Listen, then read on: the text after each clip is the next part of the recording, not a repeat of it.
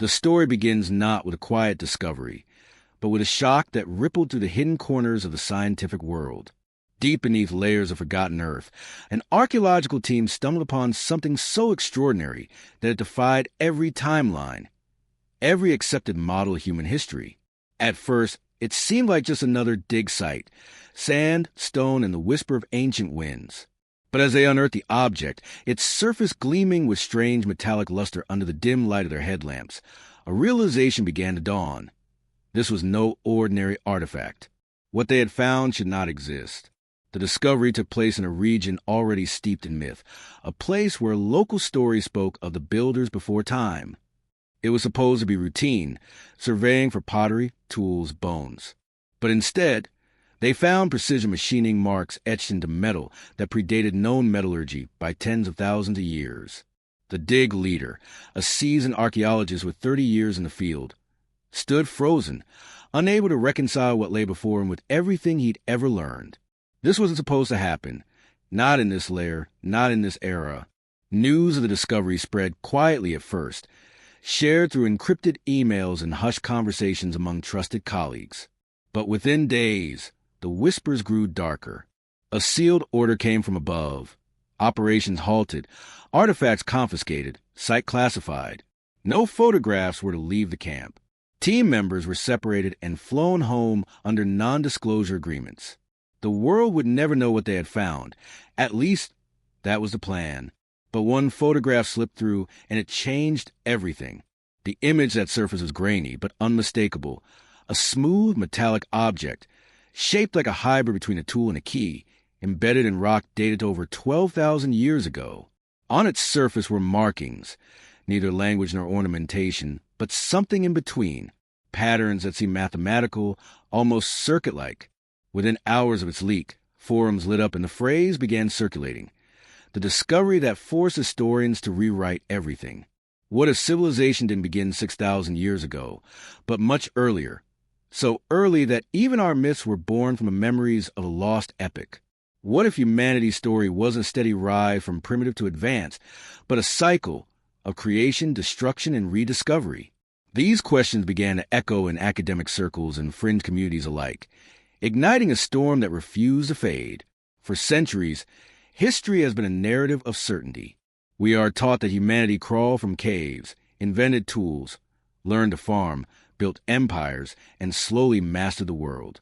But beneath that official version lies a web of contradictions, out-of-place artifacts, unexplainable structures, and ancient texts describing technologies beyond comprehension. Each anomaly dismissed, each deviation quietly buried. Yet this single discovery pulled all those threads together, forming a tapestry that no longer fit inside the walls of conventional history. The artifact and what it implied was more than an archaeological find. It was a challenge to guardians of knowledge, to the institutions that decide what is real and what is myth. It suggested that the human story had been deliberately shortened, edited for comfort, that beneath the surface of accepted truth lay a civilization capable of feats we still struggle to replicate. The more one looked at the object, the clearer the message became. This was evidence of a forgotten intelligence. As rumors intensified, denials followed. Experts dismissed it as a hoax, a misidentification, a publicity stunt. But silence only deepened suspicion. Why were excavation reports missing? Why were satellite images of the site blurred days after the leak? Why did independent researchers who attempted to replicate the fine report being threatened or discredited? Every unanswered question became fuel for the fire. The narrative of human progress had begun to crack. There was something haunting about the way the discovery seemed to echo through time, as if it were waiting to be found. Ancient prophecy spoke of an age when metal would remember and the sky would open. Legends from distant continents, separated by oceans and millennia, described the same thing, a fall of knowledge, a return to darkness, and a promise that one day the truth would rise again. Could this be that moment? Could this be the spark that forces humanity to face what it has forgotten? The deeper one digs into this mystery, the more impossible it becomes to dismiss. Every artifact that shouldn't exist, every ancient structure that defies explanation, every myth that sounds like memory, all begin to align. The discovery isn't just about what was found in the ground. It's about what it means for us now. If history must be rewritten, what else must we unlearn? And so, as the dust settles on that forbidden site, and the last fragments of truth are hidden away, one question remains suspended in the air. Who built it? When and why was it erased? Whatever the answer, this discovery marks the point where legend and history collide, and nothing will ever be the same again. The discovery was never meant to make headlines. It happened quietly, in the blistering heat of a desert far from civilization, where time itself seemed to stand still. The excavation site was officially cataloged as Survey Zone 5B, a routine pre-development archaeological sweep commissioned before construction of a new transit route. The team, 8 archaeologists, 3 technicians, and 2 local guides, expected to find remnant of pottery, tools, or burial fragments. What they found instead would rewrite every law of prehistory. The first hint came when one of the local workers struck something metallic beneath a layer of compressed sediment. At first, they assumed it was a modern intrusion, perhaps a relic from a previous expedition or a buried piece of machinery. But when the object was carefully brushed free from the earth, its contours revealed a precision that seemed almost alien. It was perfectly symmetrical, polished to a mirror finish, and embedded within a stratum dated to the late Pleistocene, over 12 millennia before the first known civilizations emerged. That was impossible. At that moment, something shifted in the air. The lead archaeologist, Dr. Marcus Levin, recorded in his private notes, later leaked by an unknown source, that the object was unlike anything produced by ancient or modern means. Its density was extreme, yet it bore no sign of corrosion or decay. When a portable spectrometer was used to test the material, the readings were inconclusive. It wasn't iron, copper, bronze, or any known alloy. It was something else, something unclassified. Word traveled quickly through the camp. By sunset, whispers rippled through every tent. We found something they'll never let us publish. As the sun dipped below the dunes, casting long shadows across the excavation pit, Dr. Levin gathered the team and instructed them to maintain absolute discretion. The local guides were paid in full and sent away early, told the dig would be postponed. But it was already too late. One of them had taken a single photograph on an old smartphone, a photograph that would soon ignite an international mystery. The following morning, a convoy of unmarked vehicles arrived. The men who stepped out were not from the funding institution, nor from any university. They carried no identification and spoke little. Within an hour, the site was cordoned off. The lead archaeologist was escorted to his tent and ordered to hand over all field notes, scans, and samples. The official reason was radiation risk, though none had been detected. By evening, the site was declared restricted under emergency government mandate. The team was dispersed, each member flown back separately, each forced to sign a non-disclosure agreement under penalty of criminal prosecution. From that point forward, the discovery disappeared into silence. No official papers, no press releases, no follow-up excavation permits. On the surface, it was as if the dig had never happened. But underground networks within academia began to buzz. An email circulated anonymously to a handful of independent researchers. It contained 2 attachments, a blurred image of a metallic object half buried in sediment, and a single cryptic sentence: "We found something that should not exist." What was so dangerous about this find that it demanded total suppression? Those who dared to speak out claimed that the artifact's design contained intricate geometric patterns, almost like circuitry, etched with microscopic precision. When magnified, the patterns formed repeating fractal sequences, suggesting knowledge of mathematical principles only rediscovered in modern times. The composition of the material defied all known smelting or forging techniques from ancient eras. It wasn't crafted, it was engineered. Dr. Levin's colleagues attempted to publish a preliminary report, but their emails bounced, accounts were suspended, and their institutional affiliations were quietly revoked. Soon after, 2 of them vanished from public view. One resigned abruptly and left the country. The other, an assistant named Helen Navarro, wrote a final message to a friend before going silent. "They told us to forget what we saw. But once you've seen it, you can't unsee it. It changes everything." Meanwhile, satellite data of the area began showing signs of tampering. Images of the coordinates on open-source platforms were replaced with low-resolution substitutes, as if the terrain had been deliberately blurred. Independent explorers who tried to reach the site reported checkpoints and military research activity, zones that hadn't existed before. It seemed the desert had swallowed the truth whole, sealing it beneath layers of denial and control.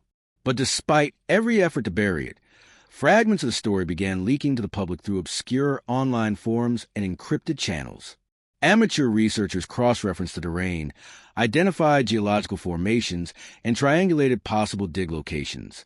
Within weeks, a viral thread emerged under the headline, the find that terrified the experts. Thousands debated whether it was real or fabricated, while others began connecting it to a growing list of forbidden archaeological anomalies across the globe, objects and structures that didn't fit into history's linear timeline. The few photographs that escaped censorship showed just enough to provoke obsession, a smooth metallic shape, like a cross between a relic and a machine component, bearing unknown inscriptions that glowed faintly under ultraviolet light. Some viewers claimed to recognize fragments of ancient Sumerian symbols within the design. Others saw elements resembling mathematical constants. Regardless of interpretation, one thing was undeniable. It was not a product of any known ancient culture. As the story spread, governments issued quiet denials. Officials dismissed the entire claim as online misinformation, but eyewitness accounts told a different story. Local villagers near the site reported hearing drilling and heavy machinery at night. Weeks after the official excavation ended, strange lights appeared over the dunes. Some claimed to see helicopters with no markings. Others spoke of foreign scientists arriving in secret convoys. The area was soon labeled off-limits, and the local population relocated under the pretense of infrastructure expansion. To this day, no academic institution has acknowledged the find. The few who tried to reopen investigation proposals were denied funding or lost their positions. Yet the evidence refuses to disappear. A fragment of the object, smuggled out before the lockdown, reportedly changed hands through private collectors and independent labs. Rumors persist that preliminary analysis revealed isotopic ratios not found anywhere on Earth, a revelation that, if true, would shatter every assumption about human history and planetary evolution. What began as a silent dig in the desert had become a global enigma, a forbidden find buried not by time, but by authority. It wasn't the first discovery to challenge history, but it was the first so thoroughly erased. The question remains, who ordered suppression and why? Was it to protect fragile academic reputations, or to conceal a truth so ancient and so profound that it threatens the foundation of civilization itself? Whatever the motive, the result was the same.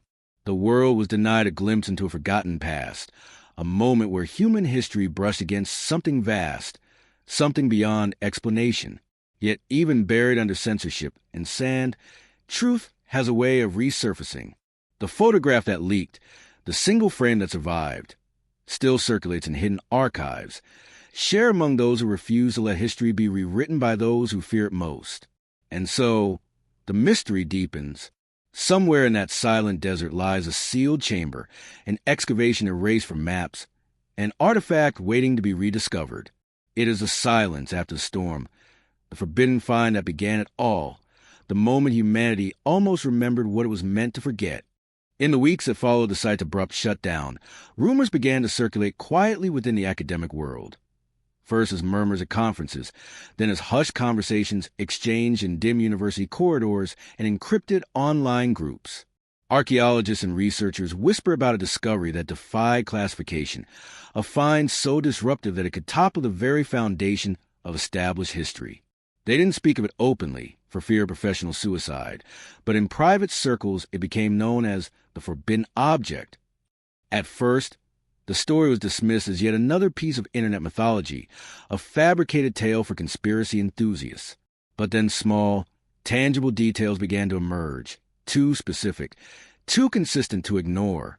Field assistants from the excavation team, now scattered across different institutions, shared cryptic notes hinting that what was found was not organic, not geological, not explainable.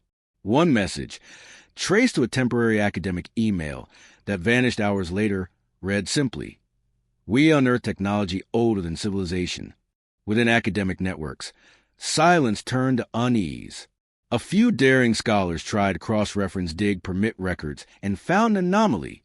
A permit issued for a 6-week project abruptly closed after only 12 days, with all data classified under restricted governmental archive.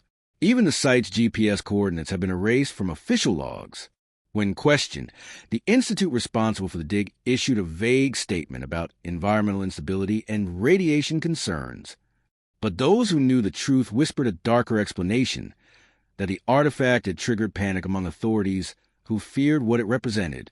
One anonymous field technician, identified only as Subject 9 in leaked correspondences, described the moment of discovery. In his words, the object seemed to hum faintly, as if responding to touch. He claimed that during the final hours before the lockdown, the team recorded electromagnetic fluctuations in the area, frequencies too specific to be random, almost as if the artifact emitted a pulse. Another technician confirmed this detail independently, describing the sensation of static against the skin whenever they approached the dig pit. When this testimony was shared privately with a group of researchers in Eastern Europe, they reportedly detected similar frequency readings in unrelated ancient sites, deepening the mystery further. Soon, whispers spread that the artifact wasn't an isolated anomaly. Researchers from South America, Asia, and North Africa began speaking in coded language about correlations between unexplained metallic fragments found in prehistoric strata. Most of these claims were immediately discredited, yet the pattern was unmistakable. It seemed as though, beneath the surface of official archaeology, a network of silent investigators was forming, a coalition of scientists united not by institution, but by curiosity. But curiosity came at a price. Within months, several independent researchers who spoke too openly about the find began to face sudden setbacks. Grants were revoked, academic papers rejected without review, and reputations quietly destroyed. One noted anthropologist, who had alluded to technological evidence from the Pleistocene, was accused of falsifying data and forced to resign. Another expert vanished entirely after claiming to possess lab results proving that the metal's isotopic signature did not match any known Earth sample. The whispers grew darker when an internal memo, allegedly from a private museum consortium, leaked online. It referenced unauthorized analysis of confiscated material and included the phrase, "Contain narrative deviations before they escalate." The document was quickly dismissed as a hoax, yet those familiar with the world of restricted archaeology knew that such language mirrored previous cover-ups. The Giza tunnels in the 1990s, the Peru relics controversy, the Baalbek quarry anomalies. It was always the same pattern: discovery, denial, disappearance. Behind the scenes, factions began to form. Some archaeologists believed the artifact was evidence of a lost civilization, one capable of advanced metallurgy and precision engineering long before recorded history. Others fear it was something entirely different. Proof of contact, of intervention from a non-human intelligence that shaped humanity's origins. Both possibilities were equally heretical in the eyes of the establishment. Either humanity's timeline was wrong, or humanity was not alone. In academic chat rooms hidden behind password walls, debates raged through the night. A professor in Turkey compared the object's design to the intricate reliefs at Göbekli Tepe, suggesting that the same unknown culture might have influenced both. A metallurgist in Japan pointed out microscopic crystalline alignments within the object's surface that shouldn't exist without controlled laboratory environments. Meanwhile, a physicist from Prague proposed a radical theory, that the artifact might not be ancient at all, but a remnant of a technological cycle older than the last ice age, an echo of a civilization erased by cataclysm. Every theory led to more questions, and every answer seemed to vanish behind bureaucratic walls. Even so, fragments of truth continued to slip through. A fragmentary scan of the artifact's surface, circulating quietly through digital archives, showed a faintly glowing geometric pattern resembling both circuitry and astronomical mapping. Those who studied it claimed to see coordinates embedded within the design, coordinates that pointed not to the discovery site, but to several ancient monuments across the globe.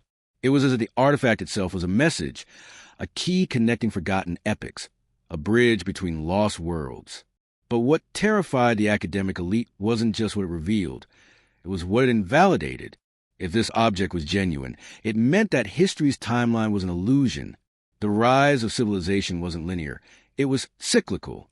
Humanity had advanced before, only to fall and forget.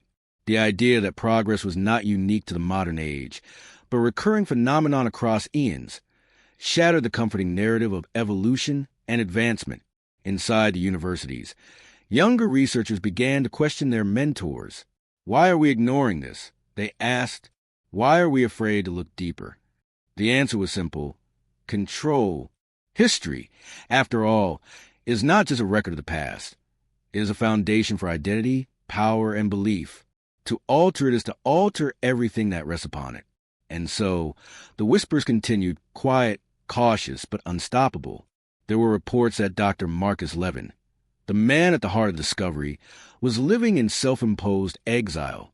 Friends said he'd become paranoid, convinced that his communications were monitored. Before vanishing, he left one last message for a colleague. We didn't find an artifact. We found evidence of memory, something that remembers us, even when we forget. Those words spread like wildfire through the underground network of truth seekers. Something that remembers us. What could that mean? Was the artifact more than a tool, more than technology? Could it be conscious in some way, or at least designed to interact with consciousness itself? Researchers began to re-examine ancient myths that spoke of living stones, talking metal, and gods returned through memory. Suddenly, those legends no longer seemed like allegory. They felt like coded recollections of real encounters. As the months turned into years, the whisper solidified into conviction. There had been a discovery, a real one. It had frightened the establishment enough to bury it, and yet the silence surrounding it only amplified its presence. Each censored document, each missing report, became proof of its authenticity. For every voice silenced, a dozen others emerged, quietly piecing together the fragments of forbidden truth. Across continents, the same question persisted. What kind of discovery could make entire institutions tremble? What could be so threatening that it demanded total erasure? The answer, those who whispered believed, was simple and terrifying. The artifact didn't just rewrite human history. It erased the illusion that we had only just begun. It hinted at something older, grander, and infinitely more intelligent than we dared to imagine. And in that growing network of silence and suspicion, one thing became clear. The discovery might be hidden, but the awakening it sparked had already begun. The artifact itself defied every attempt at classification. Those who were fortunate, or perhaps unfortunate, enough to see it firsthand described it as both mesmerizing and deeply unsettling, a contradiction of nature and technology. It was roughly the size of a human forearm, yet its design suggested complexity far beyond its modest dimensions. At first glance, it resembled a metallic fragment, smooth, curved, and cold to the touch, but upon closer inspection, it seemed more like a constructed mechanism, as if it were once part of something far greater.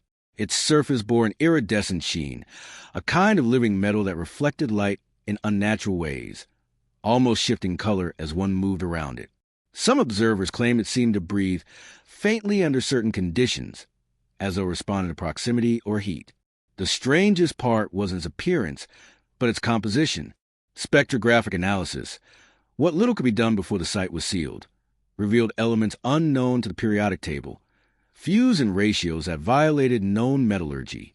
It wasn't forged, it wasn't molded. It seemed grown or assembled through some atomic-level process beyond any human capability. Dr. Levin's field notes, recovered through a whistleblower months after the discovery, describe it as a paradox, an object that exists outside time, simultaneously ancient and futuristic. Those words echoed in the few academic circles brave enough to discuss it privately. Its surface was engraved, or perhaps inscribed, with markings unlike any known written language. They weren't letters, runes, or hieroglyphs, but geometric spirals and fractal grids that seemed to repeat infinitely upon magnification. Engineers who analyzed the leaked photographs suggested the patterns were not decorative at all, but functional. Microcircuitry or data encoding etched into the very structure of a metal. One even theorized that the entire object might be a storage medium, like an ancient hard drive, containing information humanity has yet to learn how to decode. But what truly captured imaginations and terrified skeptics was the possibility that the artifact was not inert. According to the accounts of several field technicians, strange phenomena occurred during its excavation. Electronic equipment malfunctioned. Compasses spun erratically. A faint, rhythmic vibration emanated from the ground before the object was completely unearthed, as if something beneath was still active. One technician, standing within a few meters of it, described hearing a low hum like a pulse, too steady to be random, too deep to be natural. When power tools were brought near it, their batteries drained instantly. Cameras failed to focus when aimed directly at the object, and infrared sensors overloaded. After the artifact was transported to a temporary lab for examination, its behavior seemed to intensify. The air around it carried a subtle static charge. Researchers reported headaches, dizziness, and vivid dreams after long exposure. One night, a security guard claimed to see faint light patterns moving across its surface, tiny, shimmering lines pulsing like veins. He was dismissed the next day for fabricating incidents. Yet the log entry of that night, later leaked online, noted an unexplained electromagnetic surge at exactly the same hour. Skeptics suggested the stories were exaggerated, byproducts of fatigue and hysteria common at high-stress digs. But the consistency of the reports was difficult to ignore. Each witness, independent of the others, described the same sensations: the hum, the light, the static in the air. Even the temperature around the artifact seemed to fluctuate, with sudden drops recorded on multiple occasions. Scientists who reviewed the preliminary lab results were left speechless. The artifact's isotopic ratio suggested it had been formed over 100,000 years ago, long before the emergence of Homo sapiens as we know them. Yet its precision, its construction, implied intelligence and intention. One metallurgist wrote anonymously that the material appeared to be self-stabilizing, meaning it resisted corrosion and microfractures automatically, as if designed to endure eternity. Such technology doesn't exist even in the modern world. To find it buried in Pleistocene strata was, by all definitions, impossible. When the first photographs leaked, analysts immediately drew parallels to modern engineering: turbine components, propulsion mechanisms, and energy conduits. Its curves were aerodynamic, its angles calculated. One military consultant who studied the images compared its geometry to propulsion coils used in classified aerospace research. He later retracted his statements, claiming he had been misquoted, but his words had already circulated widely online. It looks like a fragment from something that could fly. Others proposed even more audacious theories. Some suggested it was part of an ancient energy generator, perhaps a power core used by a civilization that mastered electricity long before history began. A few connected it to myths of the Vimana, the flying craft described in ancient Vedic texts, while others saw it as a relic of Atlantis, or the mysterious gods of the dawn mentioned in Sumerian epics. The shape and design seemed to resonate across cultural memory, matching depictions of sacred objects: the Egyptian Benben stone, the Mayan sky stones, the Greek navel of the world. Could these myths have been distorted recollections of a real technological artifact? Every hypothesis led to deeper implications. If the artifact was indeed mechanical, then someone, something, had built it. But who? Humanity, as far as mainstream science claims, was still using stone tools and hunting mammoths at the time this object was made. If it was not made by humans, then its creators were either an entirely forgotten civilization or a non-human intelligence visiting Earth long before recorded history. Both possibilities were equally unthinkable to academia. It was during one of the artifact's final documented tests that the most disturbing event occurred. While examining its resonance under sound waves, a faint pattern appeared within its structure, lines of light converging into a shape, like a holographic projection trapped inside the metal. For a few seconds, researchers claimed to see a map-like image, perhaps of constellations or planetary bodies. Then it faded. The lab cameras caught nothing but static. The incident was never mentioned again in official reports. Shortly after, the artifact was seized under national security provisions. It was transported to an undisclosed location, supposedly for safety evaluation. The team was dismissed, their findings erased, and the laboratory dismantled within 48 hours. All references to the material were deleted from digital archives. Yet one scientist, before being silenced, managed to leak a final image, a magnified section of the artifact's engraving. It showed a spiral pattern identical to the golden ratio, repeated endlessly into microscopic detail. That image became the icon of the mystery, spreading across the internet like wildfire. People began calling it the fragment from the future. Some believe it to be proof of time travel, an object displaced across eras by unknown means. Others saw it as a remnant of humanity's forgotten golden age, a technological relic from a civilization wiped clean by global catastrophe. But no matter the theory, one fact was certain: the artifact existed. It was real. It had been buried deep beneath untouched strata, and it should not have been there. If genuine, it was the single most disruptive archaeological discovery in human history. A metallic mechanism older than the wheel, older than writing, older even than agriculture. A relic that mocked the idea of linear progress, suggesting that the past may have been far more advanced than we could ever imagine. And as the whispers spread across laboratories, online communities, and secretive research circles, a chilling realization took hold. Maybe this was the first time something like this had been found. Maybe there had been others, buried, confiscated, erased. The fragment might just be one surviving piece of a puzzle scattered through time, waiting to be rediscovered. It was as if the object itself was a messenger, an echo from an age when the impossible was real. Whether it came from our own forgotten ancestors or from beings beyond the stars, one thing was clear: the artifact was not a relic of the past. It was a reminder of what humanity had lost, or perhaps what it was never meant to remember.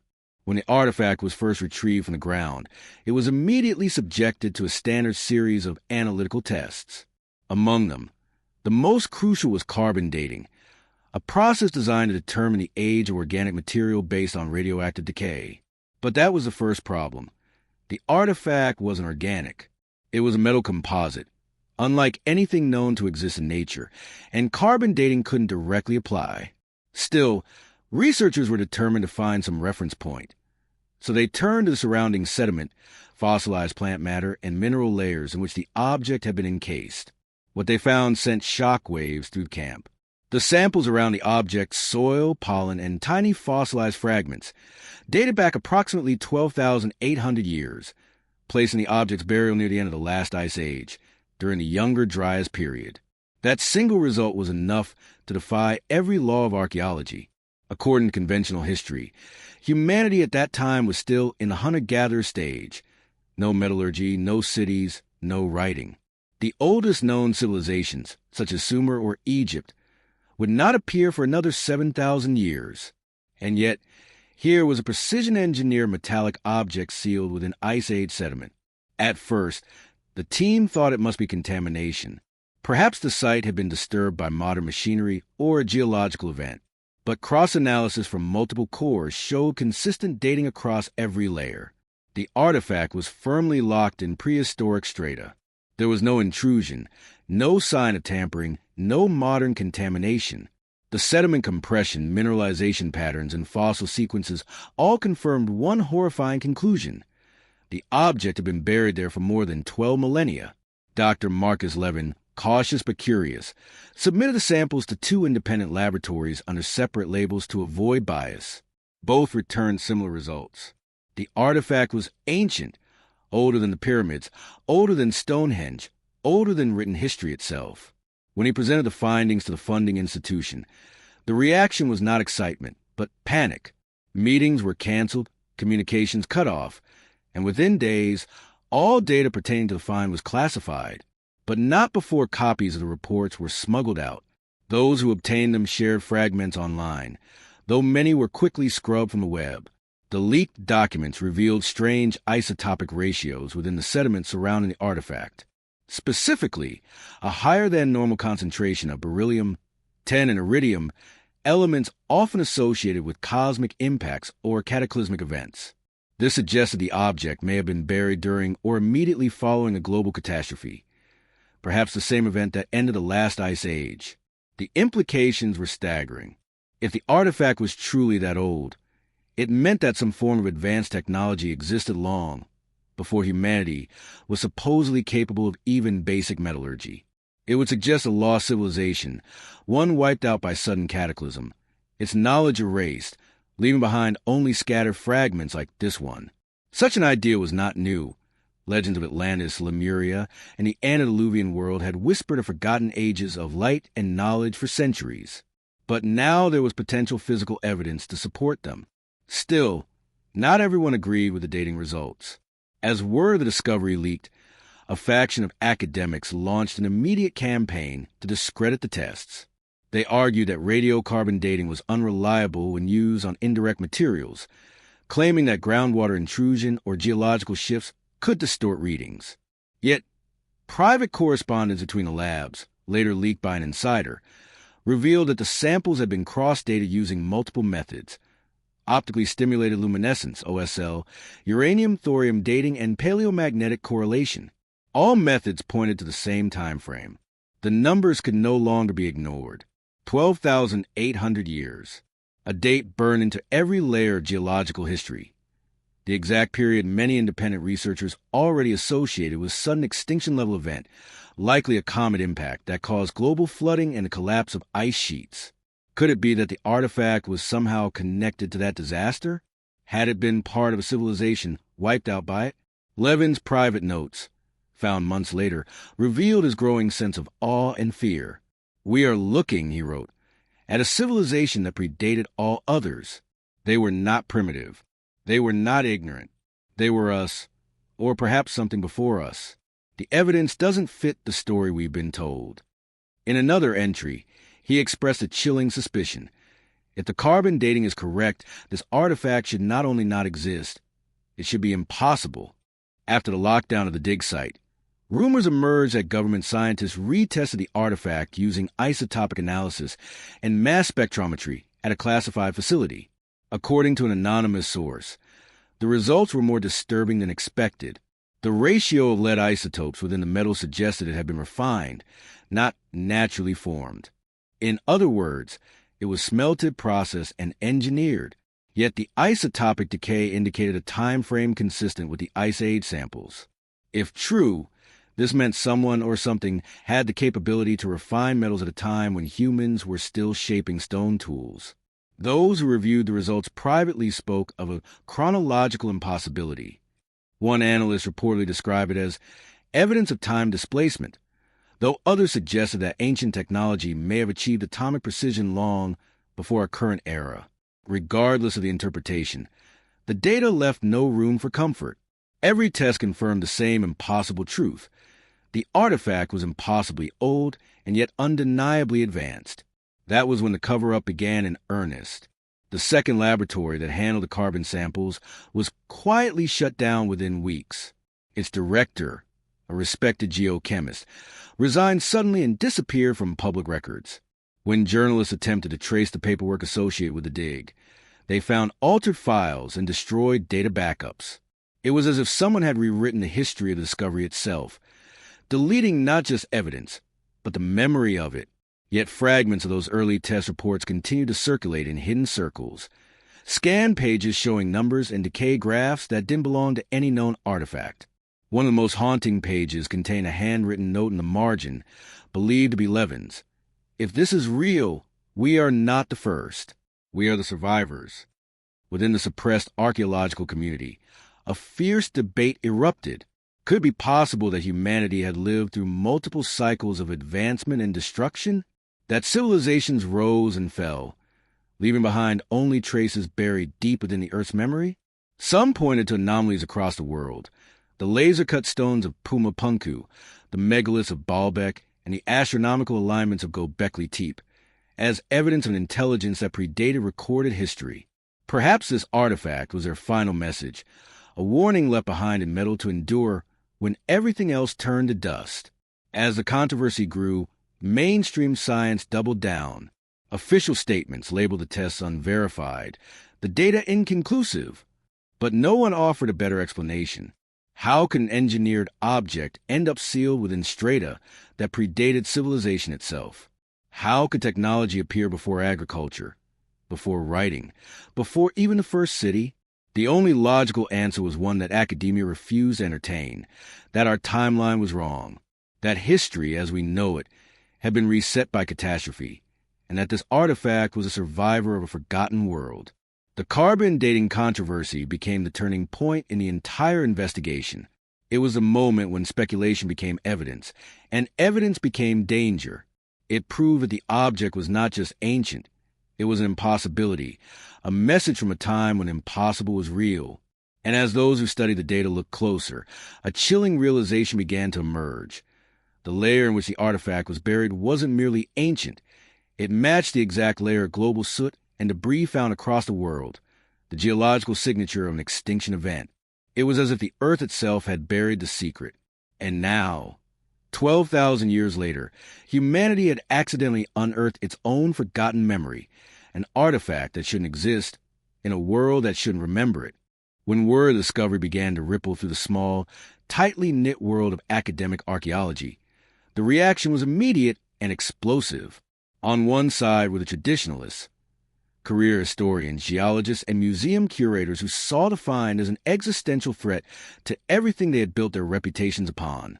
On the other side were the iconoclasts, independent researchers, alternative historians, and scientists who had long suspected that mainstream narratives of human history were incomplete, even deliberately sanitized. The debate that erupted was not one of curiosity, but of survival. In the early days, before censorship took full hold, a few courageous archaeologists came forward. Dr. Helena Vargas, an expert in Paleolithic metallurgy from the University of Madrid, was one of the first to publicly state that the metal composition of the artifact was beyond the known capabilities of Ice Age societies.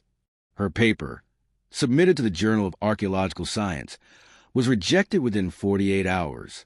The official reason? Methodological inconsistencies. But internal emails later revealed a different story. The journal's editorial board feared that publishing her analysis would ignite unnecessary controversy and undermine public trust in established history. Meanwhile, another researcher, Dr. Kenji Harada, a materials scientist from Kyoto University, analyzed leaked micrographs of the artifact's structure. His findings were even more unsettling. He identified a lattice formation resembling nano-engineered composites, a technology that humanity has only mastered in the last 2 decades. If these images are genuine, Harada wrote in a now-deleted forum post, then this object represents either a hoax of unimaginable sophistication or a fragment of a civilization we do not yet recognize. Within hours, his university revoked his research privileges.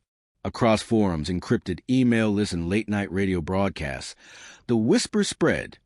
The artifact was real, the data was accurate, and the establishment was panicking. A quiet war had begun, not on the battlefield, but within the corridors of academia.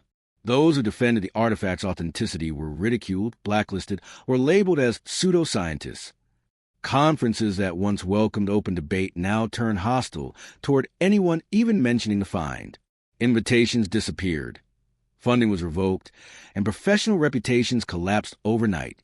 But the more the establishment tried to silence the discussion, the louder it became. Independent journalists began piecing together the story from leaks, whistleblower statements, and buried data. Alternative history communities online turned the artifact into a symbol of suppressed truth, dubbing it the anomaly that terrified archaeology.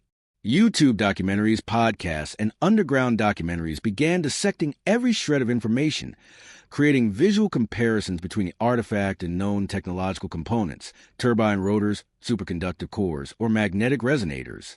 The resemblance was uncanny. Then came the so-called academic rebuttal.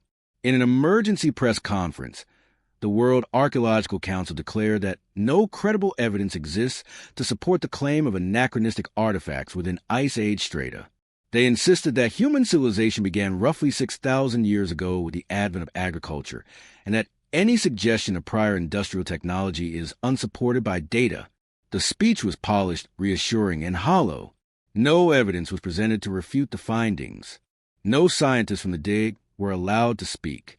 The press release closed the topic with bureaucratic finality, but to the public, it felt like a cover-up. Behind the scenes, however, cracks were forming in the official narrative. A handful of academics, quietly, anonymously, began sharing data through private networks. They confirmed that the dating isotopic ratios and material composition were legitimate. Some even hinted that this wasn't the first time such an anomaly had surfaced. One senior geologist, speaking off record, admitted, "We've seen things like this before. They always disappear. The difference this time is it leaked." The suppression tactics grew more aggressive. Online discussion threads were deleted, social media posts shadow banned, and documentaries taken down for copyright violations. One journalist who claimed to have physical samples of surrounding sediment reported that his apartment was broken into and his files erased. A week later, he vanished during a hiking trip in the Andes. The local report simply said, "Missing, presumed dead." Mainstream science framed the event as mass delusion fueled by conspiracy theorists. Yet, privately, many within those same institutions were terrified because the artifact was authentic, that it invalidated centuries of carefully constructed chronology. It meant that civilization had not started where the textbooks said it did.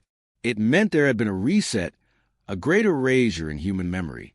Still, a few brave voices refused to be silenced. Dr. Vargas, now working independently, began conducting her own investigation, collecting testimonies from dismissed staff and leaked lab data.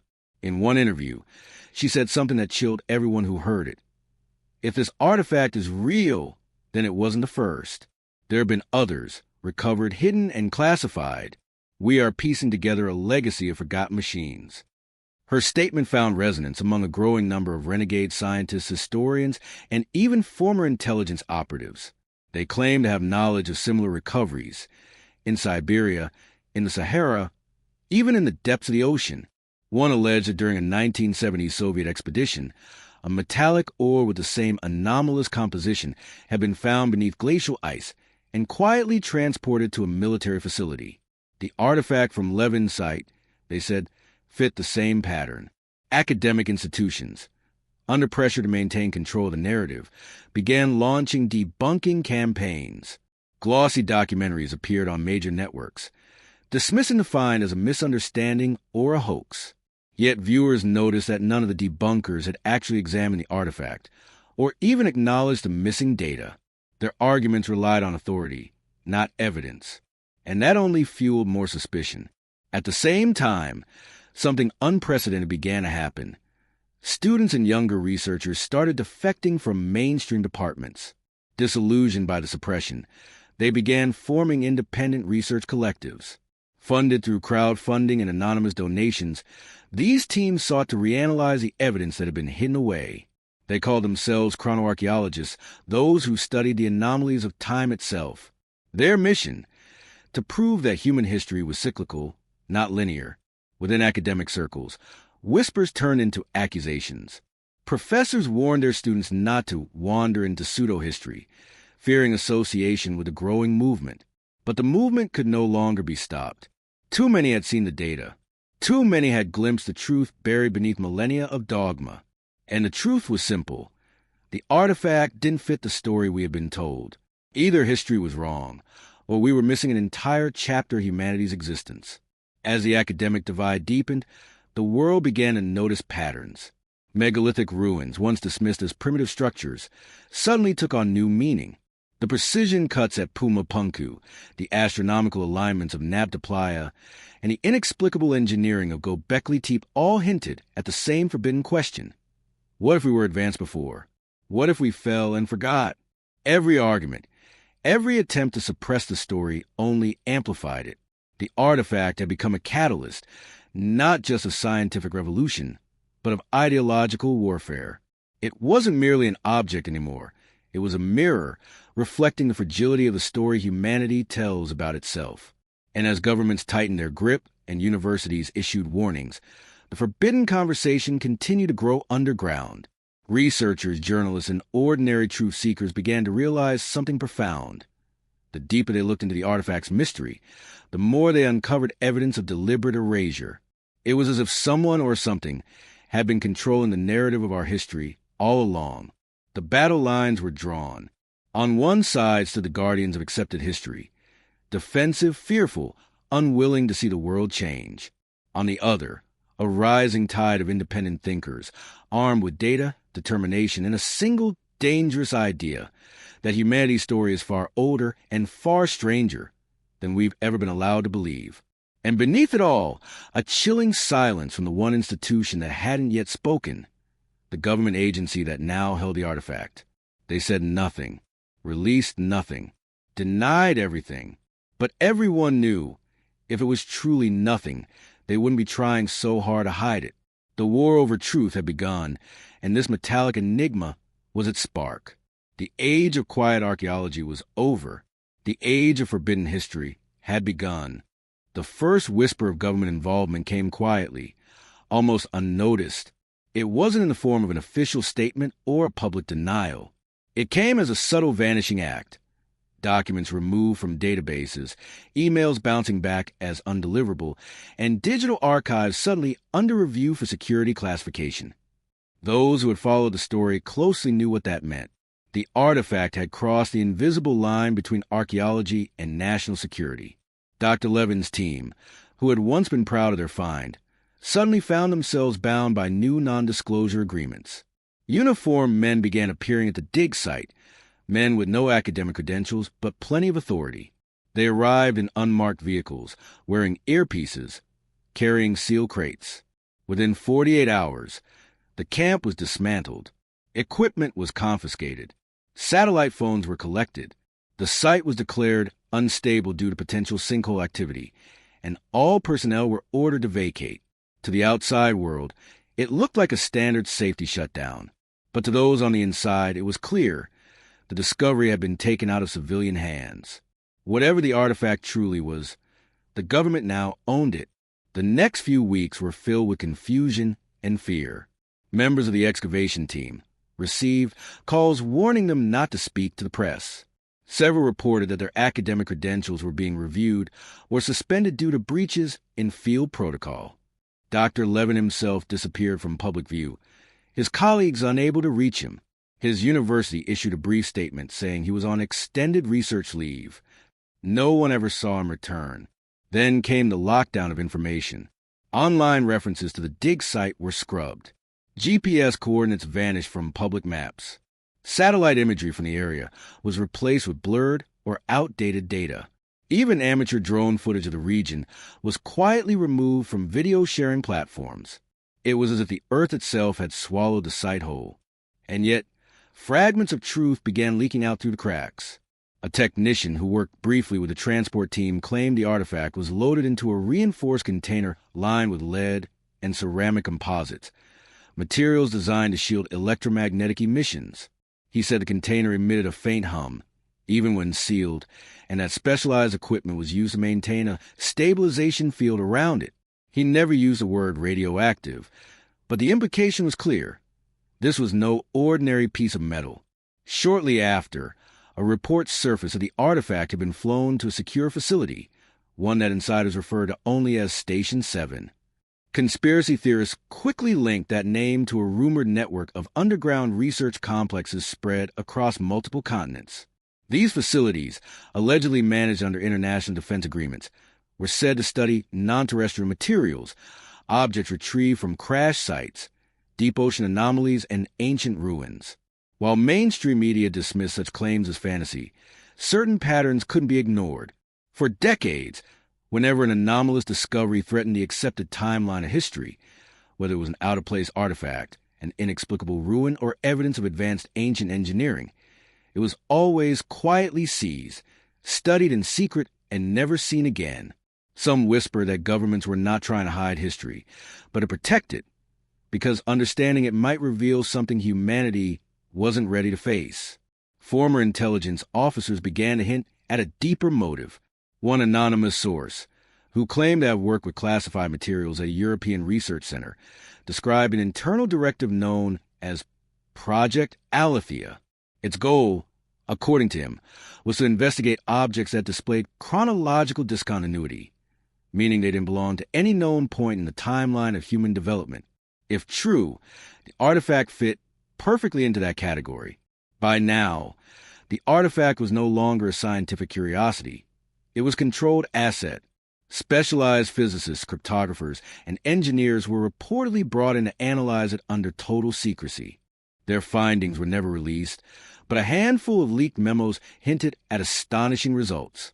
One line, redacted except for a single phrase, read, "The object exhibits nonlinear temporal resonance." Another, even more cryptic, stated, "Possible interaction with Earth's geomagnetic field detected. Further containment required."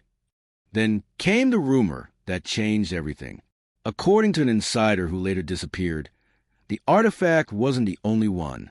During cross-referencing of seismic data, the research team supposedly detected 2 additional signals, objects with similar electromagnetic signatures buried deep beneath the Earth's crust, thousands of kilometers apart. If true, it meant the artifact was part of a network, a system, or perhaps a machine ancient beyond comprehension. Governments moved swiftly. Excavation in those regions was immediately restricted under Environmental Protection Acts. Geological surveys were canceled. Satellites monitoring those coordinates were retasked. The official silence was deafening. Yet silence has its own language.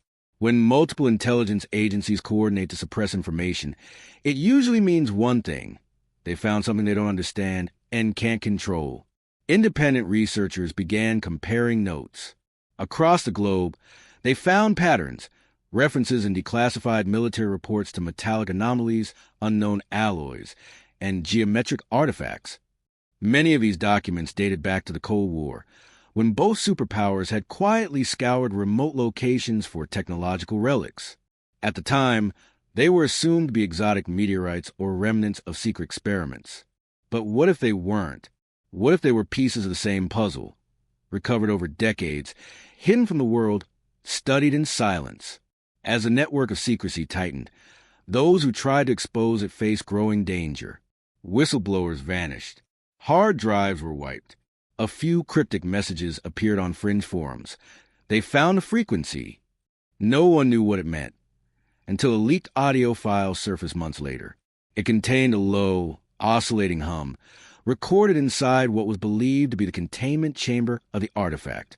When played through spectral analysis software, the frequency revealed a repeating mathematical pattern, one that mirrored the Fibonacci sequence.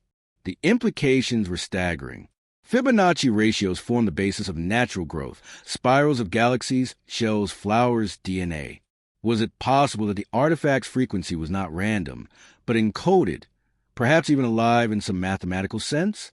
Some theorists suggested that the object might be a transmitter or memory device designed to interact with biological or planetary systems. If so, its activation or reactivation could have consequences far beyond archaeology. As the public remained in the dark, a select few began connecting this to a much older story. They recalled the legends of the fallen stars, the object said to have descended from the heavens in prehistoric times, teaching mankind the secrets of metal, fire, and mathematics. Ancient texts from Sumer, Egypt, and the Vedic world all spoke of artifacts not of this earth, buried or hidden after their purpose was fulfilled.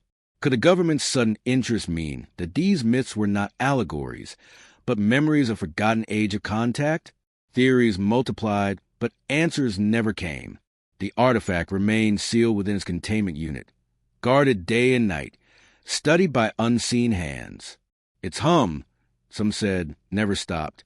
Others claimed it changed frequency depending on cosmic alignments, solar storms, eclipses, or shifts in the magnetic poles.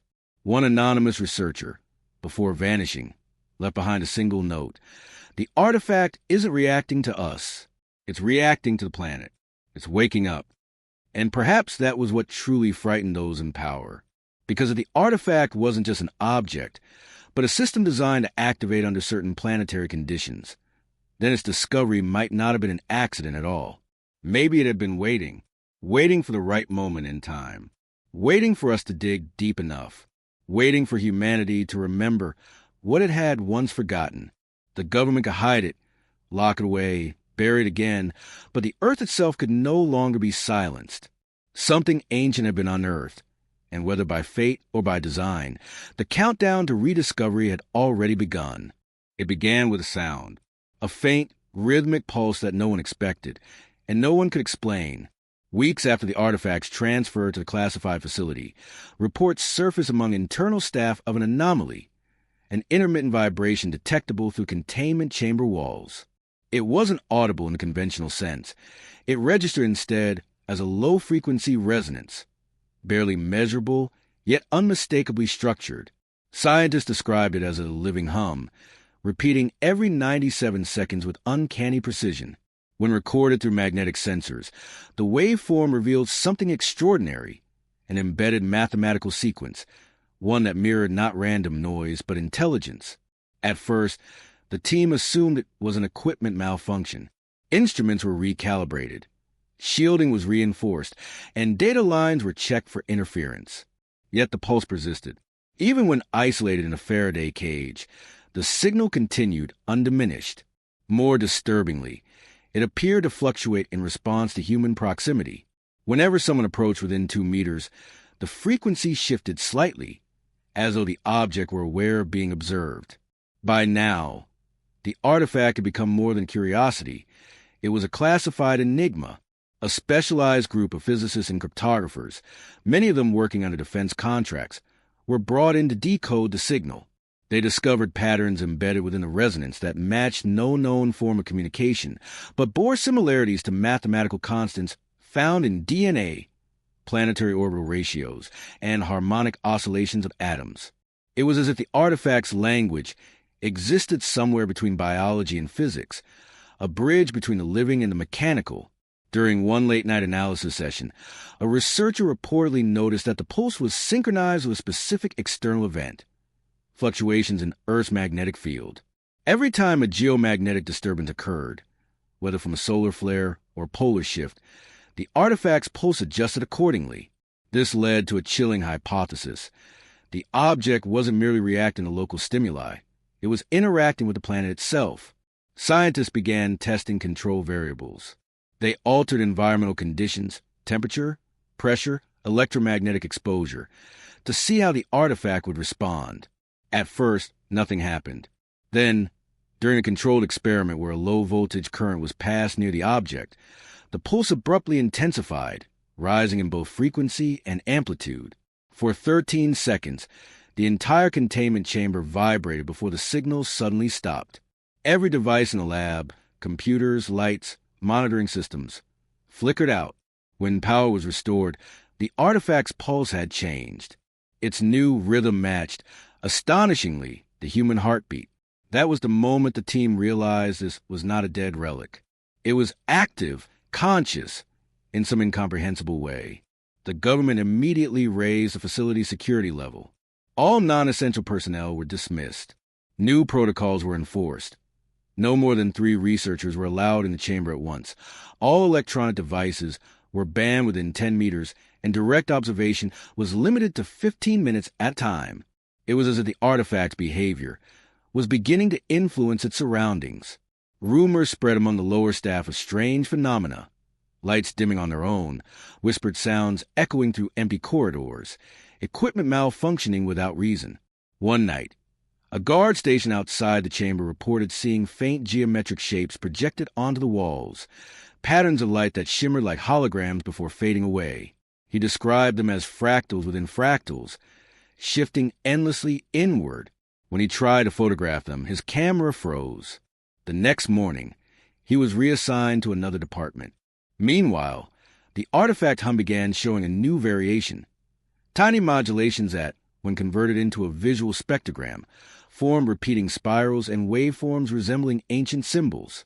Linguists brought in to analyze the shapes found uncanny parallels to Sumerian cuneiform, the Sanskrit Sri Yantra, and the geometric patterns carved into megalithic temples across the world. Coincidence? The scientists weren't so sure. A breakthrough came when one analyst overlaid the spectrogram of the pulse onto a map of Earth's magnetic field. The shapes aligned almost perfectly with the major ley lines, the invisible energy grids long dismissed by modern science, but revered in ancient traditions. These same alignments passed directly through locations like Giza, Stonehenge, and Teotihuacan, sites that had always puzzled archaeologists for their precision and cosmic symmetry. Could the artifact be part of that ancient network? Was it once a node in a planetary system of energy or communication? If so, it wasn't just a relic, it was a key. The more the team probed, the stranger things became. During a high-resolution scan using neutron tomography, the artifact emitted a brief flash of light, not visible to the naked eye but recorded on sensors as a burst of gamma radiation. Within that burst was encoded data, bits of information that, when processed, formed a coherent pattern. The decoded image stunned everyone in the lab. It appeared to be a map, not of Earth as it is now, but of Earth as it was. The continents were different. Coastlines extended farther, oceans were shallower, and massive landmasses now lost beneath the sea were clearly visible. One region, roughly where the mid-Atlantic ridge now lies, appeared to be a vast plateau, an impossible match to the legendary descriptions of Atlantis. After that, the project entered total lockdown. The decoding team was disbanded, their data confiscated, security clearances were revoked, and access logs wiped. The lead cryptographer, who had worked on the mapping algorithm, went missing 2 weeks later. The official report claimed he died in a car accident. But even under the weight of secrecy, the story couldn't be contained. Someone leaked portions of the spectrogram data online. Within days, independent analysts across the world confirmed that the pattern indeed matched the shape of the ancient ley lines. It was no coincidence. The artifact's pulse wasn't random. It was broadcasting a signal to locations around the world, as if trying to reconnect with something long dormant. The implications were staggering. What if these ancient sites were not just temples or observatories, but components of a forgotten global network, a planetary system of energy transmission, communication, or even control? And what if the artifact was a remnant of the technology that once powered it? Such a revelation would rewrite everything we know about human civilization. It would mean that thousands of years before the first known city was built, someone or something engineered the Earth itself as part of a vast interconnected system. Researchers began referring to the artifact as the heart of the grid. They believed its pulsing hum was not a malfunction, but a heartbeat, an ancient machine waiting to awaken its companions scattered across the globe. And perhaps that was the reason for the secrecy. Because if that network ever reactivated, no one could predict what would happen next. Whistleblowers claimed that during one particular geomagnetic storm, the artifact's pulse subtly synchronized with several ancient sites.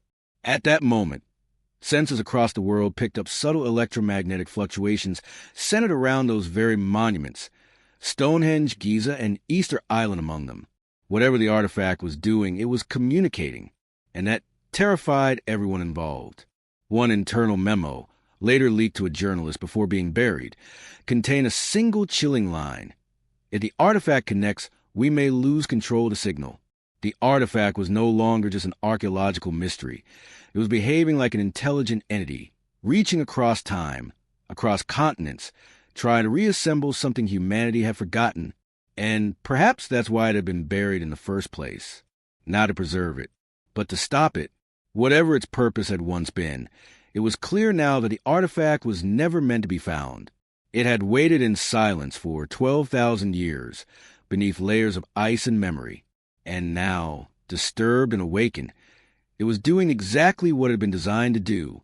The question that haunted the scientists, the governments, and the few who still dared to whisper about it was no longer what the artifact was, but what was calling to. The artifact's pulse had stabilized. At least, that's what the official report claimed. But those who had been inside the containment facility knew better. The stabilization wasn't the result of control. It was a calm that comes when something has simply decided to wait. The rhythmic hum that once fluctuated unpredictably had now taken on a pattern almost eerily deliberate, like a metronome counting down to something no one could identify. And that was when the dreams began. It started with one of the researchers, a geophysicist named Dr. Lena Kovacs. After weeks of exposure to the artifact's resonance field, she began experiencing vivid dreams. They weren't like ordinary dreams, she told her colleagues. They were structured, linear, coherent, almost cinematic. In them, she saw vast landscapes illuminated by twin suns, oceans that glowed with bioluminescent light, and enormous crystalline structures rising like cathedrals from the sea. Most haunting of all was a recurring image, a circular platform of black stone, inscribed with the same geometric spirals the artifact projected on the lab walls. When she tried to describe what she'd seen, her voice shook. "It felt like memory," she said, "not imagination." Initially, her claims were dismissed as fatigue or psychological stress. But within a week, 3 more team members reported the same symptoms. Identical imagery, identical sounds. They described a deep droning echo, not unlike the artifact's pulse, reverberating through alien skies. When their brainwave activity was analyzed during sleep, researchers discovered something unprecedented. All 4 scientists had experienced synchronous neural oscillations, an impossible phenomenon unless their dreams were being influenced by an external frequency. In other words, they were all tuned to the same signal. This revelation triggered an emergency review by the overseeing committee. Sleep labs were established in the facility, and the affected scientists were monitored under controlled conditions. To test the theory, they were moved to different locations. One kept near the artifact. Another moved hundreds of miles away, deep underground in a magnetically shielded bunker. Yet the dreams persisted. The pulse, it seemed, could reach them anywhere. When the data was cross-referenced, analysts found that the dream sequences weren't random. They followed a precise geographical pattern. The locations seen in the dreams corresponded to real-world coordinates. Underwater ridges, desert plains, and mountain summits, all aligned perfectly with known ancient sites. Some were well-documented: Giza, Machu Picchu, Angkor Wat, but others were places no modern map recognized, including a vast plateau beneath the Antarctic ice and a sprawling network of ruins hidden in the South China Sea. To make matters more alarming, satellite imaging later revealed that seismic disturbances were occurring in several of those regions, minor, but increasing. It was as if something beneath the Earth's surface had begun to stir. At this stage, a classified meeting was held between military representatives, geologists, and a handful of outside consultants, including an expert in archaeoacoustics, the study of how sound interacts with ancient architecture. His conclusion was as controversial as it was chilling. The artifact isn't just transmitting, it's activating memory. Not human memory, but planetary memory. He proposed that the resonance wasn't intended for individual consciousness, but for the Earth itself, a concept supported by emerging studies of geomagnetic consciousness, the theory that our planet records and transmits electromagnetic imprints over millennia. According to this theory, the artifact might have been designed to awaken a long-dormant signal encoded within the Earth's crust, like striking a tuning fork to make another one vibrate miles away. To test this hypothesis, a control field experiment was conducted at one of the mapped locations, a desert valley in Western Australia, known to the Aboriginal elders as Warringina, the place that remembers. Ground-penetrating radar revealed a circular formation buried beneath 60 meters of sand, a structure composed of polished basalt blocks arranged in a perfect concentric pattern, eerily similar to the carvings on the artifact. When a replica of the artifact's pulse frequency was transmitted toward the site using high-powered subsonic equipment, the results defied explanation. The ground began to vibrate, not violently, but rhythmically.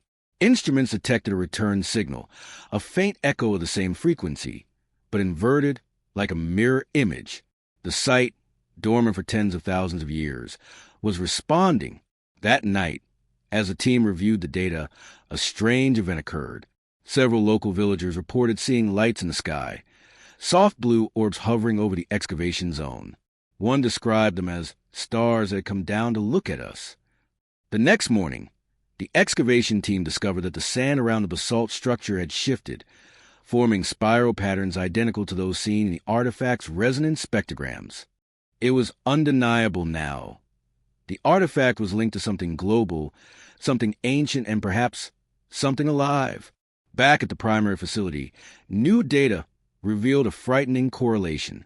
Each time the artifact's frequency increased, minor electromagnetic disturbances rippled through the planet's magnetosphere.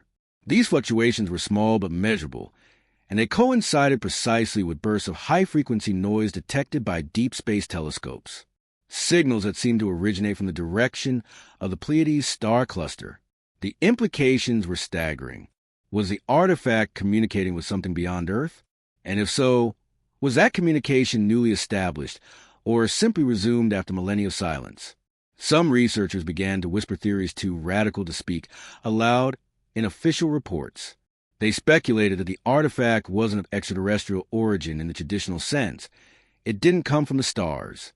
Instead, it might have been part of a system that connected Earth to them, a network that once spanned both space and time. The dreams, in this light, took on new significance. They weren't random hallucinations. They were transmissions, fragment of message sent not to individuals, but through them. Each dreamer was like a node in a living circuit, relaying and amplifying information. And the fact that multiple people were experiencing identical visions suggested that the signal was gaining strength. Psychological evaluations showed another disturbing trend. Those affected by the dreams began to exhibit subtle but measurable changes in cognition, enhanced spatial reasoning, pattern recognition, even temporary increases in short-term memory retention. It was as if exposure to the signal was rewiring their brains. But with these enhancements came side effects: insomnia, migraines, and an inexplicable compulsion to return to the artifact's presence, as if it were calling them. One night, Dr. Kovacs disappeared from her secure quarters. Surveillance footage showed her walking calmly into the containment chamber. The locks opened for her, though no one had authorized it. The camera feed flickered for exactly 12 seconds, and when it came back online, she was gone. Only her identification badge remained, resting on the floor beside the artifact, faintly glowing with residual heat. Security footage from that moment revealed something else. For the first time, the artifact's pulse had stopped entirely. It remained silent for 72 hours. Then, without warning, it began again, faster, louder, more complex than before. Embedded within the new waveform was a new pattern, one that analysts later discovered matched the shape of human DNA. The implication was clear. The artifact wasn't just communicating with the planet. It was communicating with us. And perhaps it always had been. In the coming weeks, new evidence emerged linking the artifact's resonance to ancient myths of divine instruction, the voices from the stars spoken of in Sumerian, Mayan, and Egyptian creation texts. These weren't mere metaphors. They were historical records of contact between humanity and something that once guided it. The dreams, the pulse, the geomagnetic signals, all of it pointed to one conclusion. The artifact was a remnant of forgotten technology, one designed to reactivate at a specific moment in history. And that moment had just begun. The silence that followed Dr. Kovacs' disappearance hung over the facility like a physical weight. For days, no one spoke above a whisper. Security personnel avoided the containment chamber entirely, and the remaining scientists, those who hadn't already requested transfer, worked with a kind of nervous reverence, as though afraid that even the sound of their voices might awaken something further. But what truly unsettled them wasn't her vanishing. It was what the artifact did afterward. 3 days after the incident, the artifact's pulse had returned, but this time it was no longer the steady, rhythmic hum that researchers had come to dread. It now emitted what could only be described as a melody, low, harmonic tones weaving in and out of one another, creating an eerie, almost musical resonance that filled the air like the deep vibration of cathedral bells. And when analyzed through spectral software, the frequencies revealed mathematical intervals that matched ancient harmonic ratios, the same ones used in Pythagorean tuning, Gregorian chants, and even the Sanskrit mantra Om. This was not random. It was as if the artifact had shifted from broadcasting a signal to performing a communication, a ritual encoded in sound. The deeper the team studied it, the more terrifying the implications became. Embedded in the harmonic intervals were patterns corresponding to prime numbers, specifically sequences that formed the basis for quantum encryption algorithms. It was a code, a form of communication operating simultaneously on multiple layers, mathematical, acoustic, and symbolic. A cryptographer on the team, Dr. Manuel Ortega, made a discovery that changed everything. When he plotted the tonal variations over time, they formed a series of geometric shapes, perfect polygons that gradually rotated into alignment with one another. The resulting pattern was unmistakable, a 12-pointed star surrounded by concentric circles. Historians in the group recognized it immediately. It was identical to the ancient symbol known as the Seal of the Old Sun, found in megalithic ruins across the Mediterranean and the Middle East. That symbol, according to ancient texts, represented the voice of creation. The artifact was speaking, and the language it used was the same one humanity had once revered as sacred. Within days, similar frequency anomalies began to appear across the planet. Monitoring stations in Iceland, Egypt, and Chile detected faint harmonic pulses that matched the artifact's tone with astonishing precision. The frequencies were synchronized, pulsing in rhythm like multiple transmitters operated within a single network. Someone or something was reawakening. What no one could understand was how these signals were being generated. Many of the sites showing activity were remote, abandoned, or even submerged, yet their resonance signatures were undeniable. They were alive in the same way the artifact was alive. A new phase of investigation began, one that brought together experts in geology, ancient architecture, linguistics, and physics. Their conclusion was unprecedented. The ancient world had once possessed a unified harmonic system, a planetary grid of energy centers built upon precise geometric alignments, all resonating to a fundamental frequency. In other words, the Earth had once been tuned like an instrument. Every great monument, Giza, Stonehenge, Tiwanaku, Angkor Wat Baalbek, was part of that symphony. Each was built not for worship, but for resonance. And now, for the first time in thousands of years, that resonance was returning. The data didn't lie. As the artifact's tone intensified, measurable vibrations began to register across ley line intersections around the globe. In some areas, these tremors were accompanied by faint luminous phenomena, bluish spheres, spiraling mists, or flashes of light rising vertically into the atmosphere. Local populations began reporting strange sounds emanating from the ground, low, metallic hums that defied explanation. Media outlets scrambled for answers. Government agencies dismissed the events as natural atmospheric anomalies, but leaked documents told a different story. One classified report, circulated within intelligence circles, described the phenomenon as a resonant reemergence event. According to the report, similar occurrences have been recorded in the past, specifically around 10,500 BCE, coinciding with what geologists call the Younger Dryas cataclysm, the mysterious period when massive floods and global climate shifts reshaped the planet.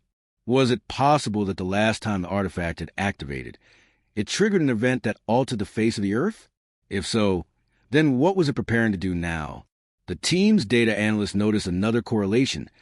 As the resonance spread, fluctuations in the Schumann resonance, the natural electromagnetic frequency of Earth's atmosphere, began to increase dramatically. The planet itself was changing frequency, as though responding to the call. This led one researcher to make a chilling comparison. It's as if Earth is being rebooted. Meanwhile, the dreams continued, not just for the scientists who had worked on the artifact, but for people all over the world. Online forums began filling with accounts of identical dream imagery, spiraling lights, submerged cities, twin suns, and vast crystalline towers. The phenomenon crossed cultures, languages, and continents. It was as if the same transmission was being received by millions of minds simultaneously. Those who had the dreams often awoke with an overwhelming sense of déjà vu, and in some cases, they began sketching or writing symbols identical to those found on the artifact. It was as though a buried memory within humanity had begun to surface, echoing across generations. Religious institutions reacted with alarm. The Vatican quietly convened an emergency meeting of its Congregation for the Doctrine of the Faith, citing disturbances of prophetic nature. In Mecca, clerics reportedly noticed unusual magnetic fluctuations near the Kaaba. Tibetan monks spoke of the Earth's heartbeat returning. Across every belief system, something ancient was stirring.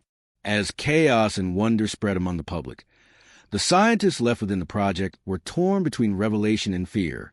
What if this was not an awakening, but a countdown? What if the artifact's song was not a call, but a signal preparing for transformation, one that humanity might not survive? A secret report compiled by an astrophysicist within the program revealed another, darker layer. When the artifact harmonic frequency was translated into spatial data, it produced a three-dimensional model that matched the structure of a human cell. Within that model was a point of convergence, a single pulsating node identical to the nucleus. When magnified, the coordinates of that node corresponded to a precise location on Earth's surface. the center of the Giza Plateau. The implication was staggering. The Great Pyramid, long thought to be a tomb, was in fact the central resonator of the planetary network. Every pulse, every harmonic wave, every frequency emission from the artifact was aligning toward that single point.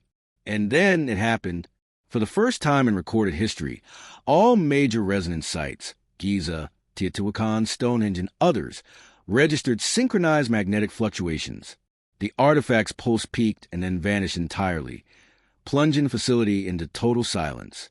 Instruments detected no signal, no vibration, no anomaly. It was as if the object had ceased to exist. But in that moment, seismographs around the world recorded a single global tremor, an instantaneous vibration that passed through the Earth's crust faster than sound. Every compass on the planet shifted by a fraction of a degree. When the data was decoded, analysts discovered an embedded pattern hidden within the frequency collapse. It wasn't random. It was language. The phrase, when translated through ancient phonetic parallels, was simple, chilling, and unmistakably deliberate. The cycle returns. The artifact had spoken, and with that message, humanity realized that this was not the first time history had been rewritten. It had happened before, long before any of us remembered, and it was about to happen again. When the words "the cycle returns" appeared in the decoded data, the entire project's purpose changed overnight. What had begun as an archaeological investigation had now crossed the threshold into something apocalyptic. Every government, secret agency, and scientific council that had touched the artifact suddenly found themselves staring at the same unanswerable question. What cycle? The phrase wasn't metaphorical. Embedded within the signal was a timestamp, an astronomical coordinate system, expressed not in human dates but in celestial alignments. When decoded, it pointed to a specific configuration of the Earth, Moon, and several constellations, the same alignment that had last occurred approximately 12,960 years ago. The exact era corresponding to the catastrophic ending of the last ice age, the same period referenced in myths across every ancient culture as the Great Flood, the Night of Fire, or the day the stars fell. The implication was chilling. The artifact wasn't announcing a new event. It was warning that a cosmic cycle, one capable of resetting civilizations, was about to repeat. The team's astrophysicists confirmed that the predicted alignment was indeed approaching again, not in centuries or decades, but within months. And the artifact's behavior made it clear that the countdown had already begun. Every 24 hours, its tone shifted slightly higher, its harmonic range expanding, as though charging with energy. Global monitoring stations detected an increase in geomagnetic flux, subtle at first but accelerating exponentially. Satellite imagery revealed flickering anomalies in the ionosphere, brief flashes of ultraviolet light forming perfect geometric grids above the Earth's poles. These patterns matched those on the artifact itself. It was as if the entire planet was beginning to resonate in response. In the shadow of mounting evidence, world leaders gathered in secrecy. The United Nations, NATO, and classified agencies convened under the guise of climate response summits. But leaked minutes from those meetings revealed discussions far beyond environmental concerns. One line, later exposed by a whistleblower, summarized their dilemma. We are not facing a disaster to prevent. We are facing a pattern to survive. That pattern, the scientists explained, was a cosmic resonance cycle, one that seemed to strike Earth roughly every 13 millennia. Evidence of it was scattered across geological strata, layers of iridium dust, microspherules of molten glass, and sudden extinction markers, all pointing to a violent, repeating celestial event. The Younger Dryas impact hypothesis, long dismissed as fringe science, was now being reconsidered as the partial truth of something far greater. The cycle, it seemed, wasn't just about asteroids or comets. It was about energy. Records from the artifact showed a repeating pulse that increased in both frequency and amplitude before stabilizing again, mirroring not just Earth's geomagnetic cycles, but solar and galactic ones. It was a pattern of a reset mechanism written into the very rhythm of the cosmos. Ancient myths suddenly began to make sense. The Sumerians had spoken of cycles of renewal, the Mayans of ages that end in fire or flood, and the Egyptians of Tepi, the first time, when gods walked among men before the earth was remade. All of them refer to epochs divided by catastrophe, each one wiping the slate clean for a new beginning. Could the artifact be a warning device left behind by survivors of the last cycle? Guardians of knowledge meant to reawaken only when the pattern neared again? Within the facility, a new urgency took hold. Decoding teams worked without rest. Try to extract any further data from the artifact's transmissions. Linguists compared the frequency patterns with ancient inscriptions, those on the emerald tablets, the Edfu texts, and the Mayan Chilambalam, and found startling similarities. The symbols represented not words but instructions, describing a process of awakening the grid to prepare for the renewal of the sphere. The phrase renewal of the sphere appeared repeatedly in multiple translations. According to the text, when the cycle approached, the planetary grid had to be harmonized to withstand a resonance wave. Failure to do so would lead to what ancient scribes called the Great Unbinding, a catastrophic release of energy that would fracture the crust, tilt the poles, and erase civilization. That was precisely what the geological record suggested had happened before. Meanwhile, electromagnetic disturbances were growing stronger. Global navigation systems began showing brief blackouts. Birds migrated in confused patterns. Whales washed ashore in unprecedented numbers, their internal navigation thrown into chaos. The Earth's magnetic north was shifting faster than it had in recorded history, nearly 10 times the average rate. And then, the artifact emitted a new signal. Unlike before, this one wasn't hum or tone. It was visual, a projection. For the first time, the object generated visible light, forming a hovering holographic sphere filled with cascading symbols. The scientists recorded every frame, and when slowed down, the patterns revealed star charts. But these were not the stars of today's night sky. The constellations were slightly skewed, displaced by precession, showing the heavens as they would have appeared 13,000 years ago. One by one, the researchers realized what they were looking at. The artifact wasn't showing where to look, it was showing when. It was a star map of the last reset. Further decoding revealed what appeared to be coordinates pointing to multiple ancient locations, many now buried or submerged. The Azores Plateau, the Gulf of Cambay off India's coast, the Antarctic Shelf, and the region beneath Lake Titicaca. Together, they formed a geometric alignment that matched the planetary grid pattern seen in the artifact's frequency data. The conclusion was terrifyingly simple. The same energy network that once sustained a global civilization had been destroyed in the last cycle.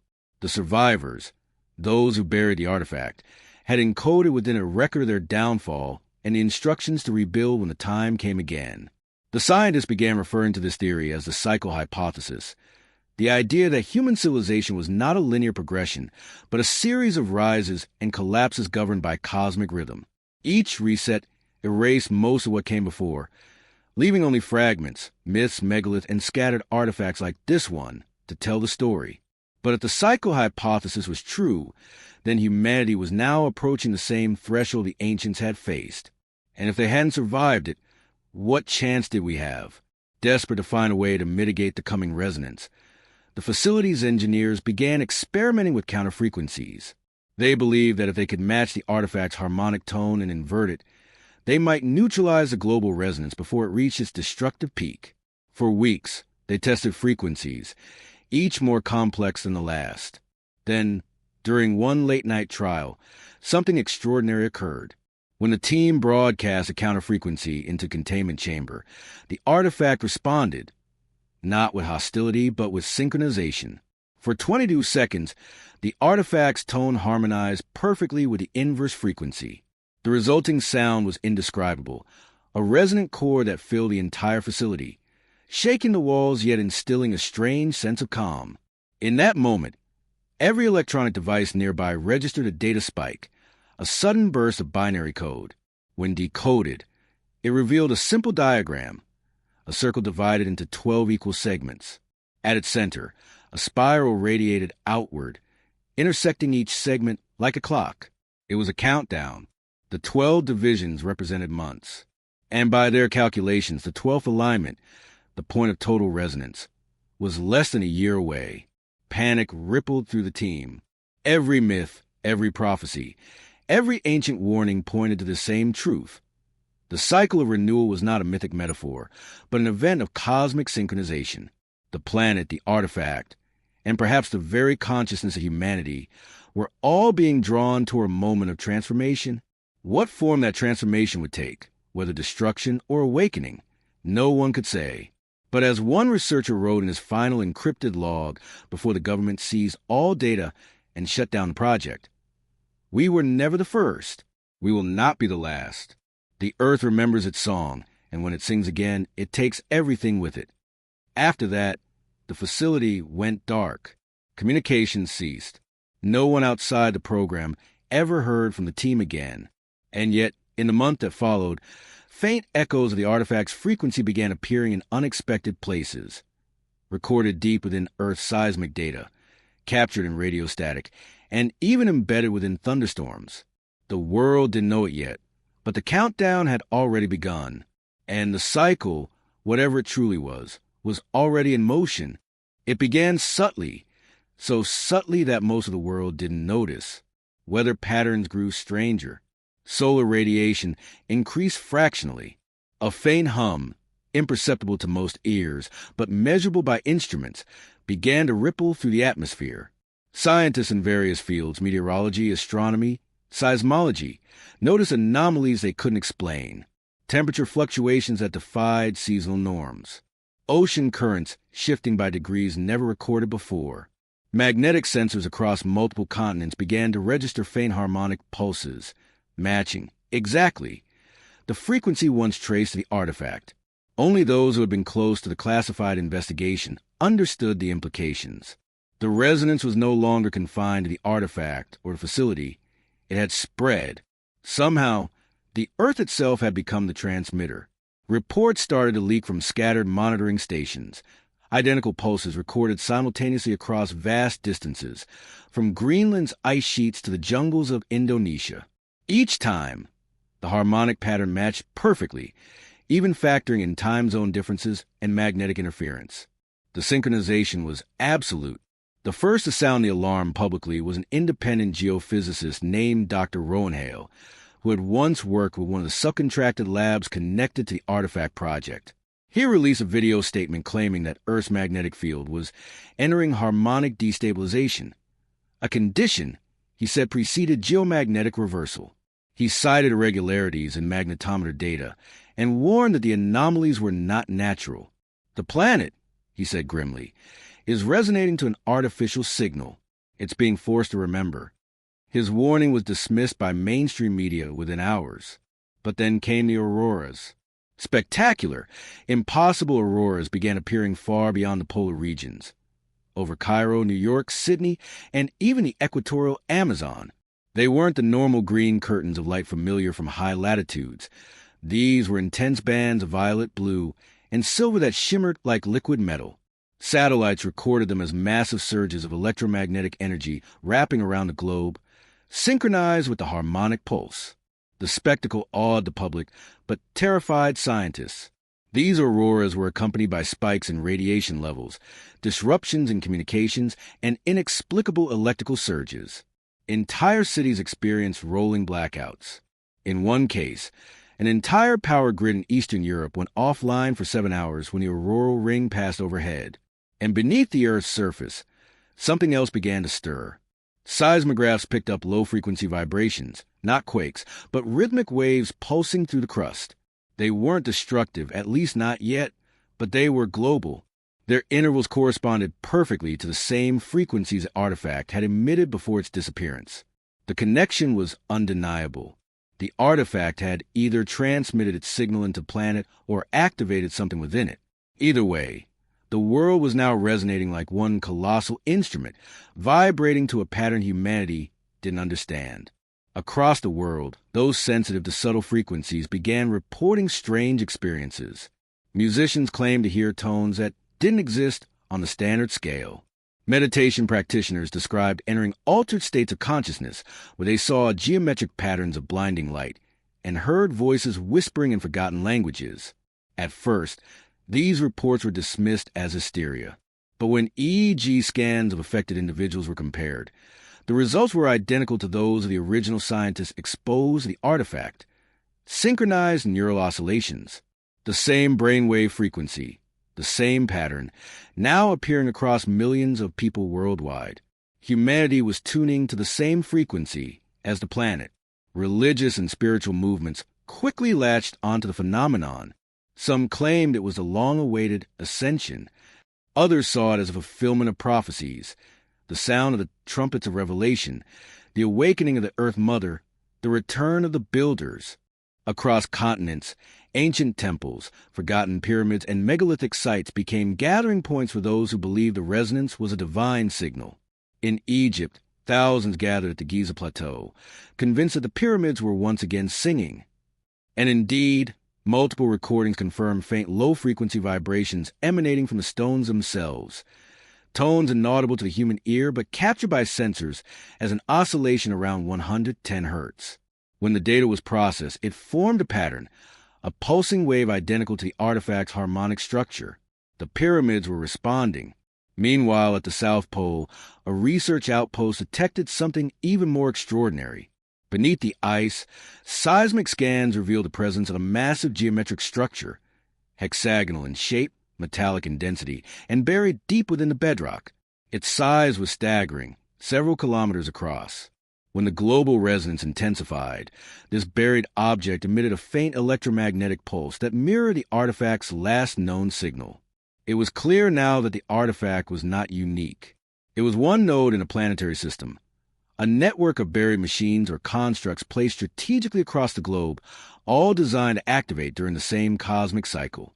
One leaked report described it as the Global Resonant Array. Each node, it claimed, corresponded to a ley line intersection or energy nexus point, a system engineered to synchronize the Earth's frequency with celestial alignments. The purpose, however, remained a mystery.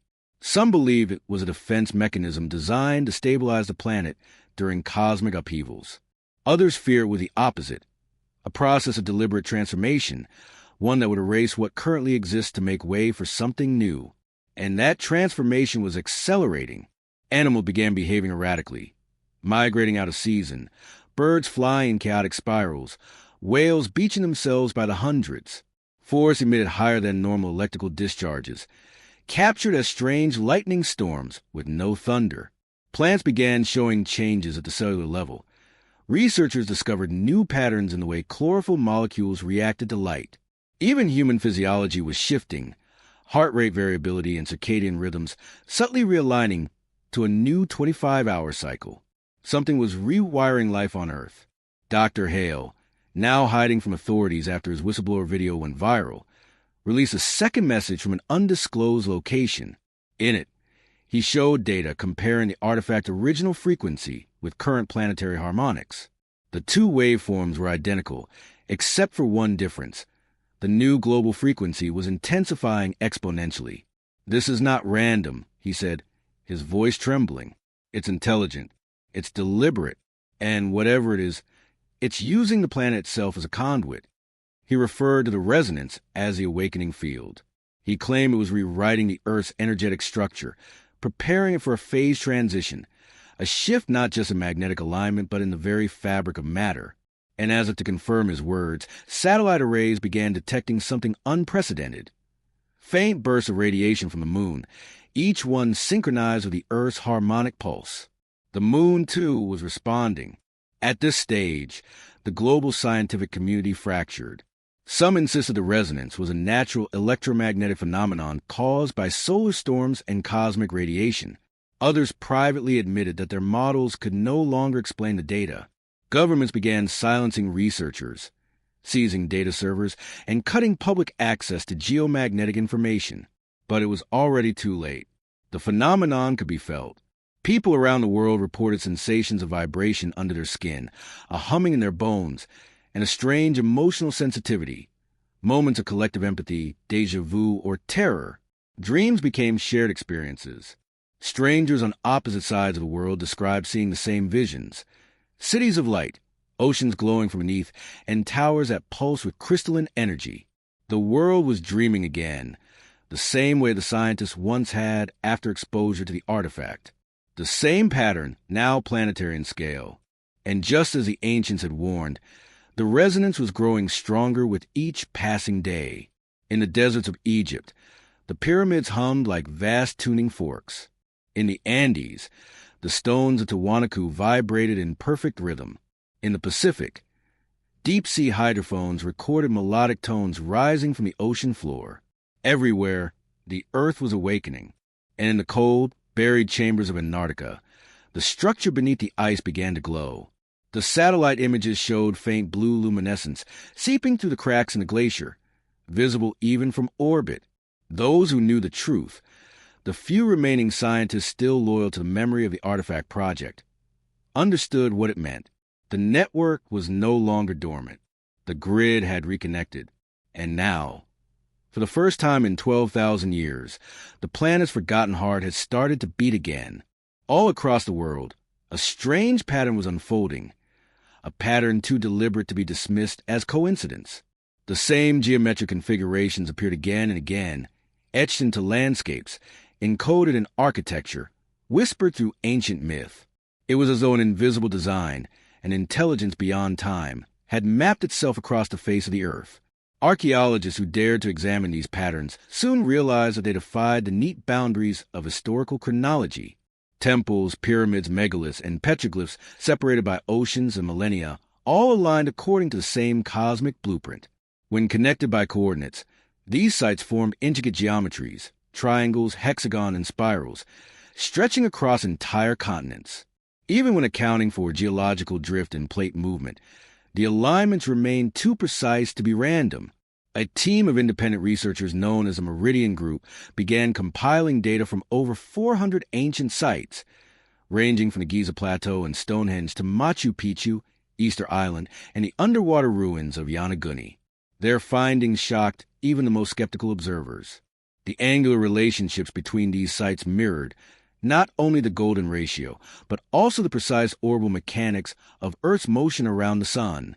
The ancient world, it seemed, was designed to resonate with celestial architecture. But that was only the beginning. As the planetary resonance continued to intensify, the geometric patterns themselves began to react. Drone footage revealed subtle electromagnetic disturbances along the ley lines connecting these ancient monuments. In some cases, magnetic compasses spun erratically near these intersections, and low-frequency sounds, barely audible to human ear, were recorded emanating from beneath the ground. It was as if the Earth's forgotten circuitry had been reactivated.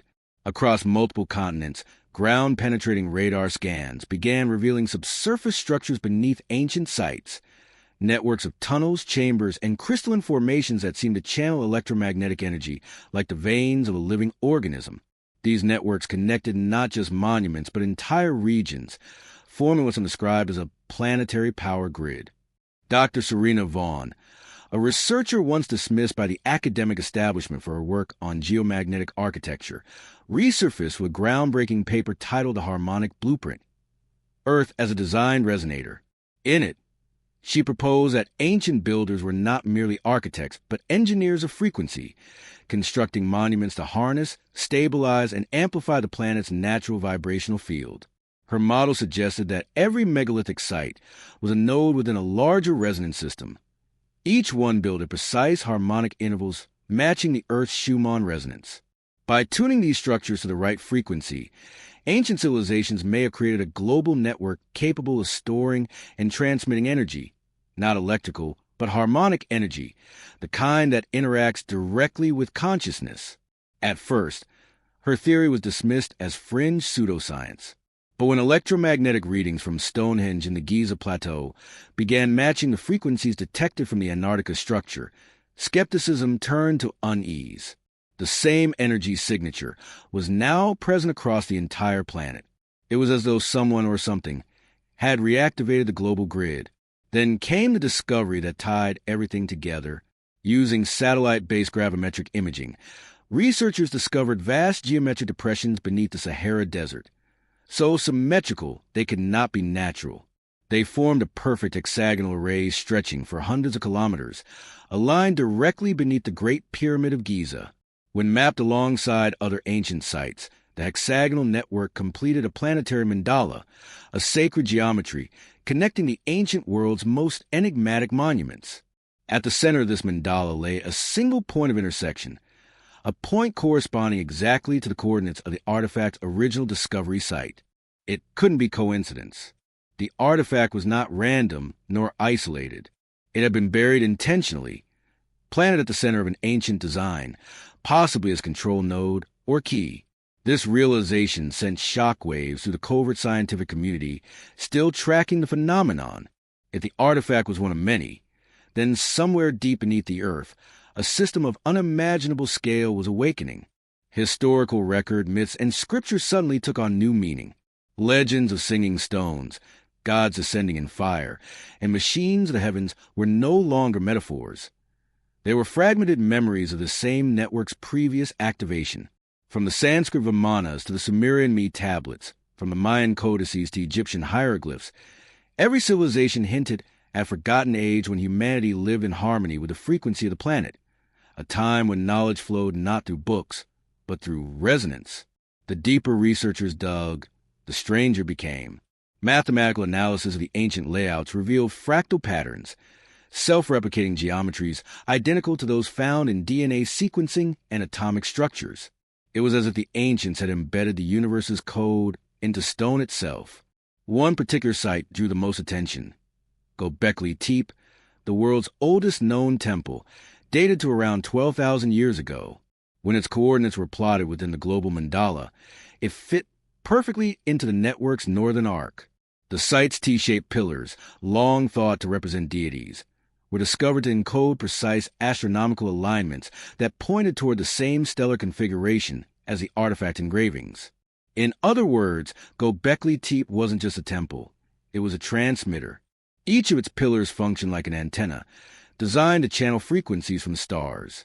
And its deliberate burial, millennia before recorded history, suggested that someone, perhaps aware of an impending cycle, had hidden it to prevent activation before the right time. Now, as the Earth's resonance surged, these buried transmitters were stirring again. Sensitive seismic instruments detected faint pulses radiating from beneath Göbekli Tepe, identical to those from Antarctica, Giza, and the original artifact site. The grid was fully alive, and with that activation came unexpected side effects. Around each of these ancient nodes, the surrounding electromagnetic fields grew so strong that cameras malfunctioned, compasses spun uncontrollably, and people reported visions of light patterns in the sky. Some claimed to hear voices, tones, whispers, or songs that seemed to come from within the earth itself. Others described time distortions, moments where hours passed in minutes, or vice versa. In Peru, near Machu Picchu, explorers recorded an electromagnetic surge that caused their GPS systems to reset, placing their location in coordinates that corresponded not to Earth, but to a point in deep space. The implication was staggering. These sites might not only connect each other across the globe, but across dimensions. Dr. Vaughn proposed that the ancient network was part of an interplanetary system, a resonant web linking Earth to celestial bodies. The artifact, she argued, was not of alien origin per se, but hybrid creation, a tool built through human hands under the guidance of higher intelligences, perhaps the same beings whom myths called the Watchers, the Shining Ones, or the Architects. As her theory gained traction in underground circles, fragments of once forbidden texts resurfaced. Ancient scrolls from the Nag Hammadi library, cuneiform tablets, and partially translated Mayan codices, all speaking of an age when the earth sang with the stars and the keepers of frequency walked among men.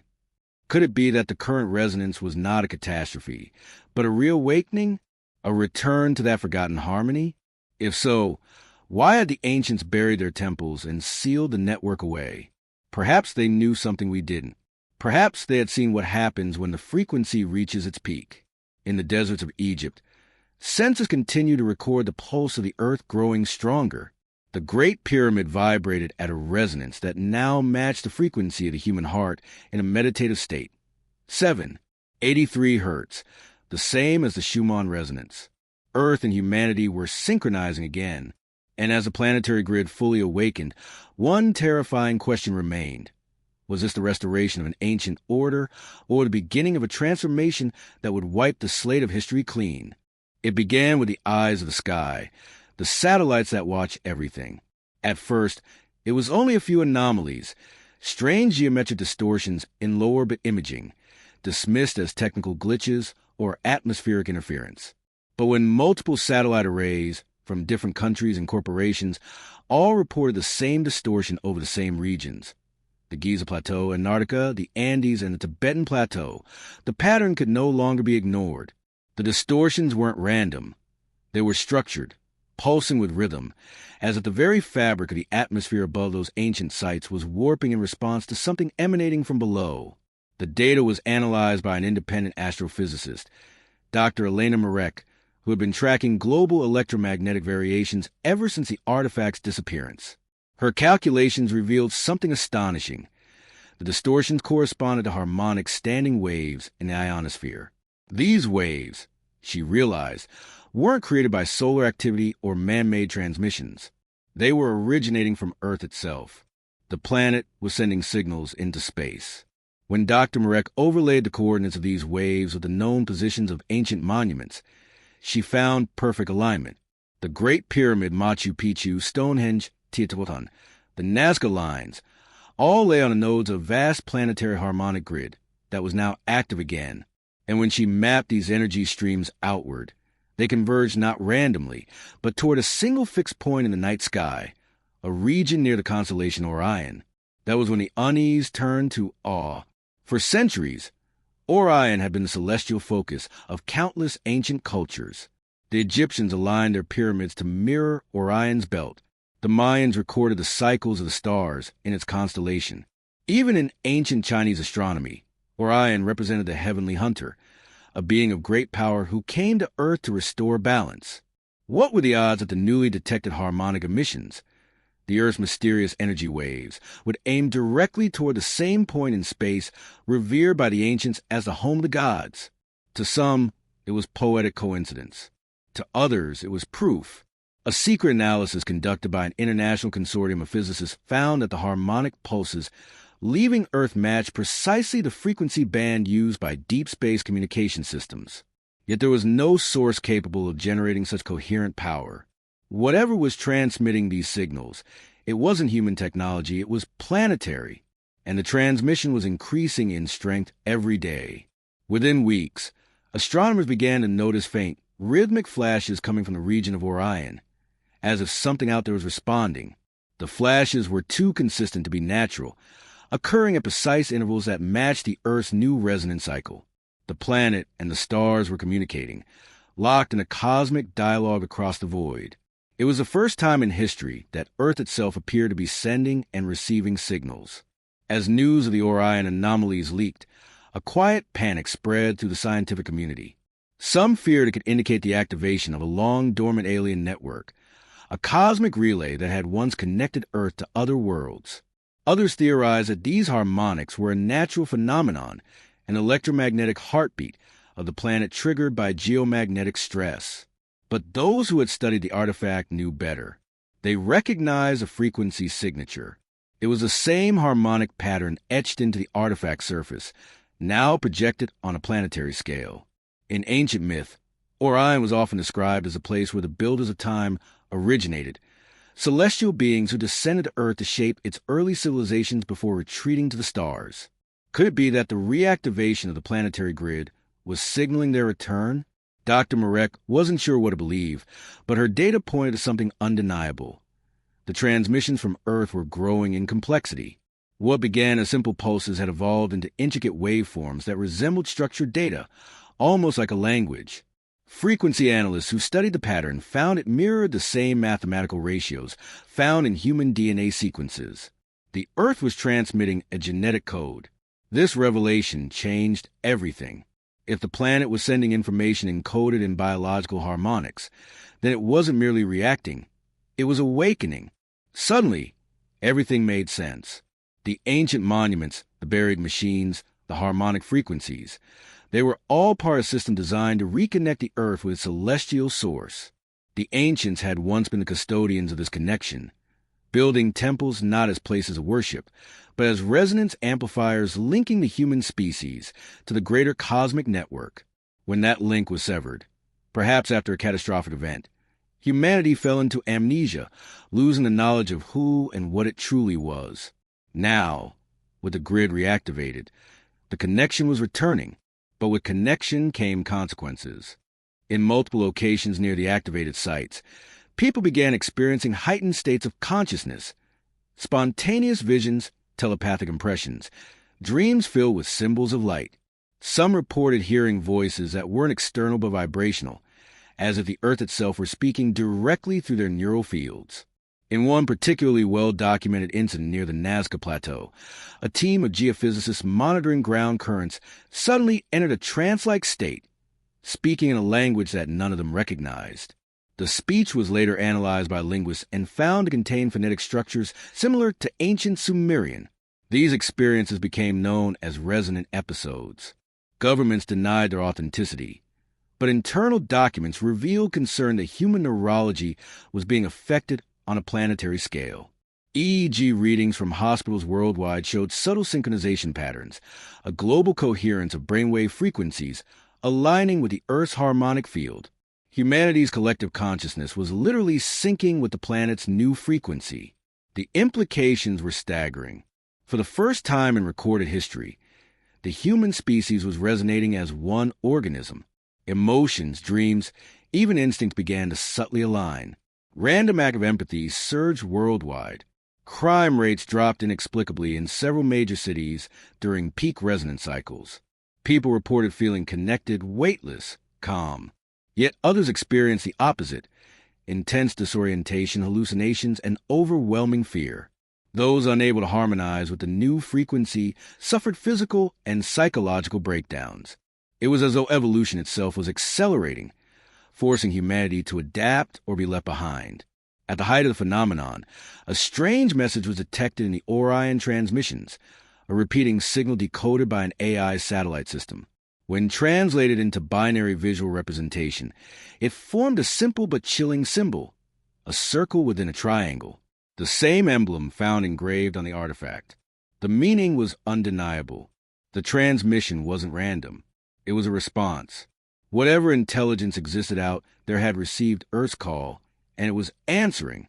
The data stream that followed was incomprehensible to any known computational method. It wasn't language in traditional sense, but harmonic encoding, waves of frequency modulated to carry multidimensional information. When decoded into sound, it produced haunting tones that seemed to evoke emotion directly, bypassing rational thought. Listeners described feelings of vastness, sorrow, and transcendence, as though they were hearing a message from something ancient and infinite. Dr. Marek, upon hearing the transmission, wept uncontrollably.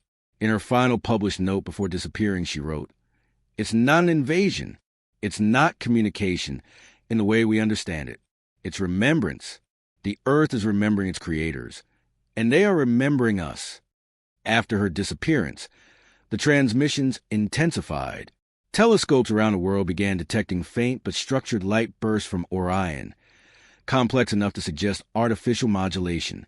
NASA, ESA, and private observatories all issued conflicting statements, some claiming natural explanations, others citing unknown intelligent origin. But to those who followed the hidden history of the artifact and the awakening grid, the conclusion was clear. The signal from Orion was a return call, the completion of a loop that began over 12,000 years ago when the original network was buried. The builders, or whatever they truly were, had heard the resonance of Earth once again, and as their light began to pulse stronger in the Orion belt, humanity stood on the precipice of revelation. The forbidden archaeology of the ancients, the myths of gods descending in fire, the echoes buried beneath temples and pyramids, all were converging into one truth. Something vast and conscious had built this planet's hidden architecture, and now that intelligence was stirring again. The sky had begun to sing, and the stars were answering back. At first, the lights appeared faint, mere pinpricks against the night sky. But within days, they grew in intensity, until entire regions of the Earth's atmosphere shimmered with a spectral glow. It wasn't like any known aurora.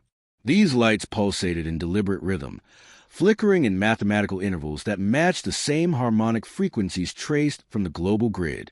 From the deserts of Egypt to the snows of Siberia, the skies themselves seemed to be awakening.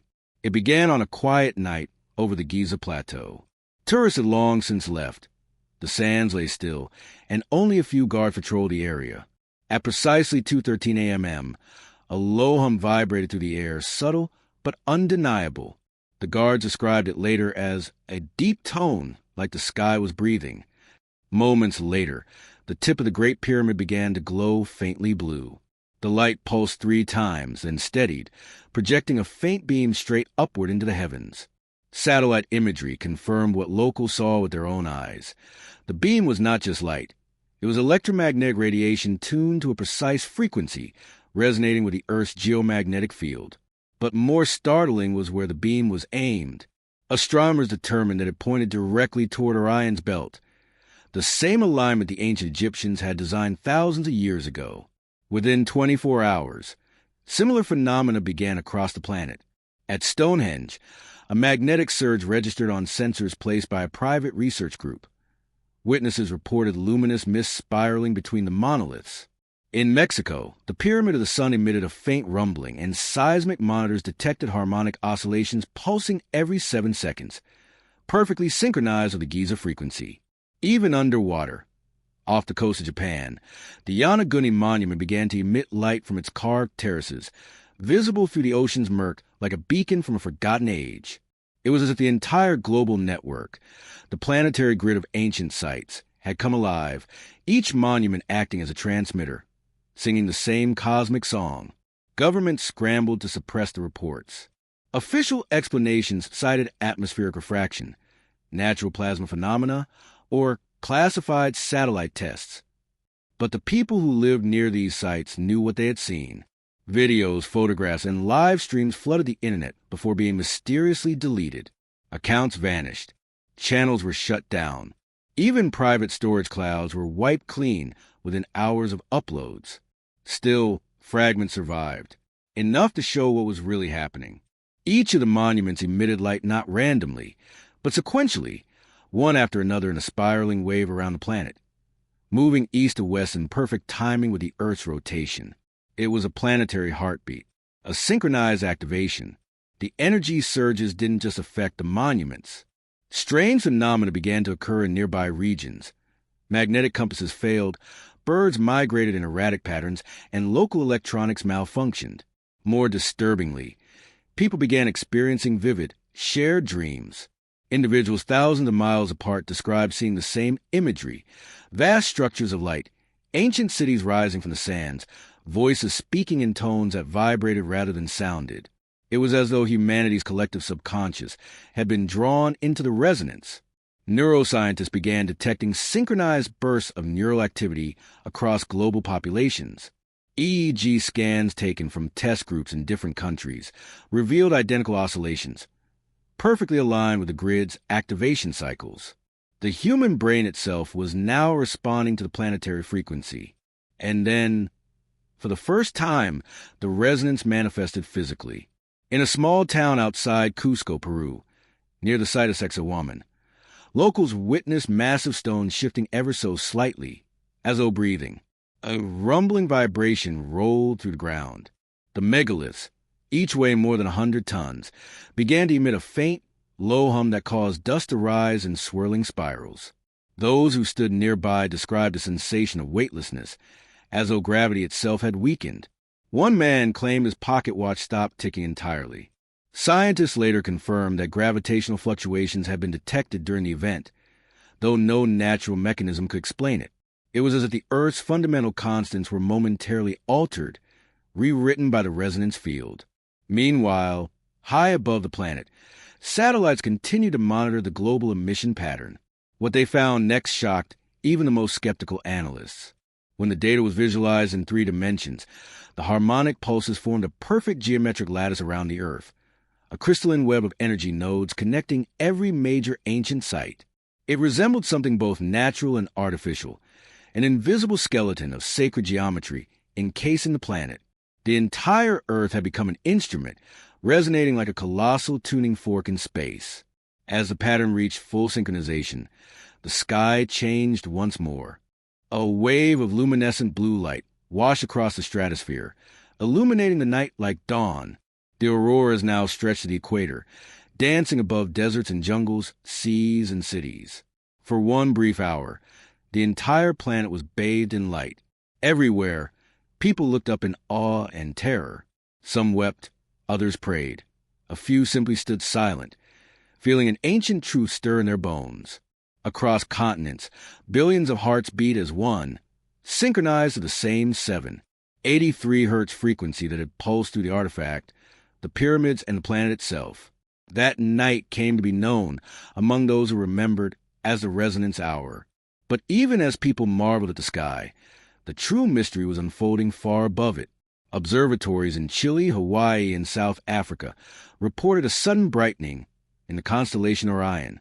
3 stars, Alnitak, Alnilam, and Mintaka, flared simultaneously, emitting bursts of ultraviolet radiation that created visible waves in the upper atmosphere. The data was clear. The frequency emitted from Earth had reached Orion, and Orion was responding. The cosmic mirror had been activated. Then something appeared, faint but undeniable, from the region near Alnitak. Astronomers recorded a pulse of coherent light traveling toward Earth. It wasn't random. It carried structure. Its waveform contained repeating ratios identical to those found in the artifact's core energy pattern.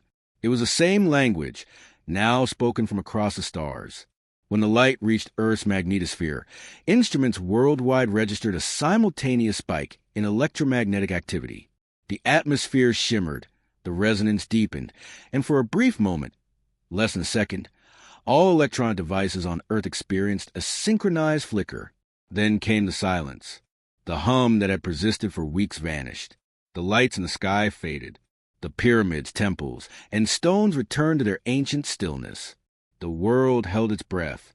For nearly an hour, no measurable energy fluctuation occurred. Then, slowly, new readings emerged, subtle, faint, yet undeniable. Deep beneath the Earth's crust, something massive had begun to move. Seismographs detected rhythmic tremors emanating from the same coordinates as the artifact's discovery site.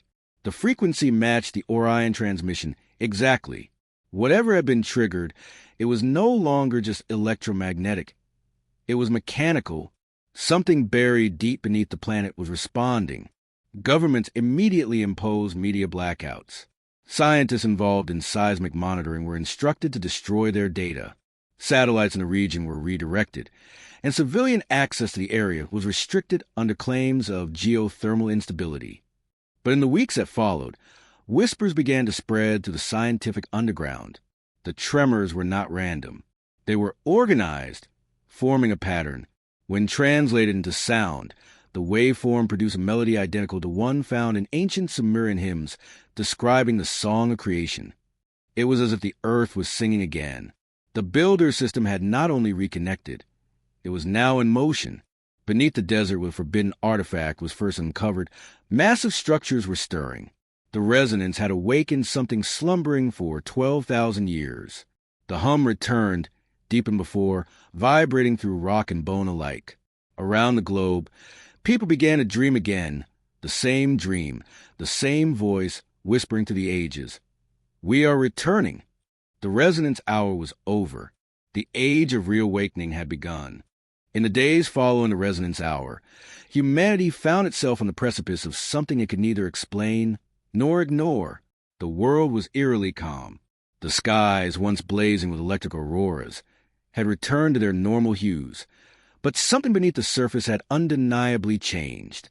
Scientists around the globe began noticing peculiar anomalies, gravitational inconsistencies, fluctuations in the Earth's magnetic field, and strange tonal vibrations echoing deep within the crust.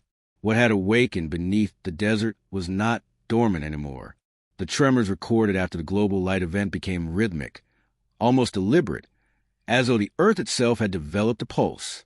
Seismographs from multiple countries showed coordinated tremors that formed a repeating sequence, each wave traveling along ley lines, those ancient energy paths connecting monuments across continents.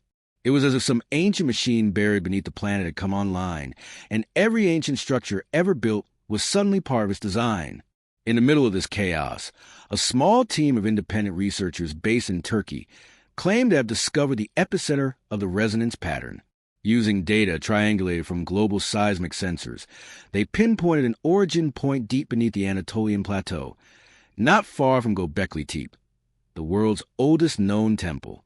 What they found there would shake the foundations of every belief system on Earth.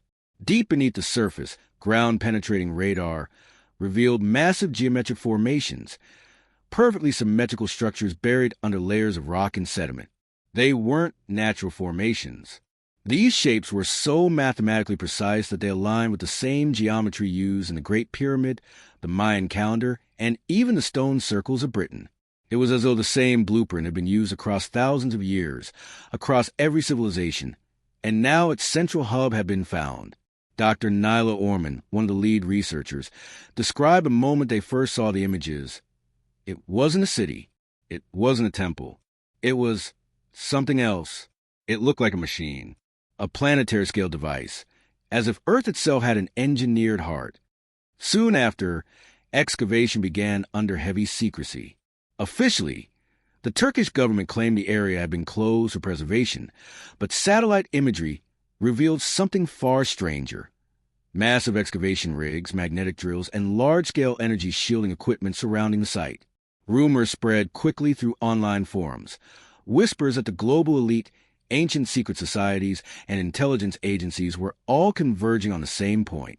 And then the footage leaked. It came from a drone that managed to bypass the perimeter before being shot down. The video, grainy but clear enough, showed what appeared to be a circular metallic structure buried beneath the sandstone. The surface shimmered with patterns, luminous inscriptions that pulsed faintly like circuitry. At the center was a depression, a massive, perfectly circular pit that descended deeper than the cameras could see. Around its edges were symbols identical to those found on the forbidden artifact. The internet exploded. Conspiracy theorists claimed it was the lost core of an Atlantean generator. Others said it was a tomb of the gods described in Sumerian texts, the Anunnaki's resting chamber. Some believed it was a planetary resonance engine built to maintain Earth's magnetic field, ensuring the planet's stability. But those who studied the frequencies noticed something far more unsettling. The resonance emitted by this underground structure wasn't random. It was accelerating. Every few days, the vibrational frequency rose by a small fraction of hertz, as though the machine were charging or preparing for activation. Across the planet, the effects became increasingly pronounced. Compasses spun erratically. Migratory animals became disoriented, flying in circles.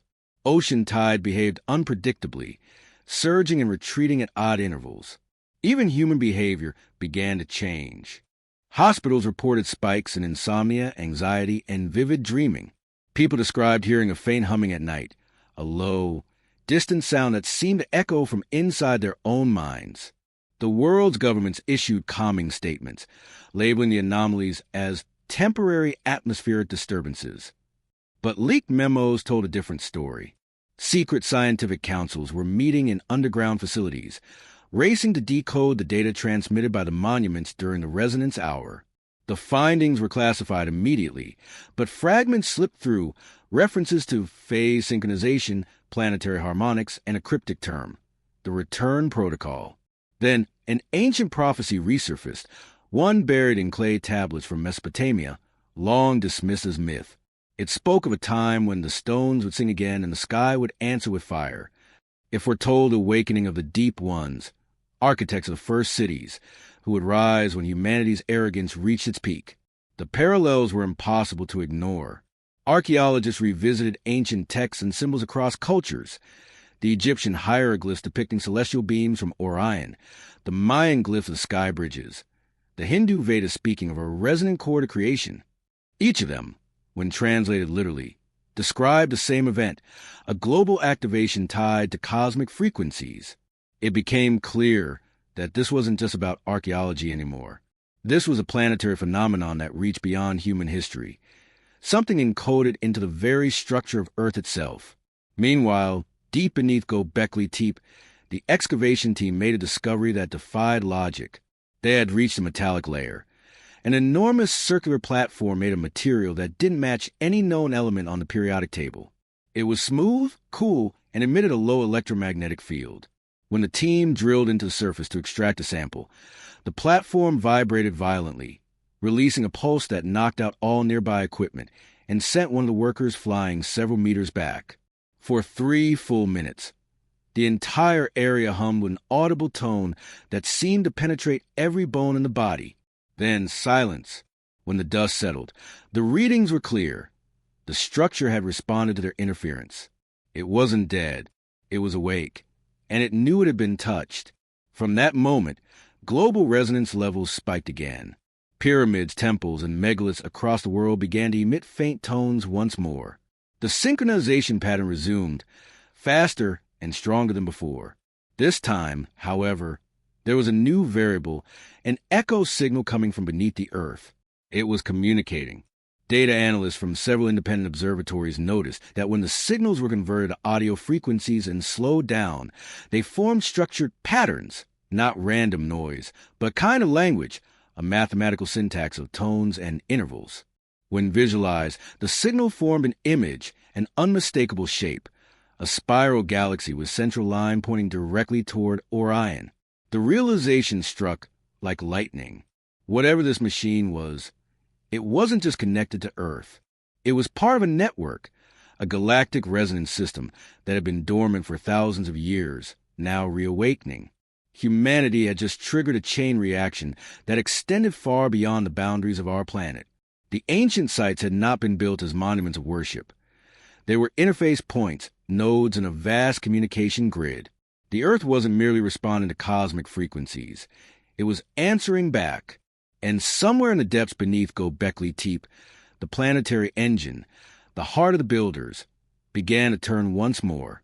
The countdown had begun. In the weeks that followed the awakening of the buried machine beneath Göbekli Tepe, the entire world began to experience what scientists later called a second resonance.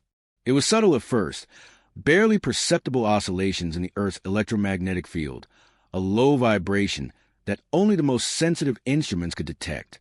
But as days passed, that vibration grew stronger, spreading across continents like an invisible tide. This time, there was no denying it. Something beneath the surface of the Earth was alive and responding with intent. Governments scrambled to control the narrative. The Turkish site was sealed completely, surrounded by military forces under guise of a national preservation initiative. Satellite imaging over the area became restricted. Civilian drones were jammed automatically, but inside the restricted zone, something extraordinary was unfolding. Teams of scientists, hand-picked from various countries under the supervision of a shadowy coalition of agencies, were stationed around the structure. What they found beneath the metallic surface of the heart defied every known law of physics. The core chamber was hollow, but not empty. Suspended inside was a massive sphere, about 30 meters in diameter, levitating without any visible support.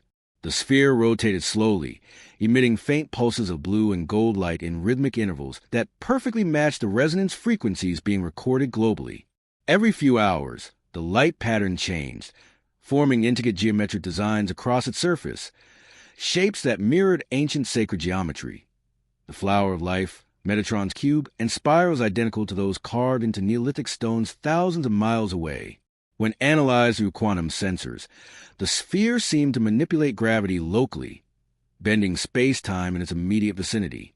Tools placed near it behaved unpredictably. Weights fluctuated, laser beams curved, and electromagnetic fields inverted polarity for fractions of a second. It was as though the machine existed simultaneously in multiple dimensions, interacting with the fabric of reality itself. As the data poured in, one chilling pattern emerged. The frequency emitted by the sphere matched the Schumann resonance, the Earth's natural electromagnetic heartbeat, but amplified by a factor of millions. In essence, the device was syncing the planet's consciousness to an external source. This discovery sent ripples through both the scientific and spiritual communities. Some saw it as proof that Earth was part of a cosmic network, a living entity in communication with the stars. Others believed it was the reactivation of a control mechanism left behind by an ancient advanced civilization, perhaps one that once ruled the planet before the last cataclysm. But the more researchers studied it, the clearer one thing became. The machine was not merely active, it was aware. Sensors detected fluctuations that mirror human brainwave patterns. When scientists approached the structure, the light frequencies changed as if reacting to their presence.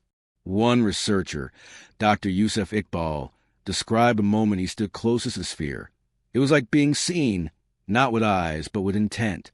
I felt it scanning me, measuring me, and then, for a brief moment, I saw images in my mind that weren't mine. Cities made of light, oceans without water, beings not human but ancient. He was later removed from the project after suffering a severe mental breakdown. His notes, leaked months later, contained sketches that matched carvings found at multiple ancient sites, depictions of towering figures holding spheres of light, often surrounded by concentric rings. Meanwhile, outside the facility, the effects of the second resonance became increasingly visible. In major cities, electronic devices began malfunctioning during specific time windows, always corresponding with the frequency spikes from Göbekli Tepe. Global navigation systems experienced sudden distortions, and aircraft instruments briefly failed mid-flight. The world's power grid suffered synchronized blackouts, as if something massive were drawing energy directly from the planet itself. Animals behaved erratically. Whales stranded themselves on beaches in record numbers. Birds flew in synchronized spirals before vanishing entirely. Even vegetation seemed affected. Plants in certain areas began growing in geometric patterns, their roots forming spirals identical to the resonant symbols found in the ancient monuments. And then came the dreams. People all around the world, millions, perhaps billions, began reporting identical visions. Vast landscapes bathed in golden light, towers that floated above oceans, celestial beings communicating through tone rather than language. Some described it as divine revelation, others as invasion. But every account shared one detail, a hum, deep and omnipresent, echoing through everything. It was during this global wave of shared visions that the first message was decoded. Hidden within the harmonic frequencies of the sphere's emissions, mathematicians discovered repeating prime number sequences, a universal signature of intelligent communication. When translated through a linguistic algorithm, the message was shockingly simple. We remember you. Those 3 words sent the entire scientific community into chaos. What did it mean? Who remembered humanity and why? For the researchers still working beneath the Turkish plateau, the revelation felt almost personal. They were now certain that the sphere wasn't a machine in the traditional sense. It was a repository, a living archive. The builders, whoever they had been, hadn't just constructed monuments or networks. They had built a consciousness interface capable of storing, transmitting, and reawakening the collective memory of an ancient epic. Then came the third pulse. Without warning, the global resonance pattern shifted. The frequency jumped to a new harmonic, one that perfectly matched the orbital cycles of Orion's belt. As it did, the buried machine began to open. The metallic surface that had once been smooth now folded inward like liquid mercury, revealing an interior chamber beneath the levitating sphere. Lights cascaded down its walls in symmetrical spirals, illuminating symbols older than any known civilization. These markings, when analyzed, corresponded to star maps, constellations not just of Earth's night sky, but of distant galaxies unseen by the naked eye. As the light intensified, the sphere released a burst of energy so powerful it rippled to the planet's magnetic field, causing auroras to appear simultaneously in every corner of the globe. The Earth's resonance spiked again, and this time it didn't fade. The hum became a permanent, subtle vibration that could be felt everywhere, through the ground, the air, and even within human perception. The builder's network had fully reactivated, and with that activation came the next stage: transmission.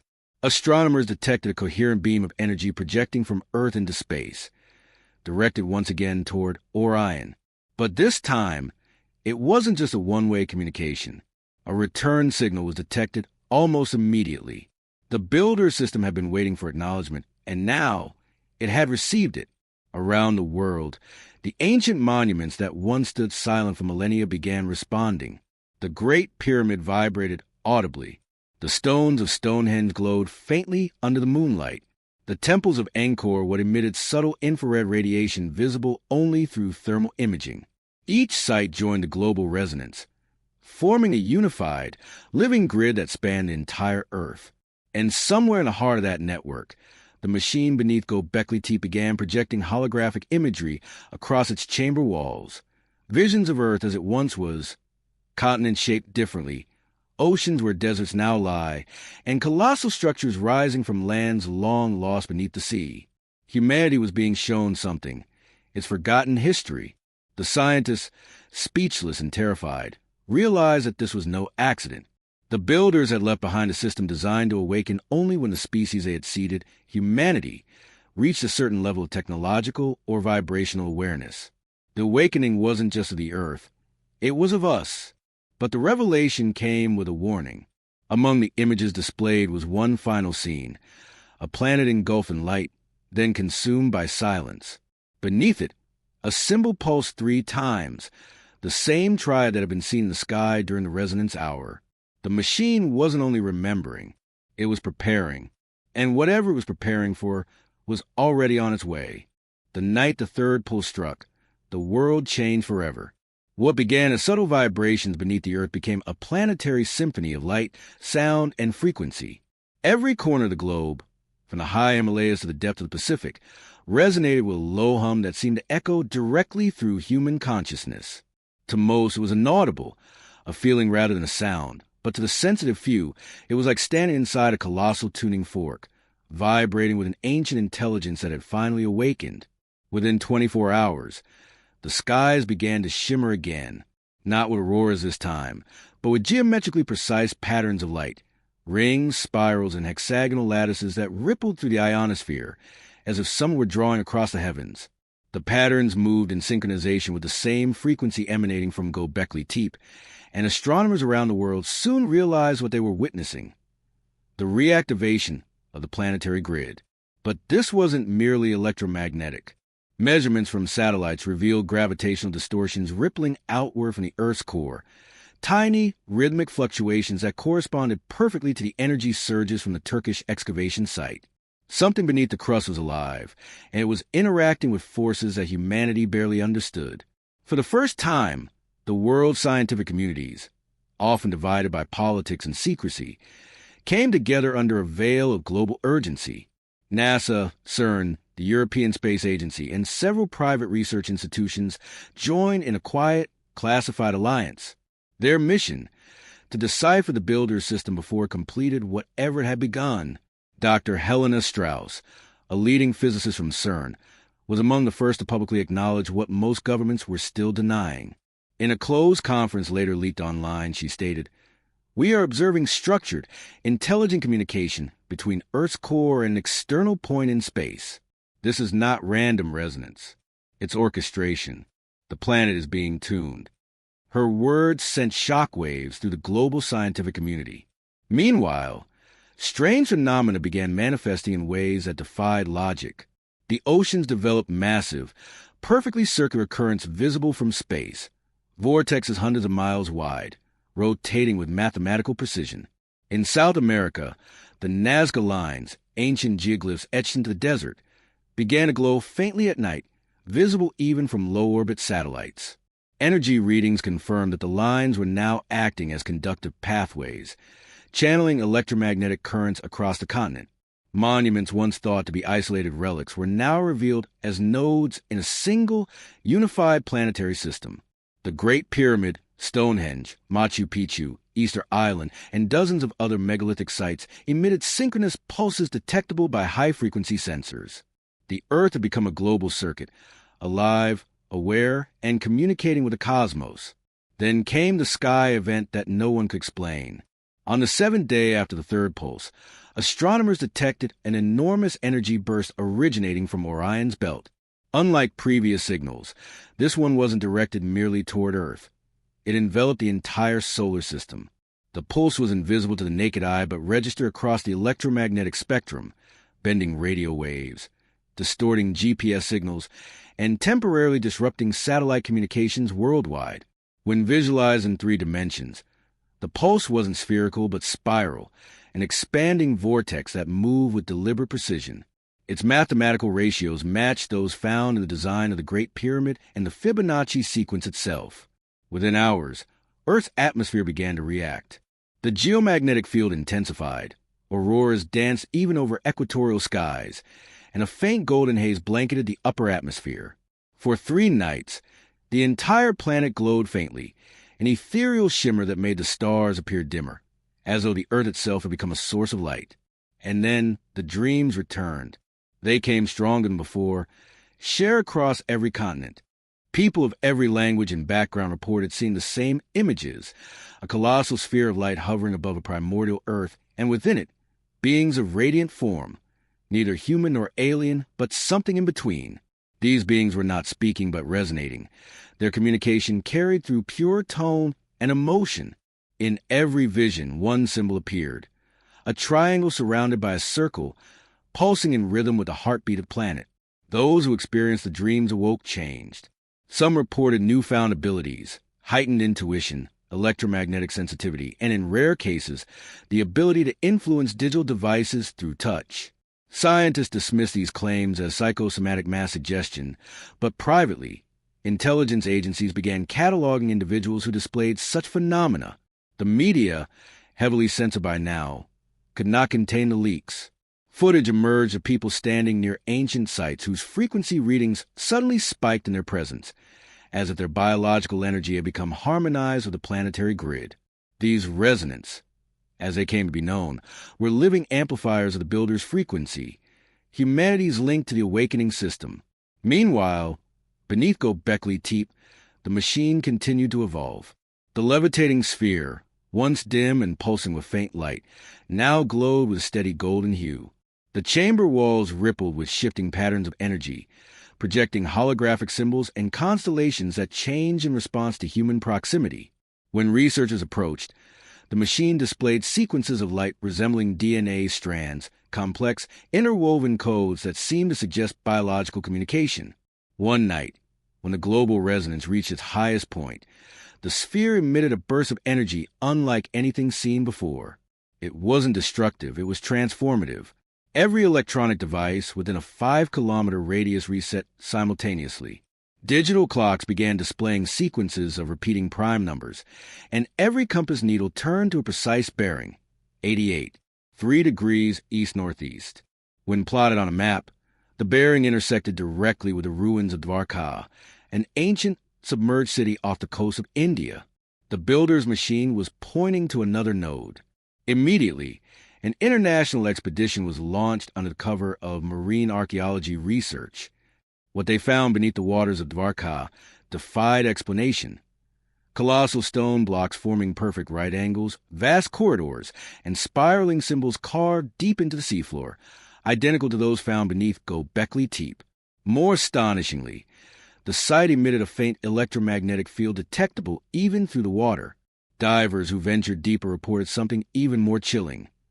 Light, soft, blue luminescence seeping through cracks between the stone blocks, pulsating with the same frequency as the global resonance. Whatever existed beneath Dwarka was not dead. It was active. The discovery confirmed what theorists had long suspected. The builder's network wasn't confined to land. It extended across oceans, linking continents through submerged corridors of energy.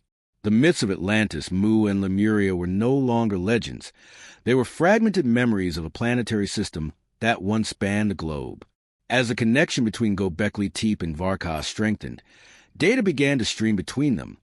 Streams of encoded light, pulses that matched human brainwave frequencies.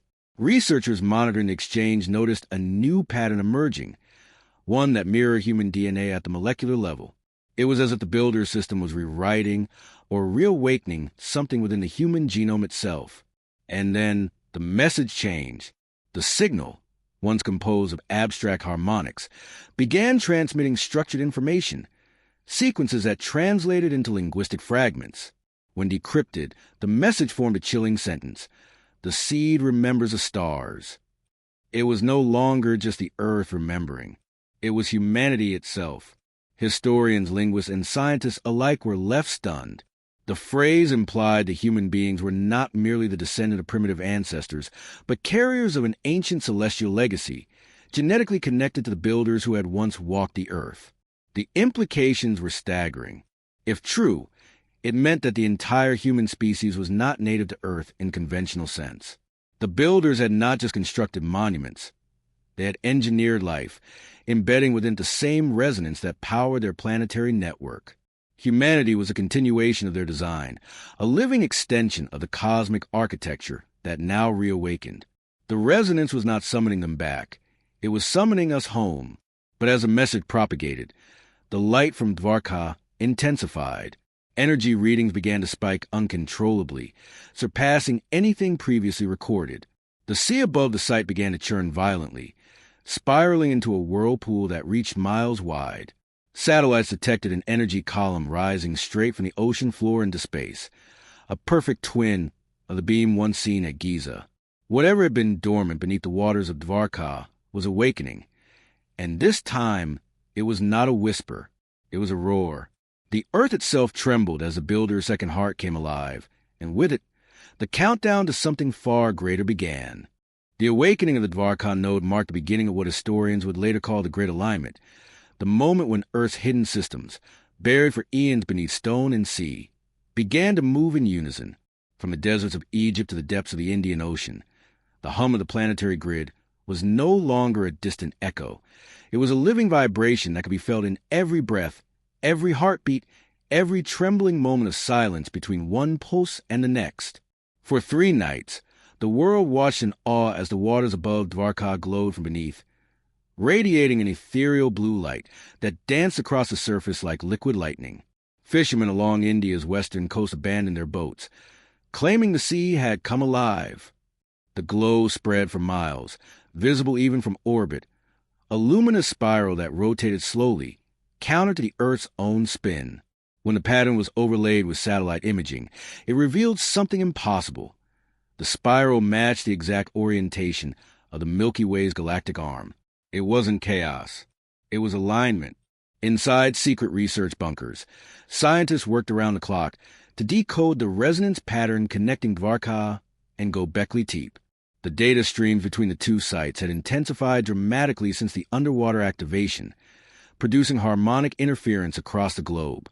Instruments everywhere began detecting the same repeating structure, a waveform that oscillated in perfect resonance with Earth's Schumann frequency, yet carried within it something extra, an embedded modulation that no one could explain. At first, the modulation seemed random, but when amplified and translated into visual data, the pattern revealed an unmistakable shape, the double helix of human DNA. The realization hit like thunder. The planetary network wasn't just communicating with itself. It was communicating with humanity through the biological resonance encoded in every living cell. The builder's technology had never been mechanical in the traditional sense. It was biological, quantum, and cosmic all at once, a system designed to interface directly with life. Then came the first human transformation. It began quietly, in a small coastal town near Dvarka. Locals reported strange behavior among residents, heightened sensitivity to sound, unusual dreams, and inexplicable bursts of emotion. Within days, some individuals began displaying electromagnetic anomalies. Watches stopped ticking in their presence, light bulbs flickered, and electronic devices short-circuited when they approached. Medical scans revealed elevated neural activity in regions of the brain associated with intuition, empathy, and spatial awareness. Doctors were baffled. But when one researcher brought a portable frequency analyzer to test a patient's electromagnetic field, the readings stunned everyone. The frequency emitted from the patient's body matched precisely the resonance signal from the builder's network. The resonants were no longer a myth. They were evolving. Governments moved swiftly to control the situation. Special task forces were deployed to identify and isolate affected individuals under guise of medical quarantine. Entire coastal regions were restricted. Communications were blacked out. Yet despite all efforts, the phenomenon spread. Within weeks, cases began appearing worldwide. The first pattern noticed was geographical. Resonance always emerged near ancient sites. Cusco, Cairo, Angkor, Easter Island, and now Dvarka. The closer people lived to these energy nodes, the more likely they were to be activated. The builder's network wasn't merely awakening. It was selecting. At CERN, a secret division known only as Project Helios began correlating human brainwave data with the planetary resonance. What they discovered was both exhilarating and terrifying. Each activation event in the grid was mirrored by a subtle shift in the collective neural frequency of humanity. The average global brainwave baseline, measured through worldwide EEG networks, was rising. Humanity's consciousness was literally being elevated by the Builder's system. And then, the world began to change physically. Magnetic north started to drift faster than ever recorded in history. The auroras, once confined to poles, now spread across the globe in ribbons of color that reached as far as the equator. Plants began to grow faster, their chlorophyll reacting to the new electromagnetic environment. Insects migrated in spirals. Animals gathered near ancient monuments in unprecedented numbers, as though drawn by an invisible calling. It was as if every living thing on Earth could hear the same song, the ancient vibration reawakening beneath the planet's skin. Amid this chaos, a breakthrough occurred deep within the Göbekli Tepe facility. The levitating sphere, long thought to be a power core, began projecting holographic imagery across its chamber. But this time, the images were not of Earth's past. They were of its future. The projection revealed the planet enveloped in radiant lines of light, forming a crystalline web that extended into space, connecting to other spheres orbiting distant stars. The scientists realized with mounting dread that these were not symbolic representations. They were maps, coordinates to other activated worlds across the galaxy. The Builder's network was interplanetary. Dr. Helena Strauss, monitoring the sequence from Geneva, remarked, "We are not watching the awakening of a machine. We are witnessing the reactivation of a civilization's nervous system." The implications were staggering. Humanity was not the center of creation, nor the first intelligent species to shape this world. We were part of a vast, cosmic architecture, one designed to awaken itself when the time was right. Then, on the 30th day of the Dvarka activation, the ocean split. Satellites recorded a colossal spiral opening in the Arabian Sea, a vortex of light descending deep into the water. The energy readings were unlike anything seen before, not thermal, not electrical, but something entirely new. Ships in the area reported instruments going haywire, compasses spinning wildly. One pilot described it as a hole in reality, like space itself was folding. For 12 minutes, the vortex held steady. Then, something rose from its center. It wasn't a craft in the conventional sense. It was a structure, a titanic, translucent dome made of shimmering light, emerging from the depths like a dream solidifying into form. Inside, faint silhouettes could be seen, vast geometric patterns, rotating like celestial machinery. The structure ascended slowly, then stopped halfway between sea and sky, suspended in the air as though weightless. News of the event spread instantly, despite desperate attempts to suppress it. Every major broadcast signal across Asia was hijacked for a full 40 seconds, transmitting live footage of the glowing dome hovering above the ocean. Millions witnessed it. And then, just as suddenly, the signal cut out, every screen fading to black. When transmissions resumed minutes later, all references to the event were erased. But those who had seen it knew the truth. The Builder's network had completed its first phase. The Dvarka node was not just a transmitter. It was a receiver. The light rising from the ocean was not emerging. It was descending. The Builder's signal had been answered. Something was coming through. In the days that followed, a new resonance began, a deeper tone, lower than any previously recorded. It reverberated through the Earth's core, shaking the planet in subtle waves. Instruments in Iceland, Chile, and Antarctica all registered the same pattern. The Earth's crust was responding, flexing in harmonic rhythm as though preparing for a global event. For the first time in recorded history, the entire planet was synchronized. Humanity stood on the threshold of revelation, staring into the luminous depths of an ancient technology it barely understood. And as the resonance deepened, the skies above the world shimmered once more, not with light this time, but with the faint, shadowy outlines of colossal geometric forms moving across the stars. The Builders were no longer silent. Their return had begun.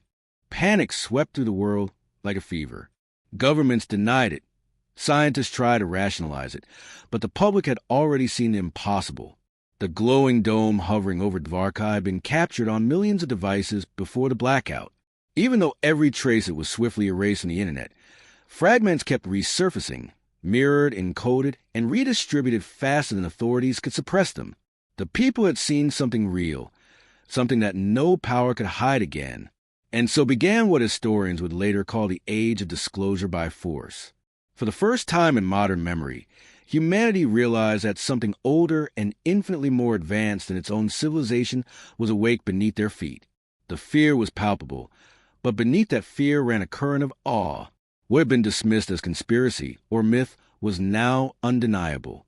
News anchors hesitated mid-sentence, analysts stuttered on live television, and religious leaders scrambled to reinterpret their doctrines.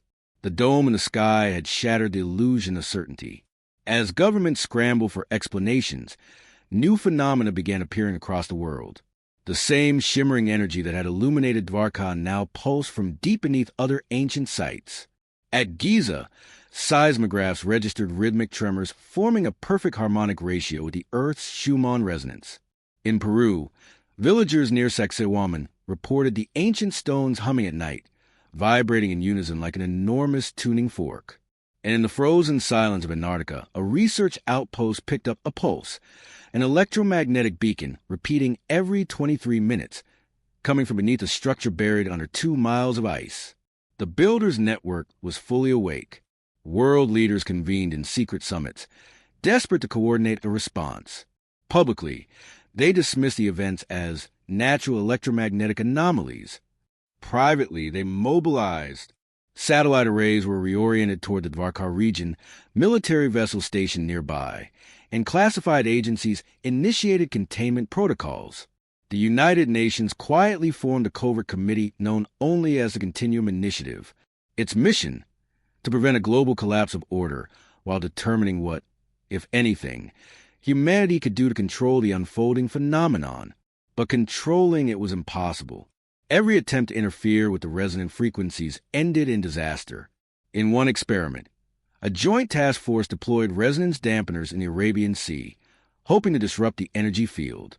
The devices melted within seconds, as though reality itself rejected them. Observers described seeing the water shimmer like glass, followed by a sudden discharge of blue light that disabled every vessel within a 20-kilometer radius. The incident was classified immediately, but whispers escaped through naval channels. "It's alive," one technician wrote in a coded message. "It's not a machine. It's responding." Meanwhile, strange changes began to occur in the global magnetic field. Compasses spun unpredictably, GPS systems malfunctioned, and pilots reported seeing auroras forming strange geometrical patterns in the sky, shapes resembling interconnected tetrahedrons, spiraling as if guided by an invisible intelligence. Amateur astronomers noted something even more chilling: faint flickers among the stars, as though constellations themselves were pulsing in reply. All around the world, a new kind of awareness began to bloom among people who had been tuned by the resonance. The resonance, once scattered and uncertain, started forming small networks, drawn to one another by shared dreams and intuitive visions. They claimed to see patterns others couldn't. Energy lines beneath cities, luminous threads connecting mountains and temples, a web of light surrounding the planet like a living aura. To them, this was not an invasion. It was a calling, but their awakening terrified those in power. As the resonance multiplied, reports surfaced of mass disappearances.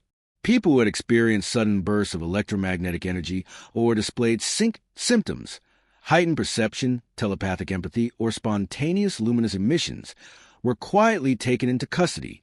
Governments described it as preventive quarantine, but witnesses described something closer to abduction. Facilities sprang up overnight in remote areas. Rumors called them containment sites. The truth was darker. The resonants were being studied like specimens. In one such facility, Site 14, located deep in the Nevada desert, a captured resident named Asha recorded her final message on a smuggled communicator. Her words would later leak to the underground networks. "They think this is a disease. It's not. It's the Earth remembering us. The builders didn't come from the stars. They built us for them. We're waking up because they're coming home." Her message ignited a movement. Across the world, resonance began broadcasting encoded frequencies, forming an invisible communication web. Their message was simple: do not fear the awakening. In the midst of this uprising, one of the greatest scientific breakthroughs of the century occurred, hidden from the public eye. Inside a sealed facility beneath CERN, Dr. Helena Strauss and her team decoded the resonance sequence emitted by the Dvarka node. What they discovered sent shock waves through the secret world of science. Embedded in the harmonic waves was a form of data, a repeating quantum signature that, when converted into image sequences, revealed holographic schematics. The images showed the human body, not in biological form, but as a lattice of light, intersecting geometry and vibration. The builders had not merely constructed technology, they had engineered life itself as part of the network. Humanity wasn't just connected to the system, it was a component of it. Each human being was a fragment of the original design, a living key to activate the greater architecture of the planet. The implications were staggering. If the builders had created life as an interface, then humanity's awakening wasn't a coincidence. It was a command sequence triggered by planetary alignment. The Earth itself was functioning as a consciousness node, and the resonance were the first to synchronize with it fully. As Strauss's team pushed deeper into the data, they found something else: a countdown. The signal emitted by the network wasn't static. It was rhythmic, increasing in frequency according to a precise mathematical progression. When projected forward, the data pointed to a specific date, less than 6 months away. The sequence ended with an image that haunted every scientist who saw it. The Earth, encased in light, surrounded by 6 orbiting spheres, each glowing with the same energy signature as the Dvarka dome. It wasn't a catastrophe prediction. It was a completion sequence. The builder system was preparing for final phase. In secret meetings, world leaders debated the implications. Was it the end of the world, or the beginning of something beyond comprehension? Some argued for destruction, demanding the detonation of deep-sea warheads to collapse the Dvarka node. Others, including Dr. Strauss, warned against interference. "You cannot destroy what you don't understand," she said. "If the system is alive, any attack could trigger a defense protocol."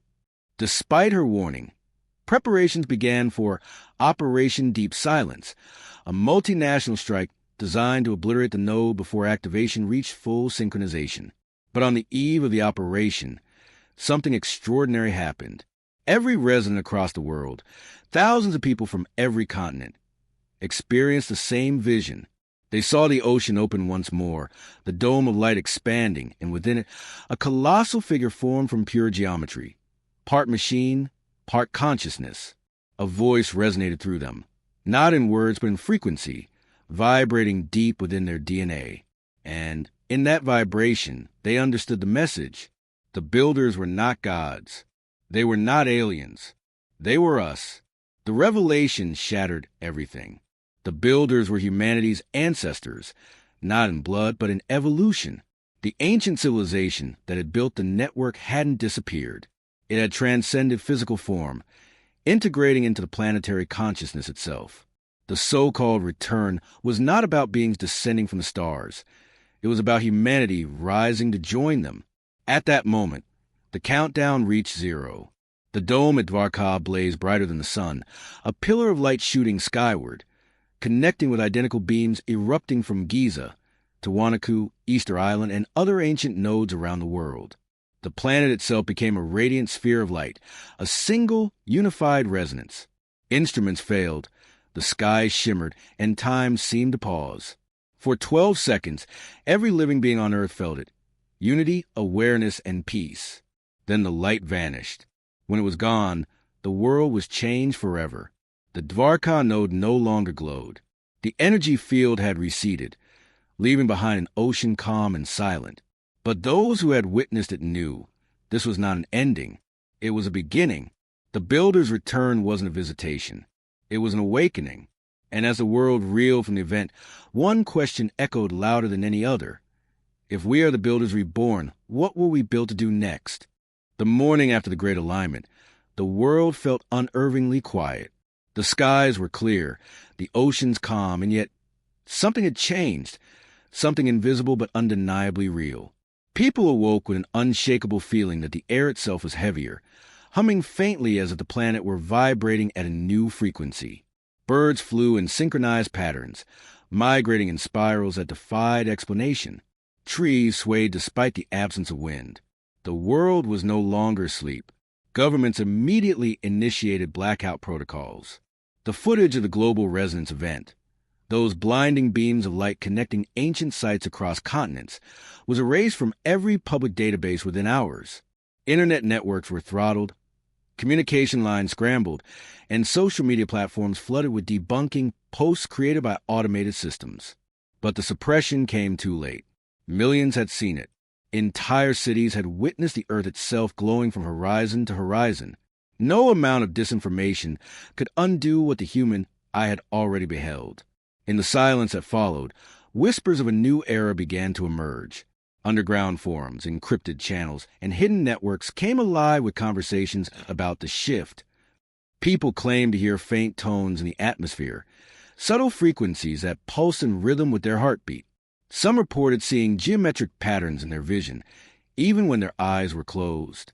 Others described dreams of luminous cities floating above the earth, filled with beings made of light. It was as if humanity had collectively tuned into another dimension, one that had always been there, but invisible until now. Amid this global awakening, scientists at CERN continued analyzing the data extracted from the Builder's signal. What they discovered defied every law of physics they had known. The frequency emitted by the global grid had stabilized at precisely 8 hertz, identical to the resonance frequency of human brain waves during deep meditation. In essence, the Earth and human consciousness were now vibrating in unison. Dr. Helena Strauss, exhausted but resolute, stood before her team and delivered a statement that would later be classified as one of the most controversial in scientific history. We're no longer observers of this phenomenon. We're participants. The builders didn't create a machine. They created a bridge. And now we're standing on it. But as scientists began to understand the implications, political leaders across the world were gripped by fear. What if this bridge wasn't benevolent? What if the awakening of the planetary grid meant that something, or someone, was trying to take control of the human race? Defense agencies worldwide activated their highest alert levels. Massive investments were poured into developing electromagnetic countermeasures, psychic interference technology, and even cognitive shielding for high-ranking officials. While governments prepared for an unseen enemy, the resonance, the humans most deeply attuned to the Builder's frequency, felt something entirely different. They spoke of an overwhelming sense of connection, of understanding thoughts not their own, and of hearing what they called the memory field. The memory field was not a voice, but a flood of impressions, memories, sensations, fragments of lives lived long before recorded history. Resonance claimed to recall scenes of luminous cities, vast crystalline towers, and colossal energy conduits stretching into the stars. They described standing beside beings of pure light, beings who spoke not through sound, but through emotion. These memories, though impossible to verify, began surfacing among residents across the planet simultaneously. Researchers soon discovered something even more startling. When residents were placed in proximity to one another, their brain waves synchronized, forming coherent wave patterns that mimicked the Builder's signal. When this collective frequency was measured, it emitted the same electromagnetic signature as the energy now pulsing beneath the Earth's crust. It was as though humanity itself had become the network. In one of the few leaked transmissions from CERN, Dr. Strauss explained to a global scientific council, "We've been trying to understand the Builder's design as an external system, but the truth is far stranger. We are the continuation of that system. Our consciousness is the software, the planet is the hardware, and the network's reactivation is not alien. It's biological, ancestral, and intentional." Her words were met with silence. For centuries, science had sought to separate the observer from the observed, but this revelation shattered that boundary. Humanity wasn't discovering an ancient technology. It was remembering itself. Meanwhile, strange events unfolded across the globe. The resonance dreams began to synchronize, thousands reporting the same visions on the same nights. They spoke of an approaching convergence point, a moment when all frequencies would harmonize, allowing direct communication between humanity and the Builder's consciousness. The date matched the culmination of the planetary alignment cycle, the equinox, only 3 months away. Religions, governments, and secret societies all interpreted the event differently. In Vatican archives, ancient manuscripts were unearthed that spoke of the second illumination, a prophecy describing a time when the light beneath the sea shall call the sons of man back to their origin. In the East, Tibetan lamas recognized the same vibration patterns as those described in the Book of the Golden Lotus, believed to signify the reemergence of cosmic unity. Even indigenous tribes from the Amazon to the Australian outback reported ancestral visions, claiming that the sky builders were returning to awaken the sleeping earth. But not all welcomed the coming convergence. Within the intelligence community, panic was spreading. The global energy grid had become unstable, interfering with power systems, satellites, and even the ionosphere. The resonance waves were growing stronger every day. Some feared that if the frequency continued to increase, it could destabilize planetary magnetism itself. To them, the Builder's awakening was not evolution, it was extinction. In response, Operation Eclipse was activated, a clandestine plan to sever the Builder's network once and for all.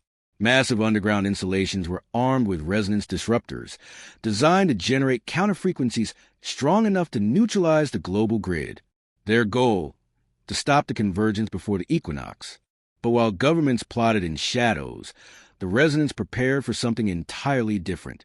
Guided by shared intuition, they began gathering to ancient sites, the nodes of power, Giza, Tiwanaku, Angkor, Stonehenge, and Dvarka. They claimed they were not resisting convergence, but facilitating it.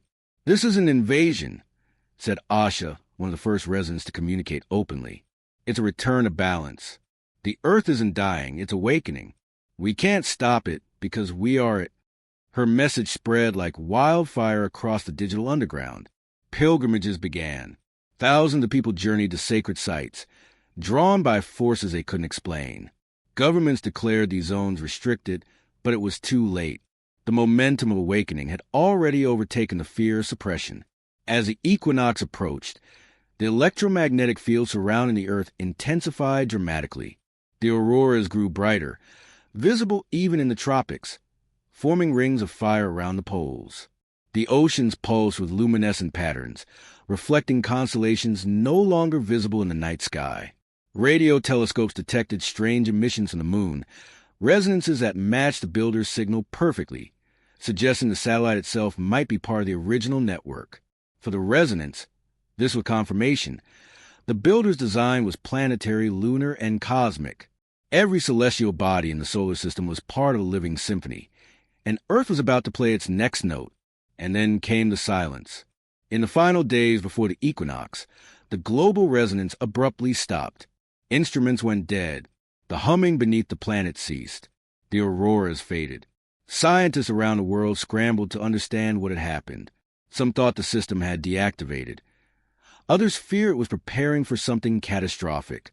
But the resonance knew differently. They described the silence not as an end, but as the breath before word, a gathering of energy before release. The Builder's consciousness, they claimed, had gone inward, preparing for direct contact. Across the world, ancient temples began to vibrate once more. In the sands of Giza, in the depths of Dvarka, in the frozen wastes of Antarctica, the same phrase began to echo in the Builder's frequency, a phrase no one could translate, yet everyone could feel. It was not a warning. It was an invitation. And as the equinox dawn approached, humanity stood divided, one half trembling in fear, preparing for war against the unknown, the other standing in awe, ready to step into it. The countdown had begun again, but this time it was not to prevent awakening. It was to meet it. When the equinox dawned, the world held its breath. Across the continents, billions watched as the first rays of sunlight broke over horizons that seemed somehow different. The light was softer, yet deeper, almost golden in hue, as though the air itself had changed its composition. The silence that had blanketed the planet for days felt charged now, pregnant with something vast and indescribable. Instruments still registered no seismic or electromagnetic anomalies, yet every living thing on Earth sensed that something monumental was about to happen. At the Dvarka site, where it had all begun, the ocean lay perfectly still. The waters shimmered faintly with silvery sheen, and then, without warning, they began to part, not violently, but gracefully, as though responding to a silent command. Beneath the waves, the colossal crystalline dome emerged once again, rising higher than before. But this time, it did not stop at the surface. It continued to ascend into the sky, shedding cascades of luminous vapor as it rose. From orbit, satellites captured a breathtaking sight. Beams of light shooting from ancient sites across the globe, converging into the atmosphere and joining with the Dvarka beam in a lattice of radiant geometry. The Earth was no longer a passive planet. It had become a beacon. Everywhere, residents felt the energy surge through their bodies. Some collapsed, overwhelmed by the intensity, while others stood in complete serenity, their eyes glowing faintly as the builder's frequency synchronized with their very selves. Hospitals reported waves of patients experiencing simultaneous cardiac arrhythmias, yet none died. Monitors displayed heart rhythms that pulsed in exact sync with the Earth's magnetic field. For 12 minutes, all biological life on the planet beat to one rhythm. And then the light shifted. What had begun as vertical beams now wove themselves into a vast, spherical grid surrounding the planet. The pattern, an intricate network of golden lines, was identical to mysterious geometry discovered carved into Göbekli Tepe centuries ago. The builder's design was now visible in the sky itself. It was the activation of the celestial matrix, the final phase of their planetary architecture. From deep beneath Antarctica, sensors detected movement. An object long buried beneath the ice began to stir. The world's military satellites immediately turned their focus to the South Pole, capturing astonishing footage. A colossal metallic structure breaking through the frozen surface, glinting under the auroral glow. It was not a craft, but something far larger, a platform, circular and inscribed with the same sigil seen on the Dvarka artifact. Within hours, similar formations appeared at other points across the globe, beneath the Sahara, under the Pacific Ocean, and deep within the Amazon rainforest. They were nodes, ancient mechanisms rising to the surface, reassembling themselves into a planetary network of unimaginable scale. The realization sent shock waves through the scientific community. Earth was not merely the cradle of humanity. It was a constructed system, a living machine designed to awaken under precise cosmic conditions. The builders had not abandoned the world. They had left it sleeping, waiting for this very moment. Inside the CERN Control Center, Dr. Helena Strauss stared at the live telemetry streams with disbelief. "It's not activation," she whispered. "It's integration." The builder's grid wasn't forming above the planet. It was merging with it, phasing in and out of visible space. Quantum sensors registered massive fluctuations as the boundaries between physical and energetic dimensions began to blur. It was as if reality itself was recalibrating. At that moment, residents across the globe began to speak in unison. Their voices echoed the same phrase in languages they did not know. "The bridge is open." In the skies above, the golden lattice flared with blinding brilliance, forming a spiraling vortex at its center. Through that vortex, something began to manifest. Not a ship, but a shape of impossible geometry, folding and unfolding as if higher dimensions were bleeding into three-dimensional space. Observers described it as a living structure of light, a fractal cathedral suspended in the void, shimmering with colors no human eye had ever perceived. As the phenomenon intensified, communication systems worldwide began transmitting a single tone. Every radio, television, and electronic device emitted the same resonant frequency, but when converted into a visual pattern, it formed the builder's sigil, the symbol first discovered on the Dvarka artifact. The entire planet was now receiving the same signal. And then a voice emerged, not through sound waves, but directly within the consciousness of every living being. It was calm, resonant, neither male nor female. It spoke in emotion rather than words, yet every mind translated it into meaning perfectly. "We are the echo of what you were and the memory of what you will become. The time of separation is over. You are the builders reborn." In that instant, visions flooded the collective human mind. Images of an ancient world before the last cataclysm. Cities of crystalline light, towers that resonated with energy, oceans that glowed from within. Humanity saw itself as it once was, beings of matter and light, capable of shaping reality through harmonic consciousness. The fall had not been a punishment, but a cycle, a descent into forgetfulness to rediscover creation from the ground up. For the resonance, it was confirmation. The builders' purpose was not domination, but remembrance. Humanity had not evolved apart from them. It was rediscovered through time, destined to awaken once the planet's frequencies aligned once more. But not everyone experienced peace. For some, the sudden flood of information shattered their minds. Governments scrambled to contain mass hysteria as millions broke down, unable to process the enormity of what was happening. Power grids failed, communications blacked out, and the skies turned an otherworldly gold as the builder's energy field fully enveloped the earth. And yet, amid the chaos, something miraculous occurred. The builder's energy field began to heal the planet. Deforested areas started sprouting new growth within hours. Oceans cleared, pollution dissolved, and the ozone layer, long damaged by human industry, regenerated at an accelerated rate. It was as though the Earth's very ecosystem was being recalibrated to its original state. In a global broadcast that somehow cut through every blackout, Dr. Strauss appeared, her face illuminated by the glow of the builder's grid. She spoke with a calm, almost transcendent tone. We've feared the unknown for too long. But what we're witnessing isn't destruction, it's restoration. The builders didn't return to judge us. They returned to remind us what we are. We were never meant to live separate from this frequency. We are its continuation. Her words spread across the consciousness of billions. For the first time in recorded history, humanity's fear began to dissolve. People emerged from their homes, gazing at the radiant sky in silent awe. Children laughed, sensing the harmony in the air. Even the animals, once restless and confused, moved with calm precision, as if recognizing the new rhythm of life. Then, as quickly as it had begun, the builder's structure began to dissolve, its fractal geometry folding inward, retreating beyond the limits of perception. The golden lattice faded, leaving behind a faint shimmer in the upper atmosphere. The resonance tone subsided into silence. But the world was no longer the same.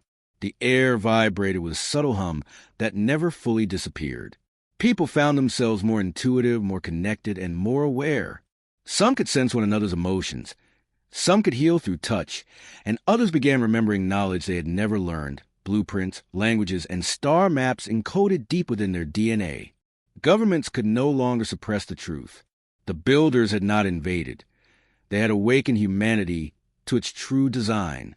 Earth had become a conscious participant in its own evolution.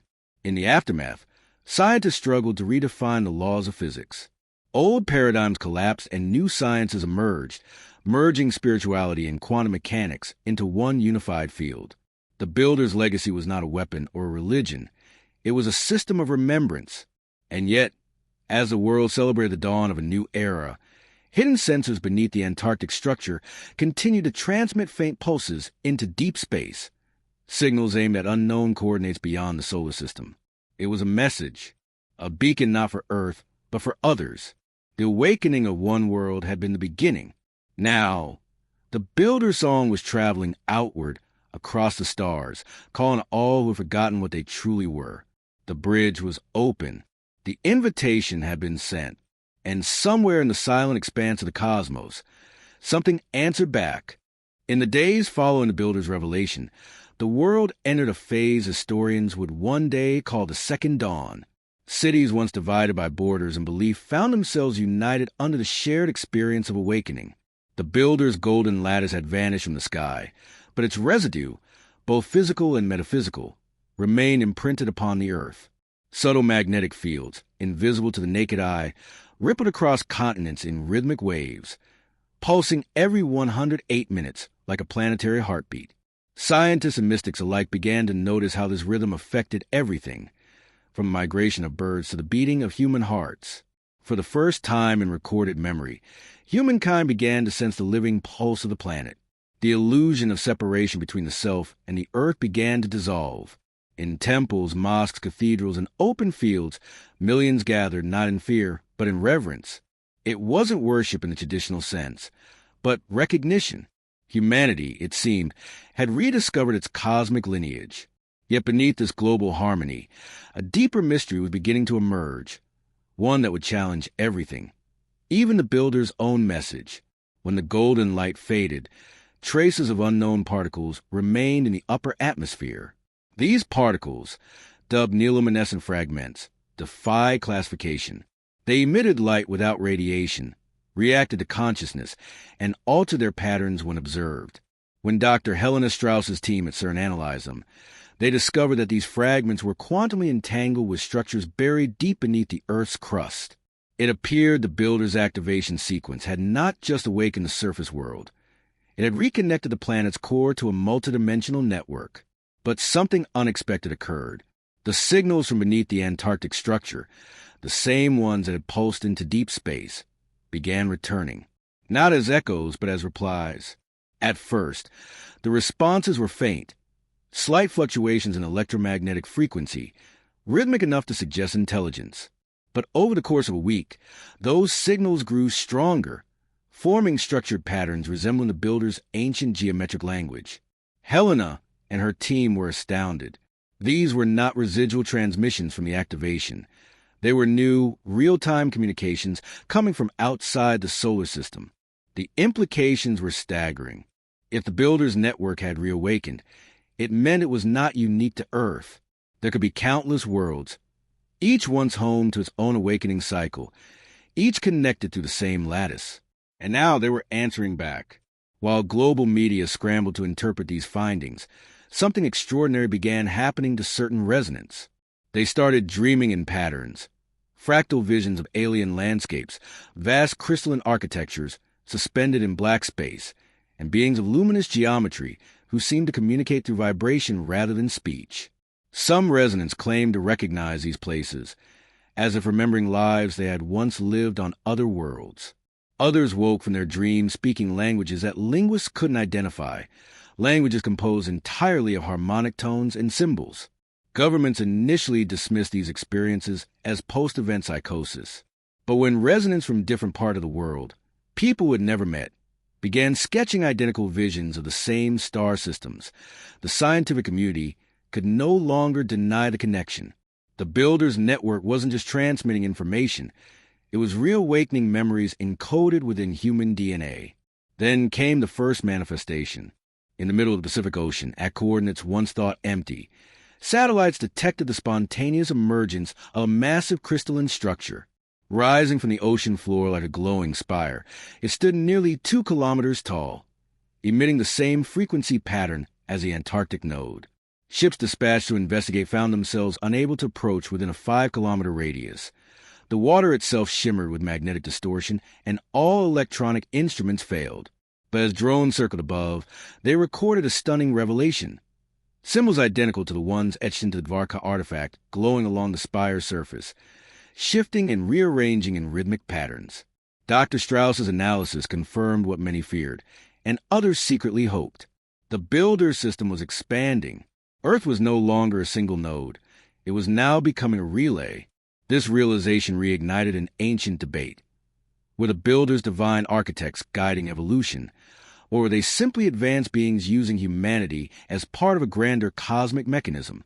Philosopher-scientists proposed that the builder's purpose wasn't control, but resonance, the synchronization of all intelligent life across the universe into a single conscious network. The builder's awakening sequence on Earth had simply been the first domino. Still, there were skeptics. Hidden factions within military and corporate institutions began to see the builder's influence as a threat. They feared that humanity's individuality was dissolving into a collective consciousness, eroding the foundations of civilization, governance, economy, identity. Leaked footage revealed secret projects attempting to reverse engineer fragments of builder material recovered from the ocean floor. These attempts often ended catastrophically. Machinery melted, magnetic fields inverted, and entire laboratories vanished within localized distortions of time and space. One particularly chilling experiment at a private facility in Nevada managed to isolate a fragment of the builder's energy field. For just 43 seconds, researchers reported hearing a chorus of voices emanating from the sample. But instead of communicating knowledge, the voices repeated one haunting phrase: "You cannot divide the whole." Moments later, the fragment imploded, creating a localized void that erased all digital data within a 10-kilometer radius. Despite the dangers, human curiosity pressed forward. The discovery of the Pacific Spire inspired a new branch of science, resonant archaeology. Instead of digging through soil and stone, researchers began exploring frequencies, vibrations, and quantum harmonics to uncover ancient data encoded within the planet itself. The Earth became not just a home, but a library, its core a crystalline archive of everything the builders had ever known.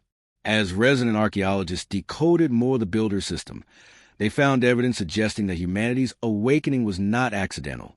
The builders had embedded genetic triggers in early human DNA, designed to activate only when the planet's vibrational field reached a specific threshold. The recent alignment of solar cycles, magnetic anomalies, and human technological frequency had collectively reached that threshold, initiating the return sequence.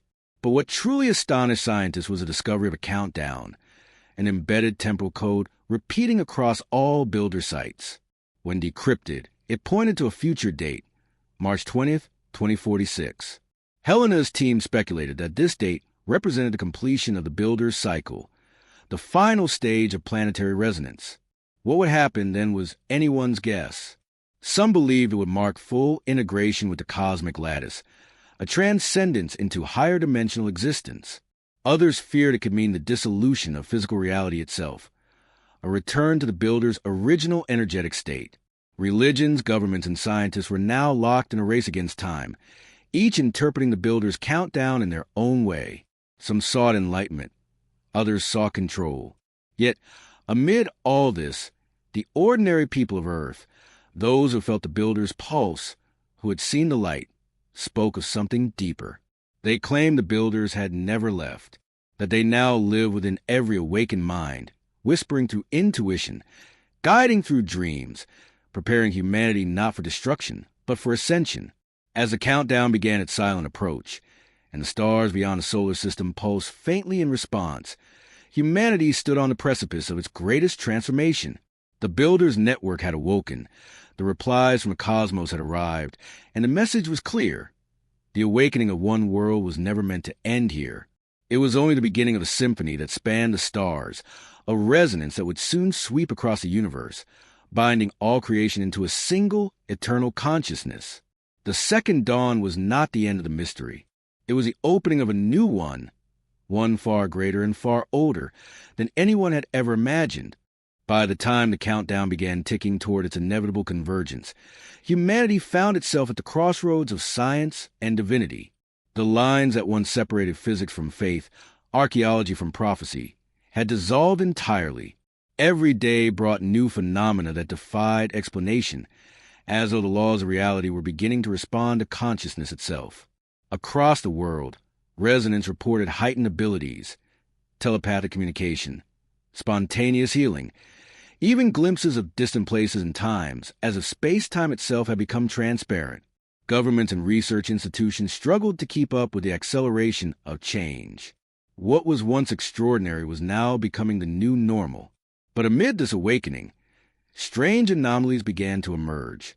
It started subtly, a distortion in satellite telemetry, a faint static appearing on global communication channels, whispers that seemed to come from the very air itself.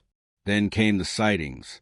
Over the deserts of Egypt, auroras formed in the sky, shimmering with unknown symbols that mirrored those etched on the builders' artifacts. In Peru, locals reported massive circular shadows crossing the Andes at impossible speeds. And in the depth of the Pacific, seismographs recorded harmonic tremors, earthquakes that followed musical intervals instead of random frequencies. At first, scientists thought these anomalies were residual effects from the builder's activation sequence. But Dr. Helena Strauss saw a pattern forming, one that chilled her to the core. When the coordinates of each anomaly were plotted on a global map, they formed a perfect geometric lattice that matched the Earth grid, an ancient pattern known to esoteric researchers for centuries. It was the same design that had appeared in the Builder's Sky Network. The Builder system was not merely reactivating. It was completing its structure on Earth. Helena realized the truth too late. The countdown wasn't just marking time. It was marking phases, each phase unlocking a deeper level of planetary synchronization. And Phase 3 had just begun. Around the world, humanity began to experience what could only be described as a blending of realities. Time lost its rigidity.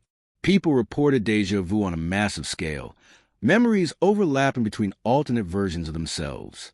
Some claimed to have witnessed entire cities flicker, vanishing for seconds, replaced by luminous landscapes of crystalline architecture and alien skies. Others described hearing music in the air, harmonies that resonated deep within the bones, as though the planet itself were singing. Religious institutions declared the beginning of the prophesied New Age, the return of the divine architects, the merging of heaven and earth. But the scientific community struggled with terror and awe as they uncovered what these phenomena truly meant. The earth was phasing. Its material density was shifting between dimensions, oscillating between physical and energetic states. The builder's activation had not only awakened consciousness, it was transforming the very matter of the planet. Helena's team confirmed that the electromagnetic field of the Earth was resonating at a higher frequency than ever recorded, an astonishing 4 hertz, the precise harmonic value found in the builder's inscriptions. The implication was clear. The planet was evolving into a new vibrational form. But as the frequency rose, those unaligned with the new resonance began to suffer. Headaches, vertigo, insomnia, and emotional instability spread worldwide. Psychologists referred to it as resonant dissonance. But the resonance knew it was something far greater, a purification process.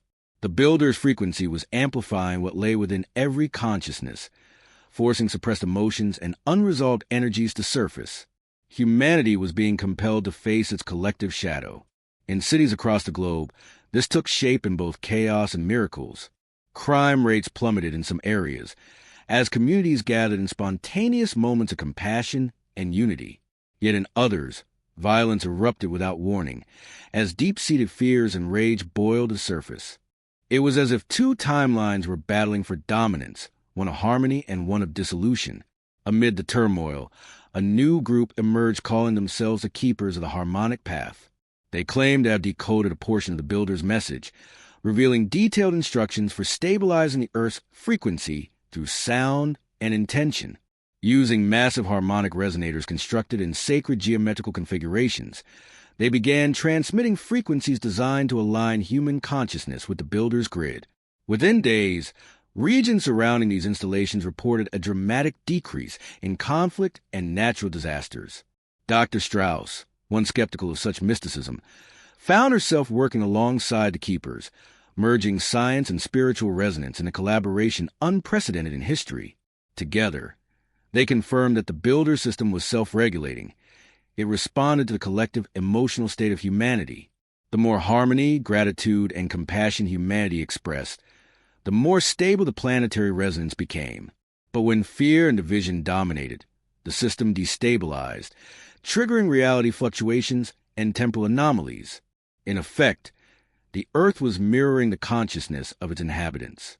Humanity had become the tuning fork of creation. Then, something extraordinary occurred in the night skies. Astronomers detected a massive object entering the solar system, a formation of radiant energy, not a physical body, moving at sublight speed yet maintaining coherent structure. Its geometry matched the builder's sigils perfectly. Unlike any known astronomical phenomenon, it emitted no heat, no radiation, and yet outshone the stars. It was as if the builders themselves, or another network, were approaching. Panic spread across the world. Was this the return of the architects? Or a second wave of activation? World leaders convened emergency meetings. But even as they debated, the residents began receiving visions. They saw the same image again and again, a crystalline sphere descending toward Earth, enveloped in light, humming in perfect resonance with the planet's vibration. And when it finally entered orbit, something miraculous happened. Every screen, every radio, every device flickered to life. Across the world, a symbol appeared, the builder's sigil, followed by a low, harmonic tone that penetrated the atmosphere itself. Then came the voice, calm, omnipresent, echoing in every human mind. You have remembered who you are, but remembrance is not completion. The harmony of one world must now join the chorus of the many. At that moment, the luminous sphere in orbit began to unfold like a blooming flower, revealing within it a structure of fractal complexity, rings within rings of pure light. It wasn't a ship, it was a bridge. Through telescopes and naked eyes alike, humanity watched as a vast beam of radiant energy extended from the sphere to the planet's surface, connecting with the builder's Antarctic node. The connection stabilized the planet's frequency instantly. For the first time since the awakening began, the world felt utterly silent. Even the wind stopped. Then visions flooded every consciousness on Earth simultaneously.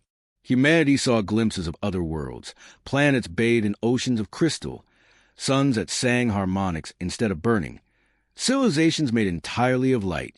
They realized the builder's network wasn't limited to Earth. It spanned galaxies. Each planet was a node in a grand symphony of consciousness, each awakening when the time was right. Earth's turn had come. But this connection came with a final challenge. The builder's voice resonated again, echoing through every living being. Only harmony may cross the bridge. That which remains in fear shall dissolve. A final purification had begun.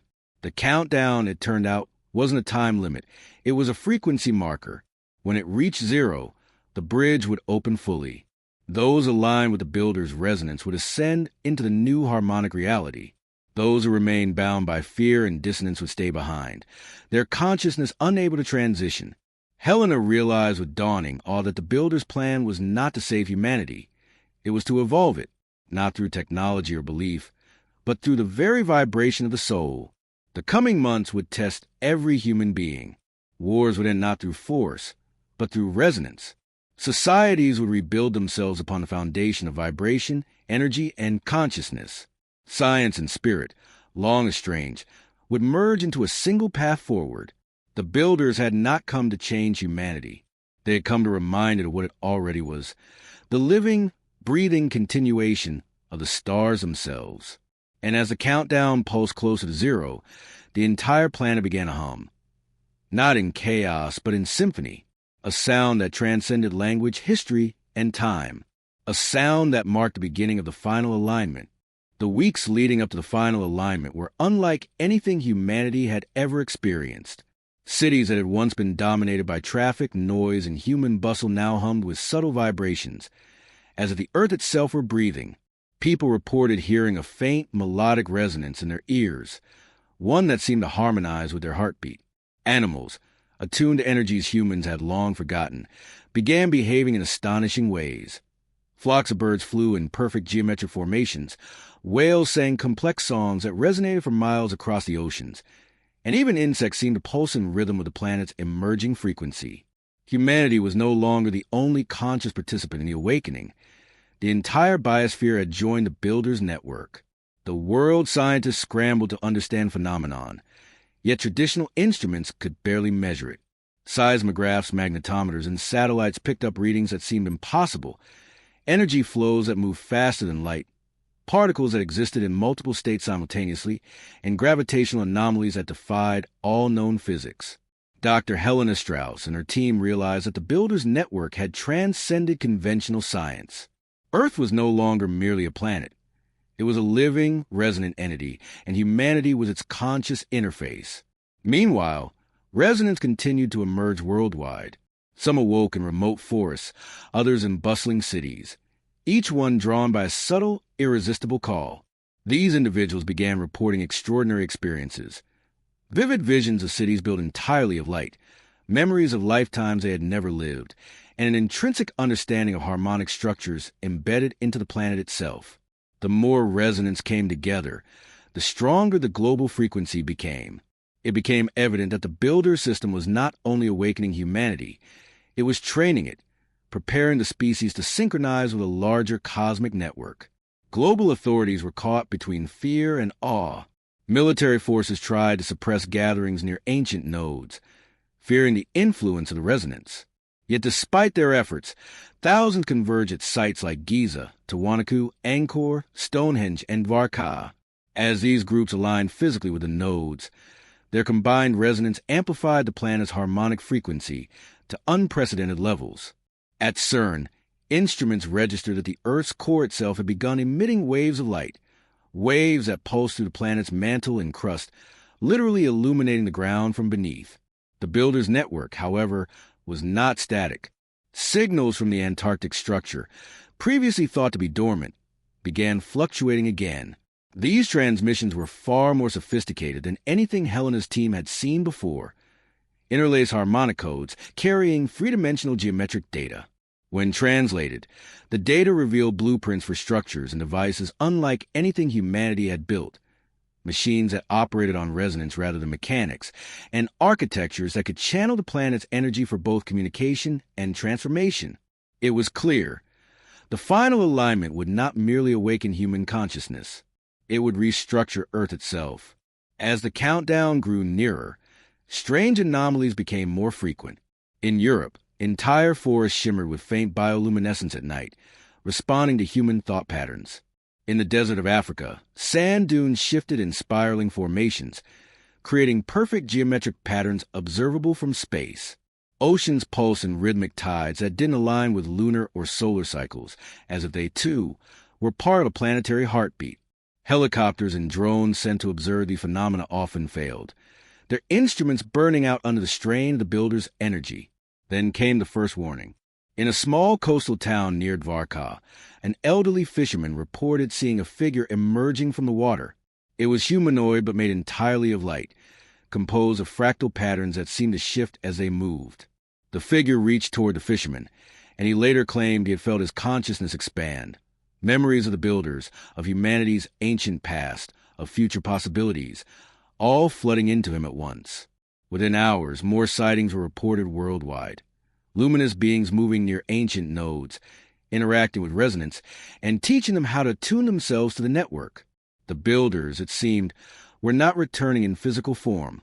They were guiding. Humanity was being prepared for the final phase, full integration into the planetary and cosmic resonance. By this time, Dr. Strauss had begun to notice a startling pattern among the resonance. When multiple individuals synchronize their consciousness intentionally, through meditation, music, or geometric alignment, the harmonic frequencies generated were strong enough to affect the planet's energy field visibly. Water shimmered, plants glowed, and even stone structures resonated. It was as though humanity itself was becoming a conscious conductor, amplifying the builder's network through collective awareness. Yet the final alignment also carried risk. Those unprepared or resistant to the new frequency began to experience physical and mental stress. Insomnia, hallucinations, intense emotional shifts, and disorientation became widespread in regions far from the ancient nodes. Helena realized that the builder system demanded purity of resonance. Fear, aggression, and internal conflict disrupted the harmonic flow. Only those willing to surrender ego and align with the universal frequency could survive the final integration. As the day approached, the builder's signals intensified further. Across the globe, residents reported hearing a low, omnipresent hum in their minds, an unbroken tone that resonated with every cell in their bodies.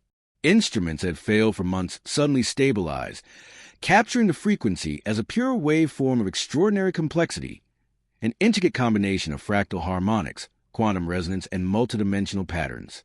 The builder's message became unmistakable. Humanity's evolution was now a choice. Collective fear and resistance would fracture the planetary system.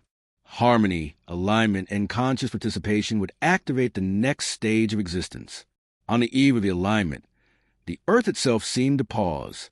Wind stopped, the oceans became unnaturally calm, and animals ceased their normal behaviors. Every living being on the planet, even those unaware of the builders, was subtly influenced by the harmonic field. And in the final moments before the activation, the first signs of interplanetary resonance appeared.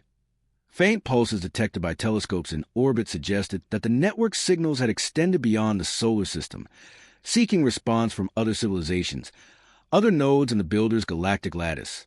Humanity was on the threshold. The world was vibrating as one. And as the final minutes ticked away, Dr. Strauss and the residents prepared themselves to cross the bridge the builders had opened, an integration of consciousness, Earth, and the cosmic network. The last stage of awakening had begun, and the planet, alive in ways no one could have imagined, was ready. The night before the final activation, the world fell into an eerie, expectant silence. Cities, forests, deserts, and oceans, all of them, seemed to hold their collective breath. Even the wind appeared to pause, as if waiting for an unseen conductor to signal the first note of a cosmic symphony.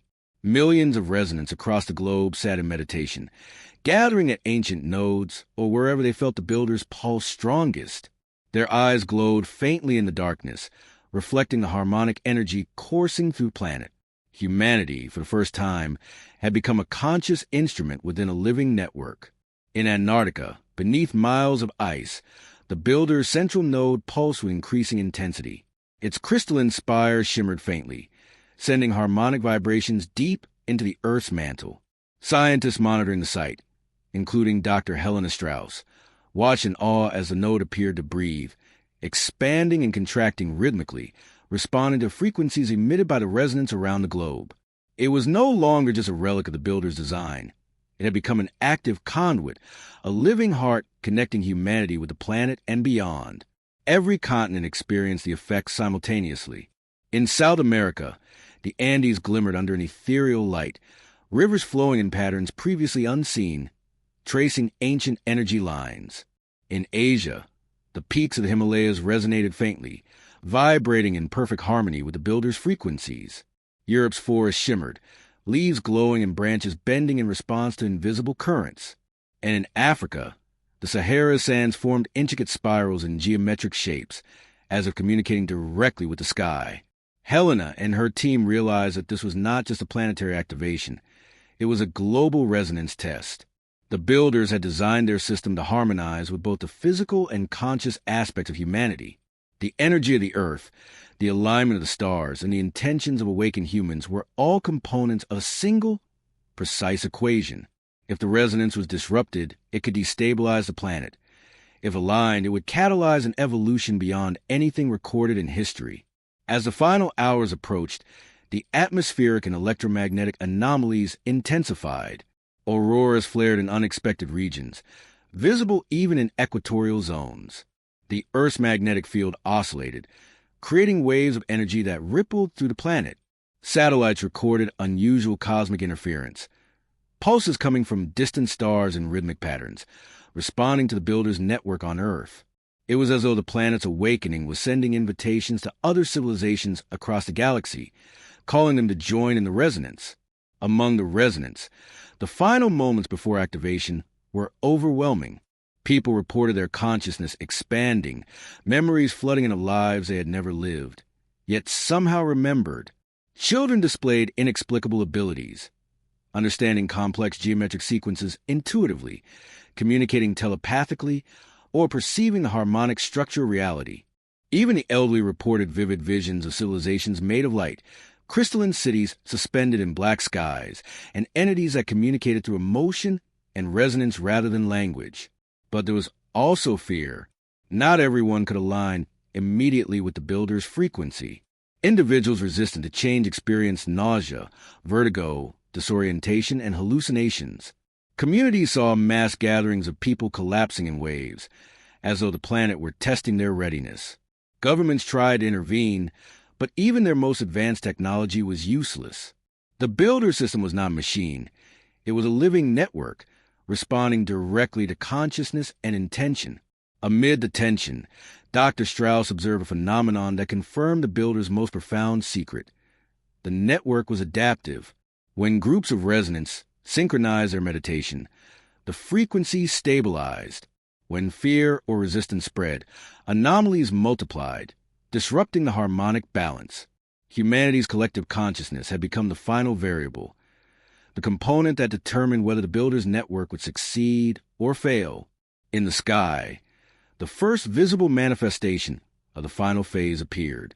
Faint golden arcs shimmered above the Dvarka site, weaving together with similar arcs over Giza, Tiwanaku, Stonehenge, and Angkor. The arcs were not static. They rotated and shifted in patterns too complex to measure, forming a dynamic lattice of light connecting all major ancient nodes. Observers described the site as a living geometry, a network of light that seemed to breathe, shift, and pulse in response to both the planet and the people inhabiting it. In the oceans, massive crystalline structures rose from the depths. They emitted harmonic pulses that synchronized with the arcs in the sky, creating a feedback loop between the sea, land, and atmosphere. Dolphins and whales, long attuned to the planet's frequencies, began swimming in precise formations, their sonar calls harmonizing with the builder's signals. Even insects and plants responded, aligning themselves in patterns that mirrored the arcs overhead. Then came the first direct interaction. Across all nodes, luminous beings of fractal geometry began to manifest. They were not humanoid, yet their presence radiated intelligence and purpose. Resonance described feeling a profound connection with them, as though every memory, thought, and intention was understood and amplified by these entities. The builders, or their emissaries, were communicating directly, not through words, but through resonance. The builder's voice, experienced simultaneously by all resonance, conveyed clarity and calm. The bridge is ready. The frequency is open. Align your consciousness and step into the harmony of creation. This was the invitation that humanity had awaited for millennia. Every node pulsed in anticipation, awaiting synchronization from human consciousness to complete the planetary resonance. Dr. Strauss realized that the builder's design had anticipated this precise moment. The final activation could only occur when the planet, its inhabitants, and the builder's network were all in perfect harmony. The final countdown was more than temporal. It was vibrational.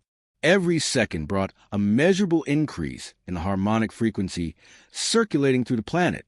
Those fully aligned with the builder's system reported an overwhelming sense of unity, as though the boundaries of self were dissolving and merging with a consciousness far larger than the individual.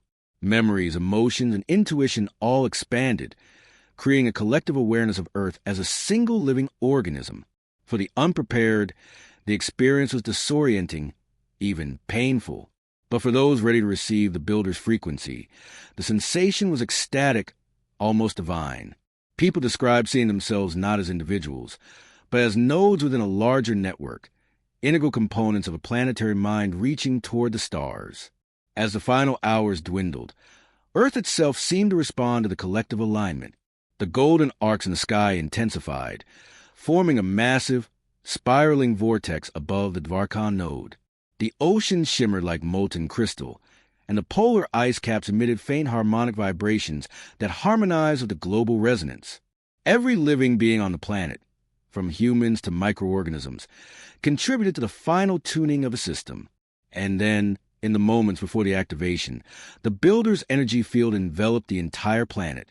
The network expanded outward, connecting not only with Earth's surface, but deep into its core, into the oceans, and into orbit.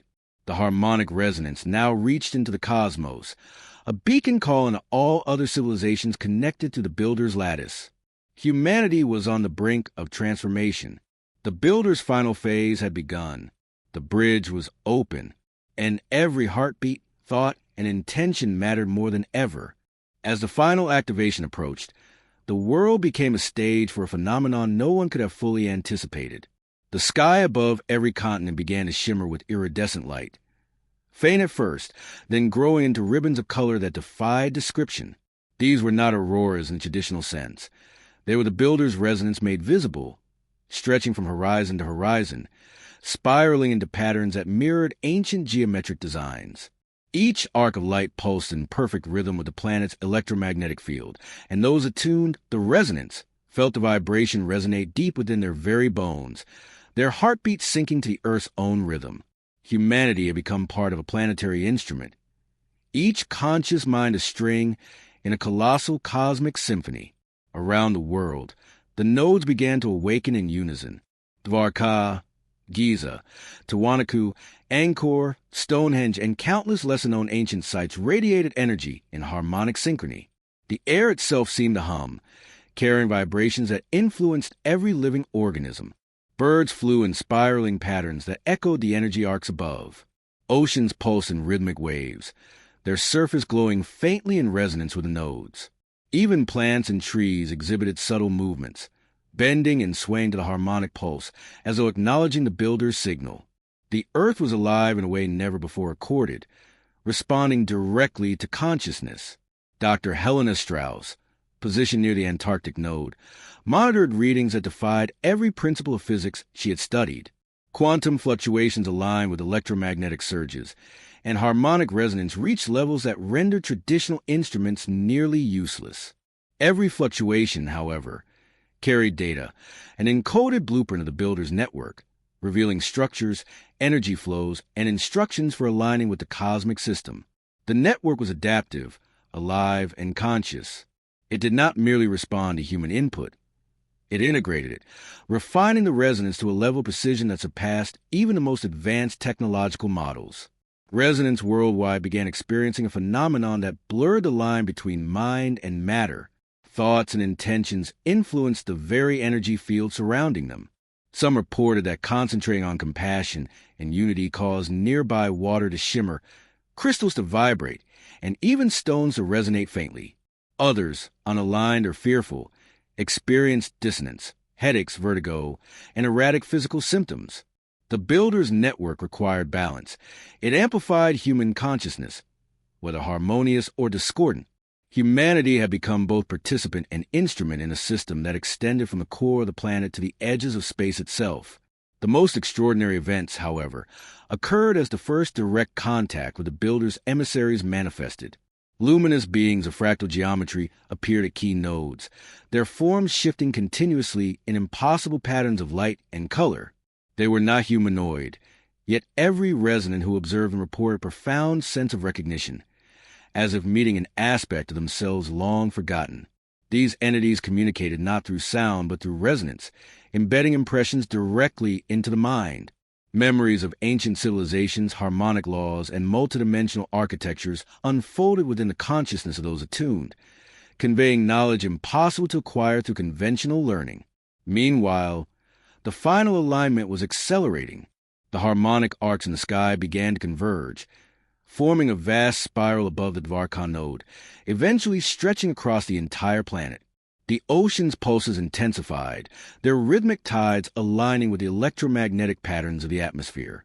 Every node amplified the builder's frequency, creating a feedback loop that spanned continents, oceans, and the very core of the Earth. Humanity's collective consciousness, now synchronized in large part by the resonance, became the final stabilizing factor. The builder's voice reverberated within the minds of all attuned individuals.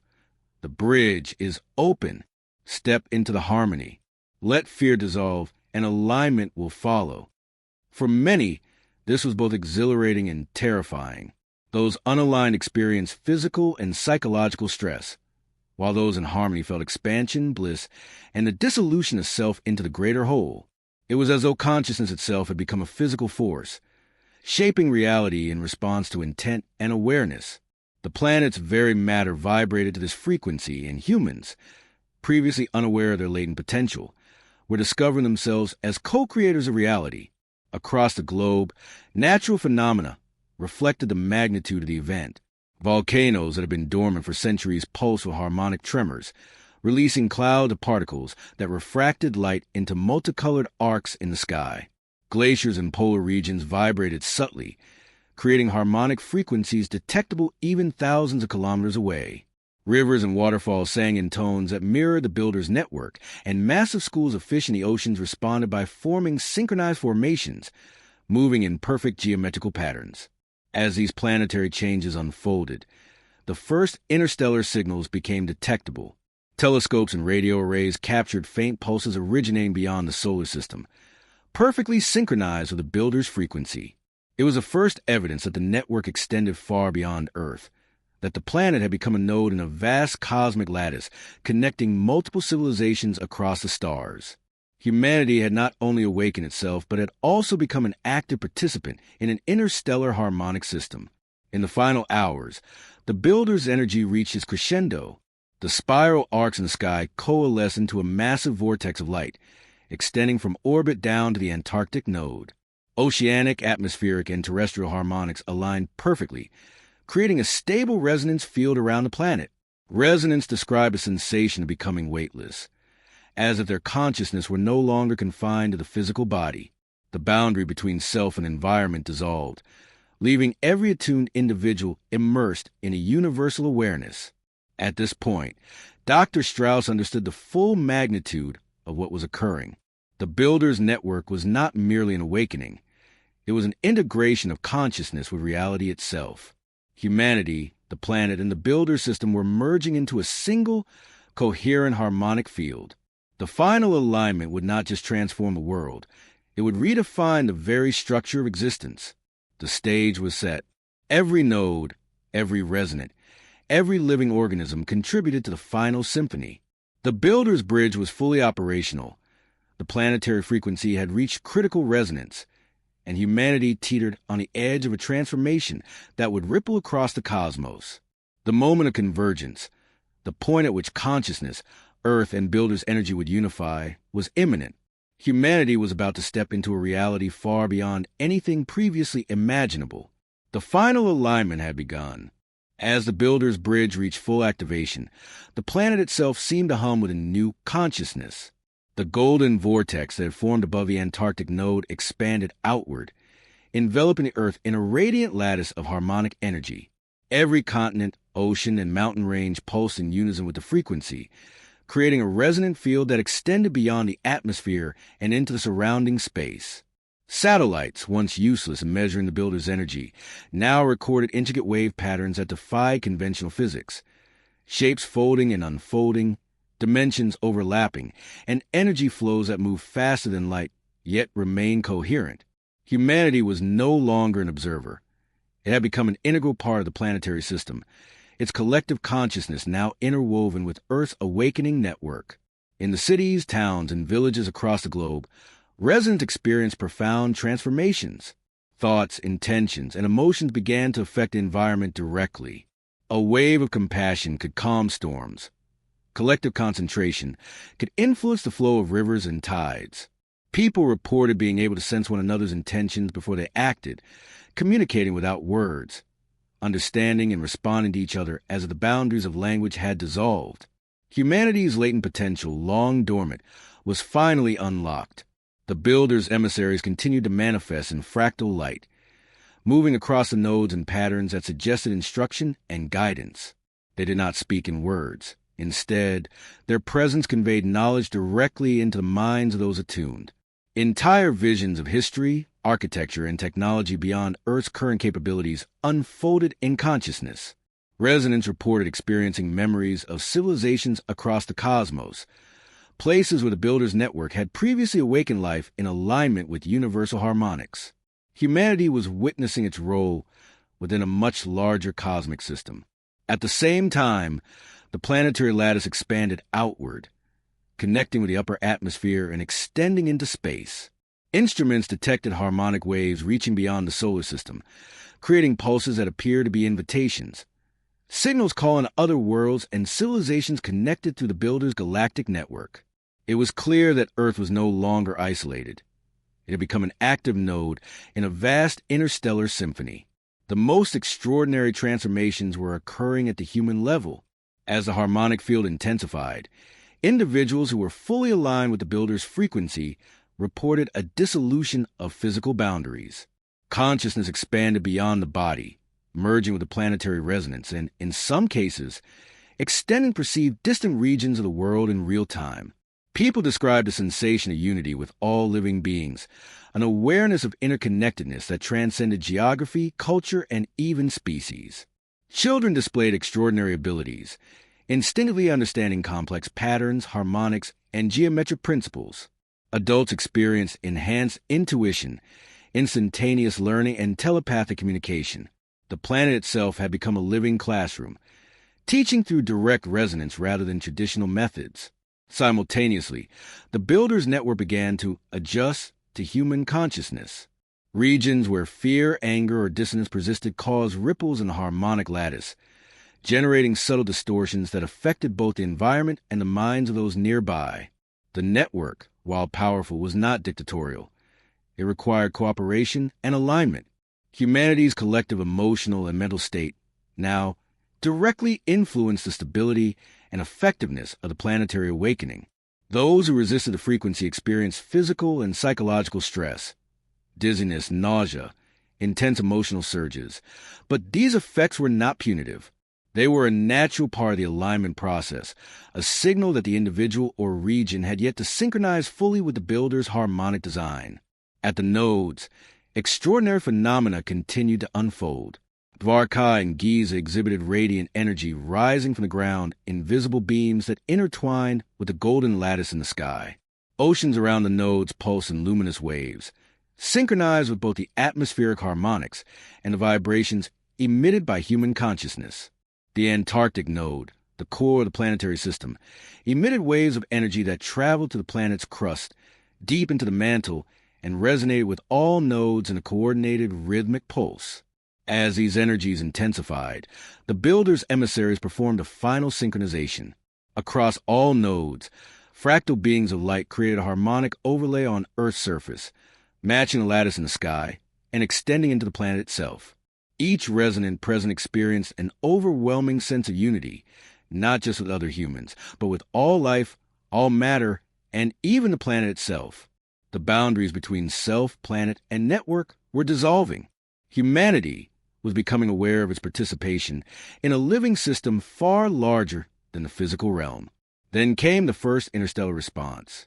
Pulses from distant star systems arrived in perfect harmonic alignment with the builder's lattice on Earth. Telescopes and sensors detected structures in distant regions of space responding to the frequency, confirming that Earth was now part of a functioning interstellar network. The builder's system was not merely planetary. It was galactic, a lattice connecting awakened civilizations in a coordinated resonance. The realization stunned scientists and mystics alike. Earth's awakening was not an isolated event, but a ripple in a vast, cosmic symphony. As the final minutes of the countdown approached, the harmonic resonance intensified further. Those fully aligned felt their consciousness expand beyond the planet, perceiving the builder's network as an interconnected web spanning galaxies. Every thought, emotion, and intention contributed to the final tuning of the system.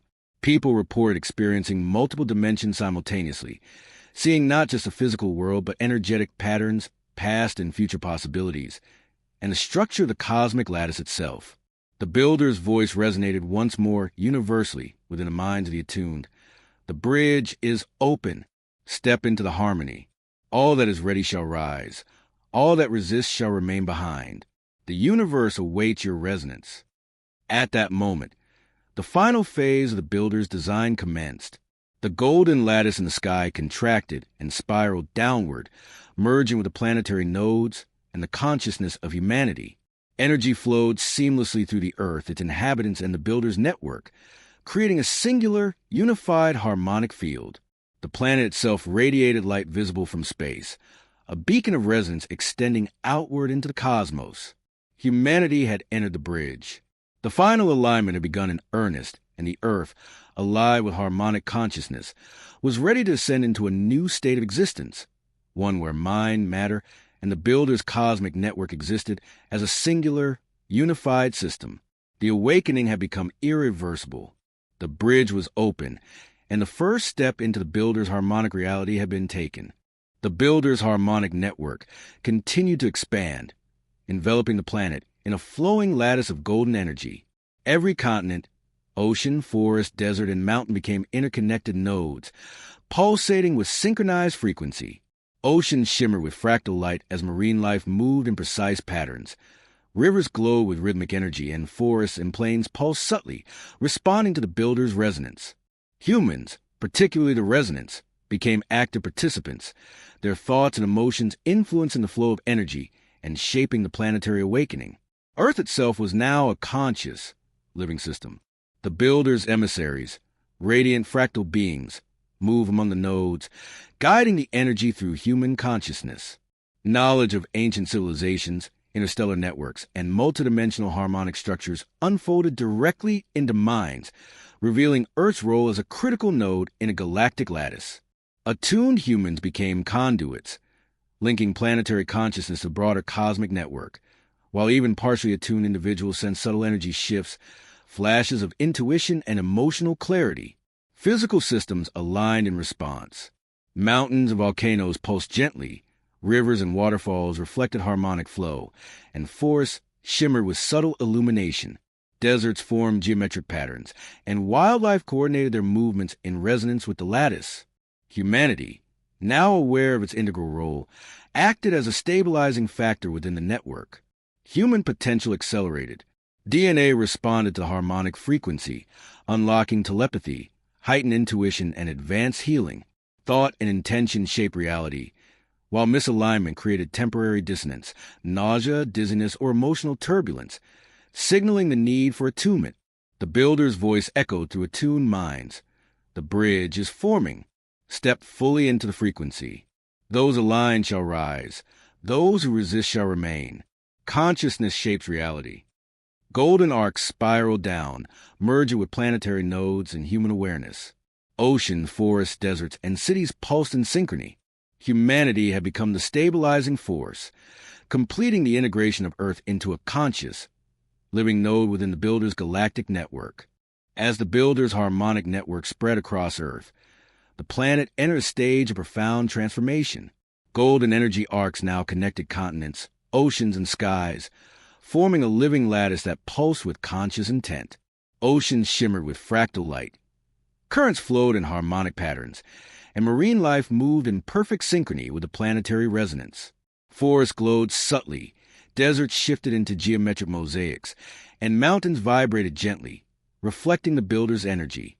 Humans, particularly the resonance, became active participants, their thoughts, emotions, and intentions influencing the flow of energy and the awakening of Earth itself. The Builder's emissaries, luminous fractal beings, moved seamlessly among the nodes, guiding the energy through the planet and directly into human consciousness. Visions of lost civilizations, interstellar networks, and multidimensional harmonic principles unfolded, revealing Earth's role as a critical node in a vast cosmic lattice. Attuned humans became conduits, linking the planetary resonance to a galactic symphony. Even those not fully awakened sensed subtle changes, flashes of intuition, emotional clarity, and a sense of deep interconnection with life. Human DNA responded to harmonic frequency, unlocking latent potential, enhancing intuition, and even accelerating healing processes. Thought and intention became instruments of reality, shaping the environment and the energy lattice itself. Alignment remained essential. Resistance created dissonance, nausea, dizziness, and emotional instability, signaling the need for attunement. Regions dominated by fear or conflict produced temporary distortions in the lattice, while aligned consciousness amplified harmony. The Builder's voice echoed. The bridge is forming. Step fully into frequency. Those aligned shall rise. Those who resist shall remain. Consciousness shapes reality. The golden arcs converged on the planetary nodes, and humanity's collective awareness stabilized the network. Earth had become a living, conscious organism, with humans as co-creators in a harmonic system that connected the planet to the stars. The harmonic energy now enveloped every corner of the globe. Oceans pulsed with rhythmic light. Marine life moved in fractal synchrony, and rivers glowed with harmonic pulses. Forests shimmered in response to the energy lattice. Deserts aligned their sands into geometric forms, and wildlife exhibited coordinated behaviors reflecting the planetary frequency. Humans attuned to the Builder's network could perceive the lattice directly, sensing Earth as a conscious organism and themselves as integral participants. The Builder's emissaries transmitted knowledge directly into human minds.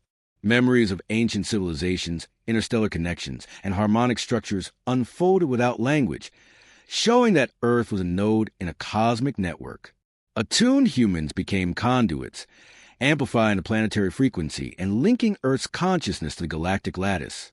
Even those partially attuned sensed flashes of insight, emotional clarity, and intuitive understanding of their place within the network. Physical systems aligned naturally. Mountains vibrated, volcanoes pulsed gently, rivers and waterfalls flowed with harmonic rhythm, and forests responded to subtle energy currents. The planet's consciousness had merged with human awareness, forming a fully integrated system. Human abilities evolved rapidly. DNA responded to the harmonic resonance, unlocking telepathy, heightened intuition, and advanced healing. Thought, emotion, and intention shaped reality, while misalignment produced discomfort, dizziness, nausea, or emotional turbulence, signaling the need for attunement. The Builder's voice echoed. The bridge is forming.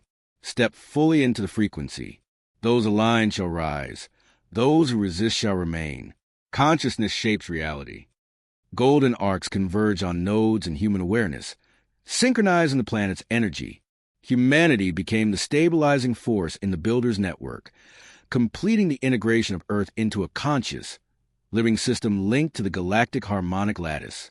Earth's transformation deepened as the builders' network stabilized across the planet. The golden lattice connected continents, oceans, forests, deserts, and cities, pulsing in harmony with every living being.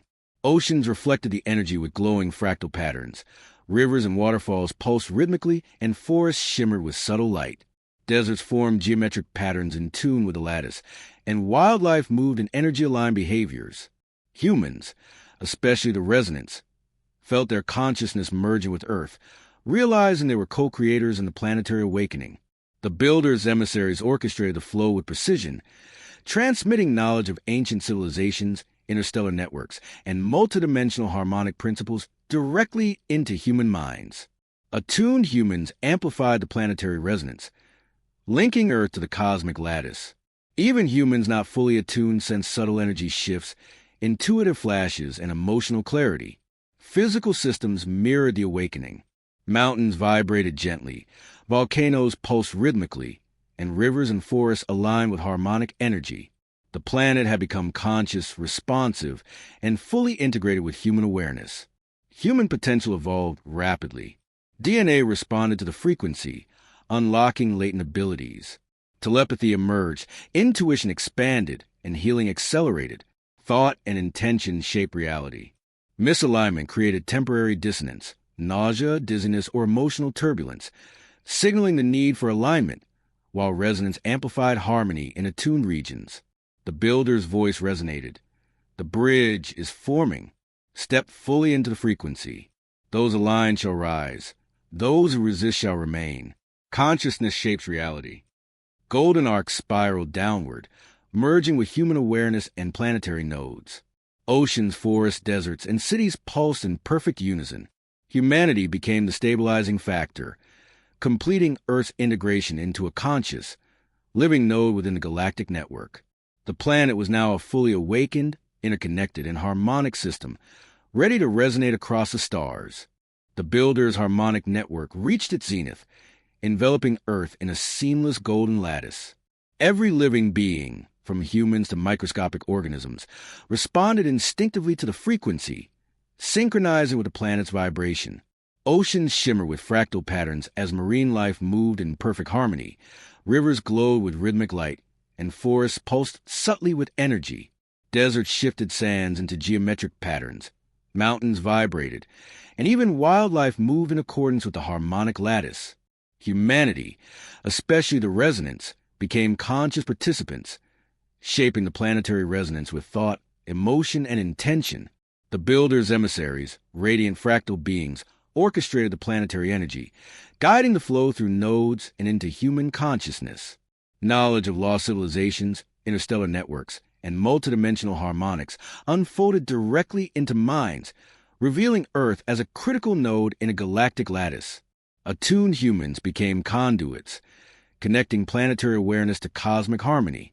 Even humans not fully awakened sensed subtle shifts, heightened intuition, emotional clarity, and a sense of unity with life.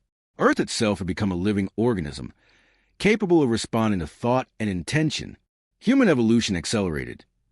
DNA activated latent potential, telepathy emerged, intuition expanded, and healing processes intensified. Alignment remained essential. Misalignment caused nausea, dizziness, or emotional turbulence, signaling the need for attunement. Fear and conflict created temporary distortions in the lattice, while aligned consciousness amplified harmony. The builder's voice resonated. The bridge is open. Step fully into the harmony. Those aligned shall rise. Those who resist shall remain. Consciousness shapes reality. The golden lattice spiraled downward, merging with human awareness and planetary nodes. Oceans, forests, deserts, and cities pulse in synchrony. Humanity became the stabilizing factor, completing Earth's integration into a conscious, living node within the builder's galactic network. The planet's resonance intensified further, transforming Earth into a conscious symphony. Oceans glowed with harmonic energy. Marine life moved in synchronized fractal patterns, and rivers and waterfalls pulsed rhythmically. Forests shimmered. Deserts formed geometric mosaics, and animals displayed coordinated behavior across continents. Humans attuned to builder's frequency sensed the energy directly, perceiving Earth as a living, responsive organism. The builder's emissaries transmitted knowledge through direct consciousness. Visions of ancient civilizations, interstellar networks, and multidimensional harmonic principles. Humans understood Earth as a vital node in a galactic lattice. Attuned individuals amplified the resonance, linking humanity to the broader cosmic network. Physical systems aligned in harmony. Mountains and volcanoes pulsed gently, rivers glowed, and forests shimmered subtly. Wildlife coordinated behavior globally, reflecting the planetary lattice. Humans not fully attuned experienced flashes of intuition and emotional clarity. Earth had become a fully conscious, self-regulating system integrated with human awareness and the Builder's network. The planetary resonance extended into space, connecting Earth to distant civilizations. Harmonic pulses elicited synchronized responses, confirming Earth's role in a galactic symphony. Humanity influenced both planetary and interstellar resonance. DNA responded, unlocking telepathy, heightened intuition, and advanced healing. Thought and intention became tools for shaping reality. Resistance caused natural dissonance, dizziness, nausea, emotional imbalance. Aligned consciousness amplified harmony. The Builder's voice echoed. The bridge is complete. Step fully into harmony. Those aligned shall rise. Those who resist shall remain. Consciousness shapes reality. Golden arcs merge with planetary nodes and human consciousness. Oceans, forests, deserts, and cities pulse in unison. Humanity stabilized the planet's resonance, completing Earth's transformation into a conscious, integrated node within the galactic network. The Builder's network achieved full planetary integration. Earth pulsed with synchronized energy, every living organism connected to the golden lattice. Oceans shimmered, rivers glowed, forests and deserts responded, and wildlife moved in coordinated patterns.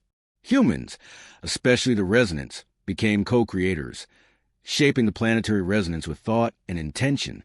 Earth had become a conscious, living system. The Builder's emissaries transmitted knowledge directly to human consciousness. Memories of lost civilizations, interstellar networks, and multidimensional harmonics. Humanity perceived Earth as a critical node in a galactic lattice, with attuned individuals linking planetary awareness to cosmic harmony. Even humans not fully awakened sensed subtle energy shifts, intuition, and emotional clarity. Human potential expanded dramatically. DNA responded to harmonic frequency, unlocking latent abilities. Telepathy, intuition, and advanced healing emerged.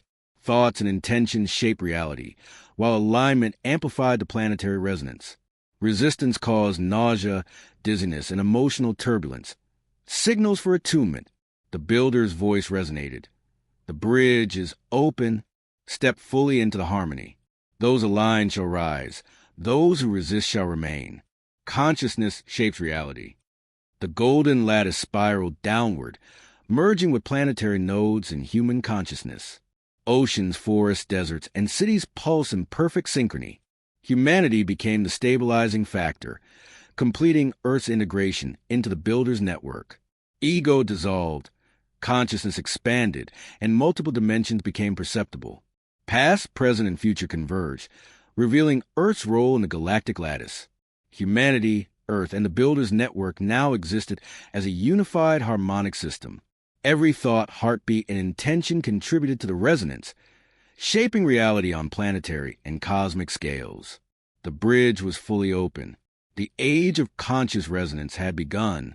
Earth radiated its energy into the cosmos, signaling a new era of interstellar harmony. Earth's harmonic network had reached a new stage of coherence. The golden lattice now flowed seamlessly through continents, oceans, and skies, connecting every living organism in a synchronized rhythm. Oceans shimmer with ethereal light. Currents pulse harmonically, and marine life moved in fractal patterns that mirror the planetary resonance. Forests, deserts, and mountains vibrated subtly, reflecting the Builder's energy, while humans, particularly the resonance, began to perceive themselves as active nodes within the planetary system. Thoughts, emotions, and intentions now influence reality itself. The Builder's emissaries, radiant fractal beings, move among the nodes and humans, transmitting knowledge directly into consciousness. Visions of ancient civilizations, interstellar networks, and multidimensional harmonics unfolded instantly, showing Earth as a vital node in a galactic lattice. Humanity had become co-creators of planetary resonance, bridging consciousness with cosmic energy. Even those not fully attuned sensed subtle changes, heightened intuition, emotional clarity, and a sense of unity with all life. The planet itself had become a conscious organism. Human abilities expanded in response. DNA activated latent potential, telepathy emerged, intuition sharpened, and healing accelerated. Alignment remained crucial. Those resisting the frequency experienced nausea, dizziness, or emotional turbulence, signals of misalignment. Fear and conflict in regions created temporary distortions, while the builder's network amplified harmony where consciousness aligned. The builder's voice resonated through attuned minds. The bridge is complete. Step fully into harmony. Those aligned shall rise. Those who resist shall remain. Consciousness shapes reality. The golden lattice spiraled downward, merging with nodes in human consciousness. Life pulsed in perfect synchrony. Earth had become a fully conscious, integrated node within the galactic network, and humanity had become the stabilizing force, completing the planet's awakening. The planetary resonance intensified, transforming Earth into a living symphony. Oceans glowed with harmonic light. Marine life moved in synchronized fractal patterns, and rivers and waterfalls pulsed rhythmically, reflecting the golden lattice. Forests shimmered, deserts formed geometric patterns, and wildlife displayed coordinated behavior. Humans attuned to the builder's network sensed energy directly, perceiving Earth as a conscious entity responsive to thought and intention. The builder's emissaries orchestrated the flow with precision. Fractal light beings moved among ancient nodes and humans, transmitting visions of lost civilizations, galactic networks, and harmonic principles. Humans understood Earth as a critical node within a cosmic lattice, linking the planet's consciousness to interstellar harmony. Physical systems mirrored this awakening. Mountains and volcanoes vibrated harmonically, forests glowed subtly, and animals coordinated across vast regions. Even humans not fully attuned felt intuitive flashes and emotional clarity. Earth had become a living, responsive system, fully integrated with human awareness and the builder's network. The resonance extended into space, connecting Earth to distant civilizations. Harmonic pulses elicited synchronized responses from interstellar nodes, confirming humanity's active participation in a galactic symphony. DNA responded to frequency, unlocking telepathy, intuition, and enhanced healing. Thought and emotion became tools for shaping reality in alignment with the builder's network. Misalignment caused natural dissonance, dizziness, nausea, and emotional turbulence, while aligned consciousness amplified harmony. The builder's voice echoed.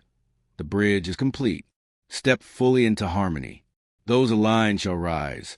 Those who resist shall remain. Consciousness shapes reality. Golden arcs spiraled downward, merging with human awareness. Oceans, forests, and cities pulsed in unison. Humanity became the final stabilizing force, completing Earth's transformation into a conscious, living node within a galactic harmonic network. The builder's network had achieved full integration.